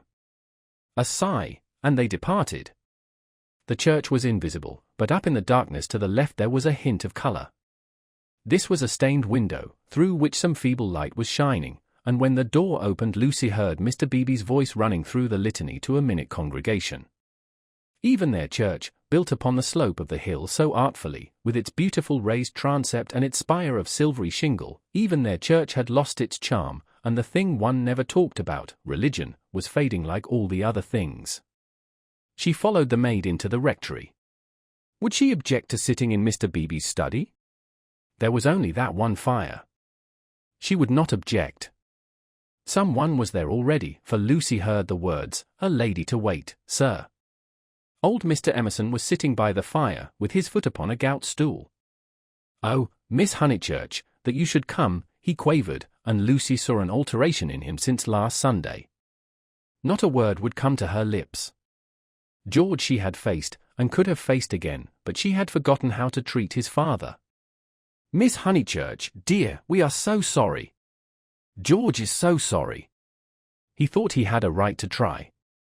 "I cannot blame my boy, and yet I wish he had told me first. He ought not to have tried. I knew nothing about it at all. If only she could remember how to behave." He held up his hand. "But you must not scold him." Lucy turned her back, and began to look at Mr. Beebe's books. "I taught him," he quavered, "to trust in love. I said, when love comes, that is reality. I said, passion does not blind. No. Passion is sanity, and the woman you love, she is the only person you will ever really understand." He sighed, "True, everlastingly true, though my day is over, and though there is the result. Poor boy. He is so sorry. He said he knew it was madness when you brought your cousin in, that whatever you felt you did not mean. Yet, his voice gathered strength, he spoke out to make certain, Miss Honeychurch, do you remember Italy?" Lucy selected a book, a volume of Old Testament commentaries. Holding it up to her eyes, she said, "I have no wish to discuss Italy or any subject connected with your son. But you do remember it. He has misbehaved himself from the first. I only was told that he loved you last Sunday. I never could judge behavior. I suppose he has." Feeling a little steadier, she put the book back and turned round to him. His face was drooping and swollen, but his eyes, though they were sunken deep, gleamed with a child's courage. "Why, he has behaved abominably," she said. "I am glad he is sorry. Do you know what he did?" "Not abominably," was the gentle correction. "He only tried when he should not have tried. You have all you want, Miss Honeychurch, you are going to marry the man you love. Do not go out of George's life saying he is abominable." "No, of course," said Lucy, ashamed at the reference to Cecil. "Abominable is much too strong. I am sorry I used it about your son. I think I will go to church, after all. My mother and my cousin have gone. I shall not be so very late. Especially as he has gone under, he said quietly. What was that? Gone under naturally. He beat his palms together in silence, his head fell on his chest. I don't understand. As his mother did. But, Mr. Emerson, what are you talking about? When I wouldn't have George baptized, said he. Lucy was frightened. And she agreed that baptism was nothing, but he caught that fever when he was 12 and she turned round. She thought it a judgment. He shuddered. Oh, horrible, when we had given up that sort of thing and broken away from her parents. Oh, horrible, worst of all, worse than death, when you have made a little clearing in the wilderness, planted your little garden, let in your sunlight, and then the weeds creep in again. A judgment. And our boy had typhoid because no clergyman had dropped water on him in church. Is it possible, Miss Honeychurch? Shall we slip back into the darkness forever? I don't know, gasped Lucy. I don't understand this sort of thing. I was not meant to understand it. But Mr. Eager, he came when I was out, and acted according to his principles. I don't blame him or anyone, but by the time George was well she was ill. He made her think about sin, and she went under thinking about it. It was thus that Mr. Emerson had murdered his wife in the sight of God. Oh, how terrible, said Lucy, forgetting her own affairs at last. He was not baptized, said the old man. I did hold firm. And he looked with unwavering eyes at the rows of books, as if, at what cost, he had won a victory over them. My boy shall go back to the earth untouched. She asked whether young Mr. Emerson was ill. Oh, last Sunday. He started into the present. George last Sunday, no, not ill, just gone under. He is never ill. But he is his mother's son. Her eyes were his, and she had that forehead that I think so beautiful, and he will not think it worthwhile to live. It was always touch and go. He will live, but he will not think it worthwhile to live. He will never think anything worthwhile. You remember that church at Florence? Lucy did remember, and how she had suggested that George should collect postage stamps. After you left Florence, horrible. Then we took the house here, and he goes bathing with your brother, and became better. You saw him bathing. I am so sorry, but it is no good discussing this affair. I am deeply sorry about it. Then there came something about a novel. I didn't follow it at all, I had to hear so much, and he minded telling me, he finds me too old. Ah, well, one must have failures.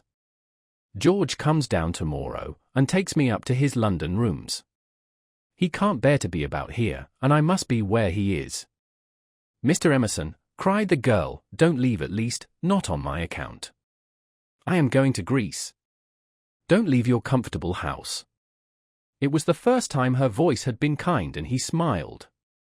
How good everyone is. And look at Mr. Beebe housing me, came over this morning and heard I was going. Here I am so comfortable with a fire. Yes, but you won't go back to London. It's absurd. I must be with George, I must make him care to live, and down here he can't. He says the thought of seeing you and of hearing about you, I am not justifying him, I am only saying what has happened. Oh, Mr. Emerson, she took hold of his hand, you mustn't. I've been bother enough to the world by now. I can't have you moving out of your house when you like it, and perhaps losing money through it, all on my account. You must stop. I am just going to Greece. All the way to Greece? Her manner altered. To Greece? So you must stop. You won't talk about this business, I know. I can trust you both. Certainly you can. We either have you in our lives, or leave you to the life that you have chosen. I shouldn't want. I suppose Mr. Vyse is very angry with George? No, it was wrong of George to try. We have pushed our beliefs too far. I fancy that we deserve sorrow. She looked at the books again, black, brown, and that acrid theological blue. They surrounded the visitors on every side, they were piled on the tables, they pressed against the very ceiling. To Lucy, who could not see that Mr. Emerson was profoundly religious, and differed from Mr. Beebe chiefly by his acknowledgement of passion, it seemed dreadful that the old man should crawl into such a sanctum, when he was unhappy, and be dependent on the bounty of a clergyman. More certain than ever that she was tired, he offered her his chair. "No, please sit still. I think I will sit in the carriage. Miss Honeychurch, you do sound tired." "Not a bit," said Lucy, with trembling lips. "But you are, and there's a look of George about you. And what were you saying about going abroad?" She was silent. "Greece," and she saw that he was thinking the word over. "Greece, but you were to be married this year, I thought." "Not till January, it wasn't," said Lucy, clasping her hands. Would she tell an actual lie when it came to the point? "I suppose that Mr. Vyse is going with you. I hope it isn't because George spoke that you are both going." "No. I hope that you will enjoy Greece with Mr. Vyse." "Thank you." At that moment Mr. Beebe came back from church. His cassock was covered with rain. "That's all right," he said kindly. "I counted on you two keeping each other company. It's pouring again. The entire congregation, which consists of your cousin, your mother, and my mother, stands waiting in the church, till the carriage fetches it. Did Powell go round?" "I think so, I'll see." "No, of course, I'll see. How are the Miss Allens?" "Very well, thank you. Did you tell Mr. Emerson about Greece?" I did." "Don't you think it very plucky of her, Mr. Emerson, to undertake the two Miss Allens? Now, Miss Honeychurch, go back, keep warm. I think 3 is such a courageous number to go travelling." And he hurried off to the stables. "He is not going," she said hoarsely. "I made a slip. Mr. Vyse does stop behind in England. Somehow it was impossible to cheat this old man." To George, to Cecil, she would have lied again, but he seemed so near the end of things, so dignified in his approach to the gulf, of which he gave one account, and the books that surrounded him another, so mild to the rough paths that he had traversed, that the true chivalry, not the worn-out chivalry of sex, but the true chivalry that all the young may show to all the old, awoke in her, and, at whatever risk, she told him that Cecil was not her companion to Greece. And she spoke so seriously that the risk became a certainty, and he, lifting his eyes, said, "You are leaving him? You are leaving the man you love?" I had to." "Why, Miss Honeychurch, why?" Terror came over her, and she lied again. She made the long, convincing speech that she had made to Mr. Beebe, and intended to make to the world when she announced that her engagement was no more. He heard her in silence, and then said, "My dear, I am worried about you. It seems to me," dreamily, she was not alarmed, "that you are in a muddle." She shook her head. "Take an old man's word, there's nothing worse than a muddle in all the world. It is easy to face death and fate, and the things that sound so dreadful.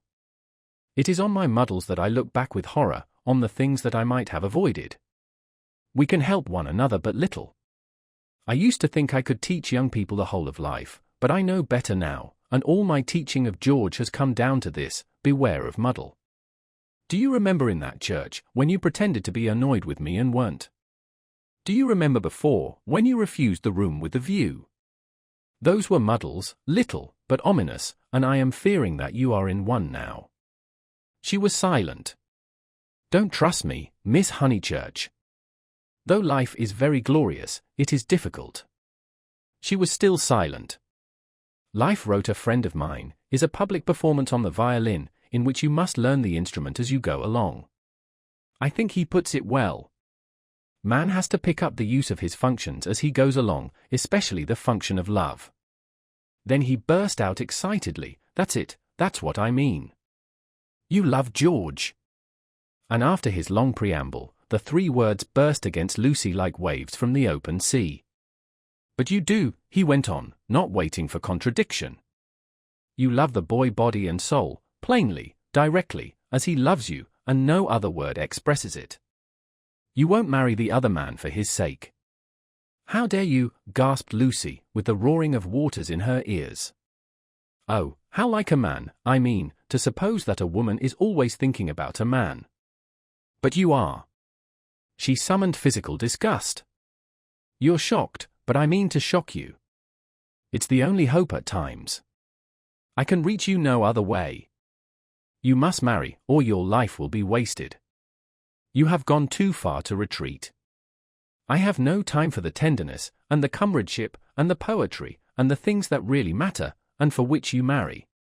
I know that, with George, you will find them, and that you love him. Then be his wife. He is already part of you. Though you fly to Greece, and never see him again, or forget his very name, George will work in your thoughts till you die. It isn't possible to love and to part. You will wish that it was. You can transmute love, ignore it, muddle it, but you can never pull it out of you. I know by experience that the poets are right, love is eternal. Lucy began to cry with anger, and though her anger passed away soon, her tears remained. I only wish poets would say this, too, love is of the body, not the body, but of the body.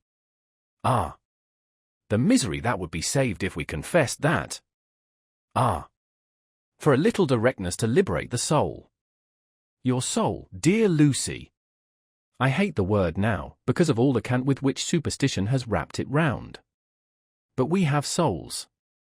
I cannot say how they came nor whither they go, but we have them, and I see you ruining yours. I cannot bear it. It is again the darkness creeping in, it is hell. Then he checked himself. What nonsense I have talked, how abstract and remote. And I have made you cry.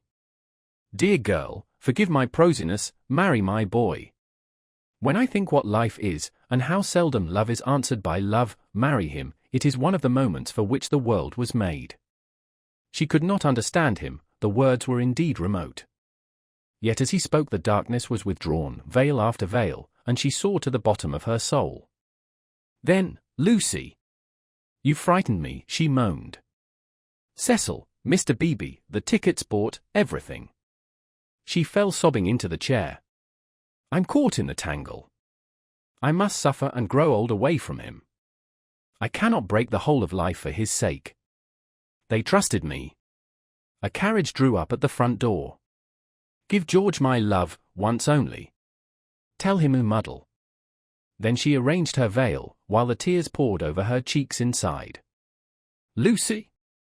No, they are in the hall. Oh, please not, Mr. Emerson, they trust me. But why should they, when you have deceived them? Mr. Beebe opened the door, saying, Here's my mother. You're not worthy of their trust.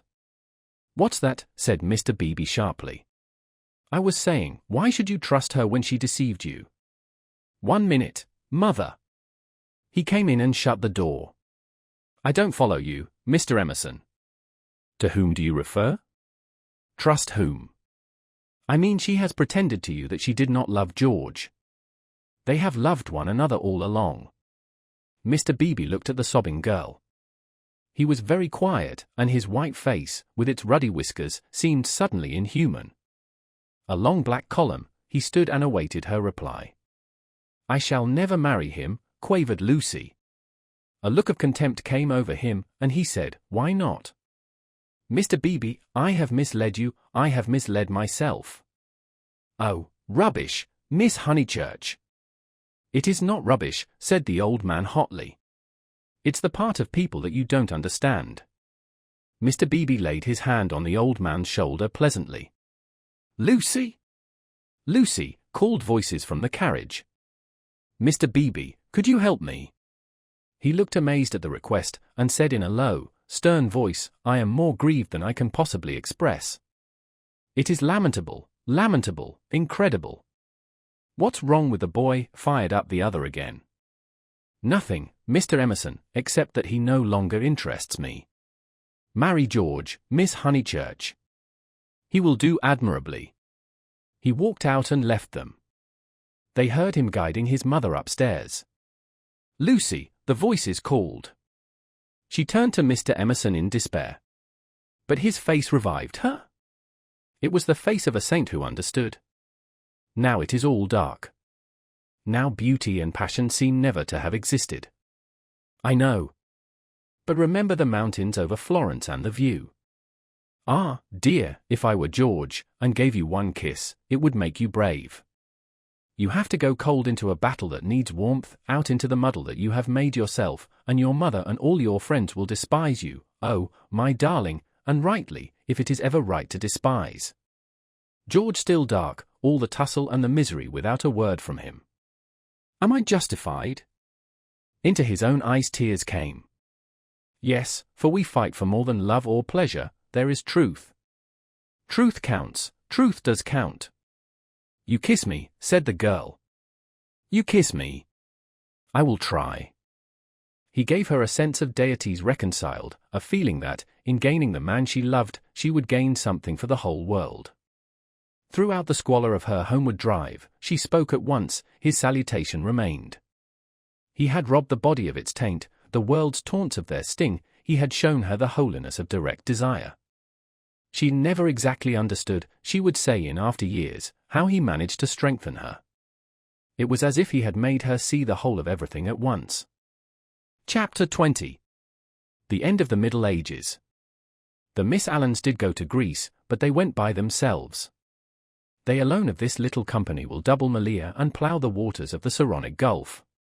They alone will visit Athens and Delphi, and either shrine of intellectual song, that upon the Acropolis, encircled by blue seas, that under Parnassus, where the eagles build and the bronze charioteer drives undismayed towards infinity. Trembling, anxious, cumbered with much digestive bread, they did proceed to Constantinople, they did go round the world. The rest of us must be contented with a fair, but a less arduous, goal. Italian petimus, we return to the pension Bertolini. George said it was his old room. No, it isn't, said Lucy, because it is the room I had, and I had your father's room. I forget why, Charlotte made me, for some reason. He knelt on the tiled floor, and laid his face in her lap. George, you baby, get up. Why shouldn't I be a baby? Murmured George. Unable to answer this question, she put down his sock, which she was trying to mend, and gazed out through the window. It was evening and again the spring. Oh, bother Charlotte, she said thoughtfully. What can such people be made of? Same stuff as parsons are made of. Nonsense. Quite right. It is nonsense. Now you get up off the cold floor, or you'll be starting rheumatism next, and you stop laughing and being so silly. Why shouldn't I laugh? He asked, pinning her with his elbows, and advancing his face to hers. What's there to cry at? Kiss me here. He indicated the spot where a kiss would be welcome. He was a boy after all. When it came to the point, it was she who remembered the past, she into whose soul the iron had entered, she who knew whose room this had been last year. It indid him to her strangely that he should be sometimes wrong. Any letters? He asked. Just a line from Freddie. Now kiss me here, then here. Then, threatened again with rheumatism, he strolled to the window, opened it, as the English will, and leant out. There was the parapet, there the river, there to the left the beginnings of the hills. The cab driver, who at once saluted him with the hiss of a serpent, might be that very Phaeton who had set this happiness in motion 12 months ago. A passion of gratitude, all feelings grow to passions in the South, came over the husband, and he blessed the people and the things who had taken so much trouble about a young fool. He had helped himself, it is true, but how stupidly. All the fighting that mattered had been done by others, by Italy, by his father, by his wife. Lucy, you come and look at the cypresses, and the church, whatever its name is, still shows. San Miniato. I'll just finish your sock. Signorino, domani fermo uno giro, called the cabman, with engaging certainty. George told him that he was mistaken, they had no money to throw away on driving. And the people who had not meant to help, the Miss Lavishes, the Cecils, the Miss Bartletts. Ever prone to magnify fate, George counted up the forces that had swept him into this contentment. Anything good in Freddie's letter? Not yet. His own content was absolute, but hers held bitterness. The Honeychurches had not forgiven them, they were disgusted at her past hypocrisy, she had alienated Windy Corner, perhaps forever. What does he say? Silly boy. He thinks he's being dignified. He knew we should go off in the spring, he has known it for 6 months, that if Mother wouldn't give her consent we should take the thing into our own hands. They had fair warning, and now he calls it an elopement. Ridiculous boy. Signorino, domani fermo uno giro. But it will all come right in the end. He has to build us both up from the beginning again. I wished, though, that Cecil had not turned so cynical about women. He has, for the second time, quite altered. Why will men have theories about women? I haven't any about men. I wish, too, that Mr. Beebe. You may well wish that. He will never forgive us, he will never be interested in us again. I wish that he did not influence them so much at Windy Corner. I wish he hadn't, but if we act the truth, the people who really love us are sure to come back to us in the long run. Perhaps. Then he said more gently, well, I acted the truth, the only thing I did do, and you came back to me. So possibly you know. He turned back into the room. Nonsense with that sock. He carried her to the window, so that she, too, saw all the view. They sank upon their knees, invisible from the road, they hoped, and began to whisper one another's names. Ah! It was worthwhile, it was the great joy that they had expected, and countless little joys of which they had never dreamt. They were silent. Signorino, domani fermo. Oh, bother that man. But Lucy remembered the vendor of photographs and said, no, don't be rude to him. Then with a catching of her breath, she murmured, Mr. Eager and Charlotte, dreadful frozen Charlotte. How cruel she would be to a man like that. Look at the lights going over the bridge.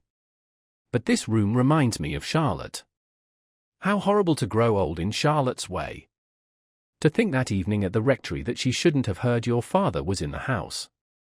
For she would have stopped me going in, and he was the only person alive who could have made me see sense. You couldn't have made me. When I am very happy, she kissed him, I remember on how little it all hangs. If Charlotte had only known, she would have stopped me going in, and I should have gone to silly Greece, and become different forever. But she did know, said George, she did see my father, surely. He said so. Oh, no, she didn't see him. She was upstairs with old Mrs. Beebe, don't you remember, and then went straight to the church. She said so. George was obstinate again. My father, said he, saw her, and I prefer his word. He was dozing by the study fire, and he opened his eyes, and there was Miss Bartlett. A few minutes before you came in. She was turning to go as he woke up. He didn't speak to her. Then they spoke of other things, the desultory talk of those who have been fighting to reach one another, and whose reward is to rest quietly in each other's arms. It was long ere they returned to Miss Bartlett, but when they did her behavior seemed more interesting. George, who disliked any darkness, said, it's clear that she knew. Then, why did she risk the meeting? She knew he was there, and yet she went to church. They tried to piece the thing together. As they talked, an incredible solution came into Lucy's mind. She rejected it, and said, how like Charlotte to undo her work by a feeble muddle at the last moment. But something in the dying evening, in the roar of the river, in their very embrace warned them that her words fell short of life, and George whispered, or did she mean it? Mean what? Signorino, domani fermo uno giro. Lucy bent forward and said with gentleness, lascia, prego, lascia. Siamo sposati. Scusai tanto, signora, he replied in tones as gentle and whipped up his horse. Buonasera, grazie. Niente. The cabman drove away singing. Mean what, George? He whispered, is it this? Is this possible? I'll put a marvel to you. That your cousin has always hoped. That from the very first moment we met, she hoped, far down in her mind, that we should be like this, of course, very far down. That she fought us on the surface, and yet she hoped. I can't explain her any other way. Can you? Look how she kept me alive in you all the summer, how she gave you no peace, how month after month she became more eccentric and unreliable. The sight of us haunted her, or she couldn't have described us as she did to her friend. There are details, it burnt. I read the book afterwards. she is not frozen, Lucy, she is not withered up all through. She tore us apart twice, but in the rectory that evening she was given one more chance to make us happy. We can never make friends with her or thank her. But I do believe that, far down in her heart, far below all speech and behavior, she is glad. It is impossible, murmured Lucy, and then, remembering the experiences of her own heart, she said, no, it is just possible. Youth enwrapped them, the song of Phaeton announced passion requited, love attained. But they were conscious of a love more mysterious than this.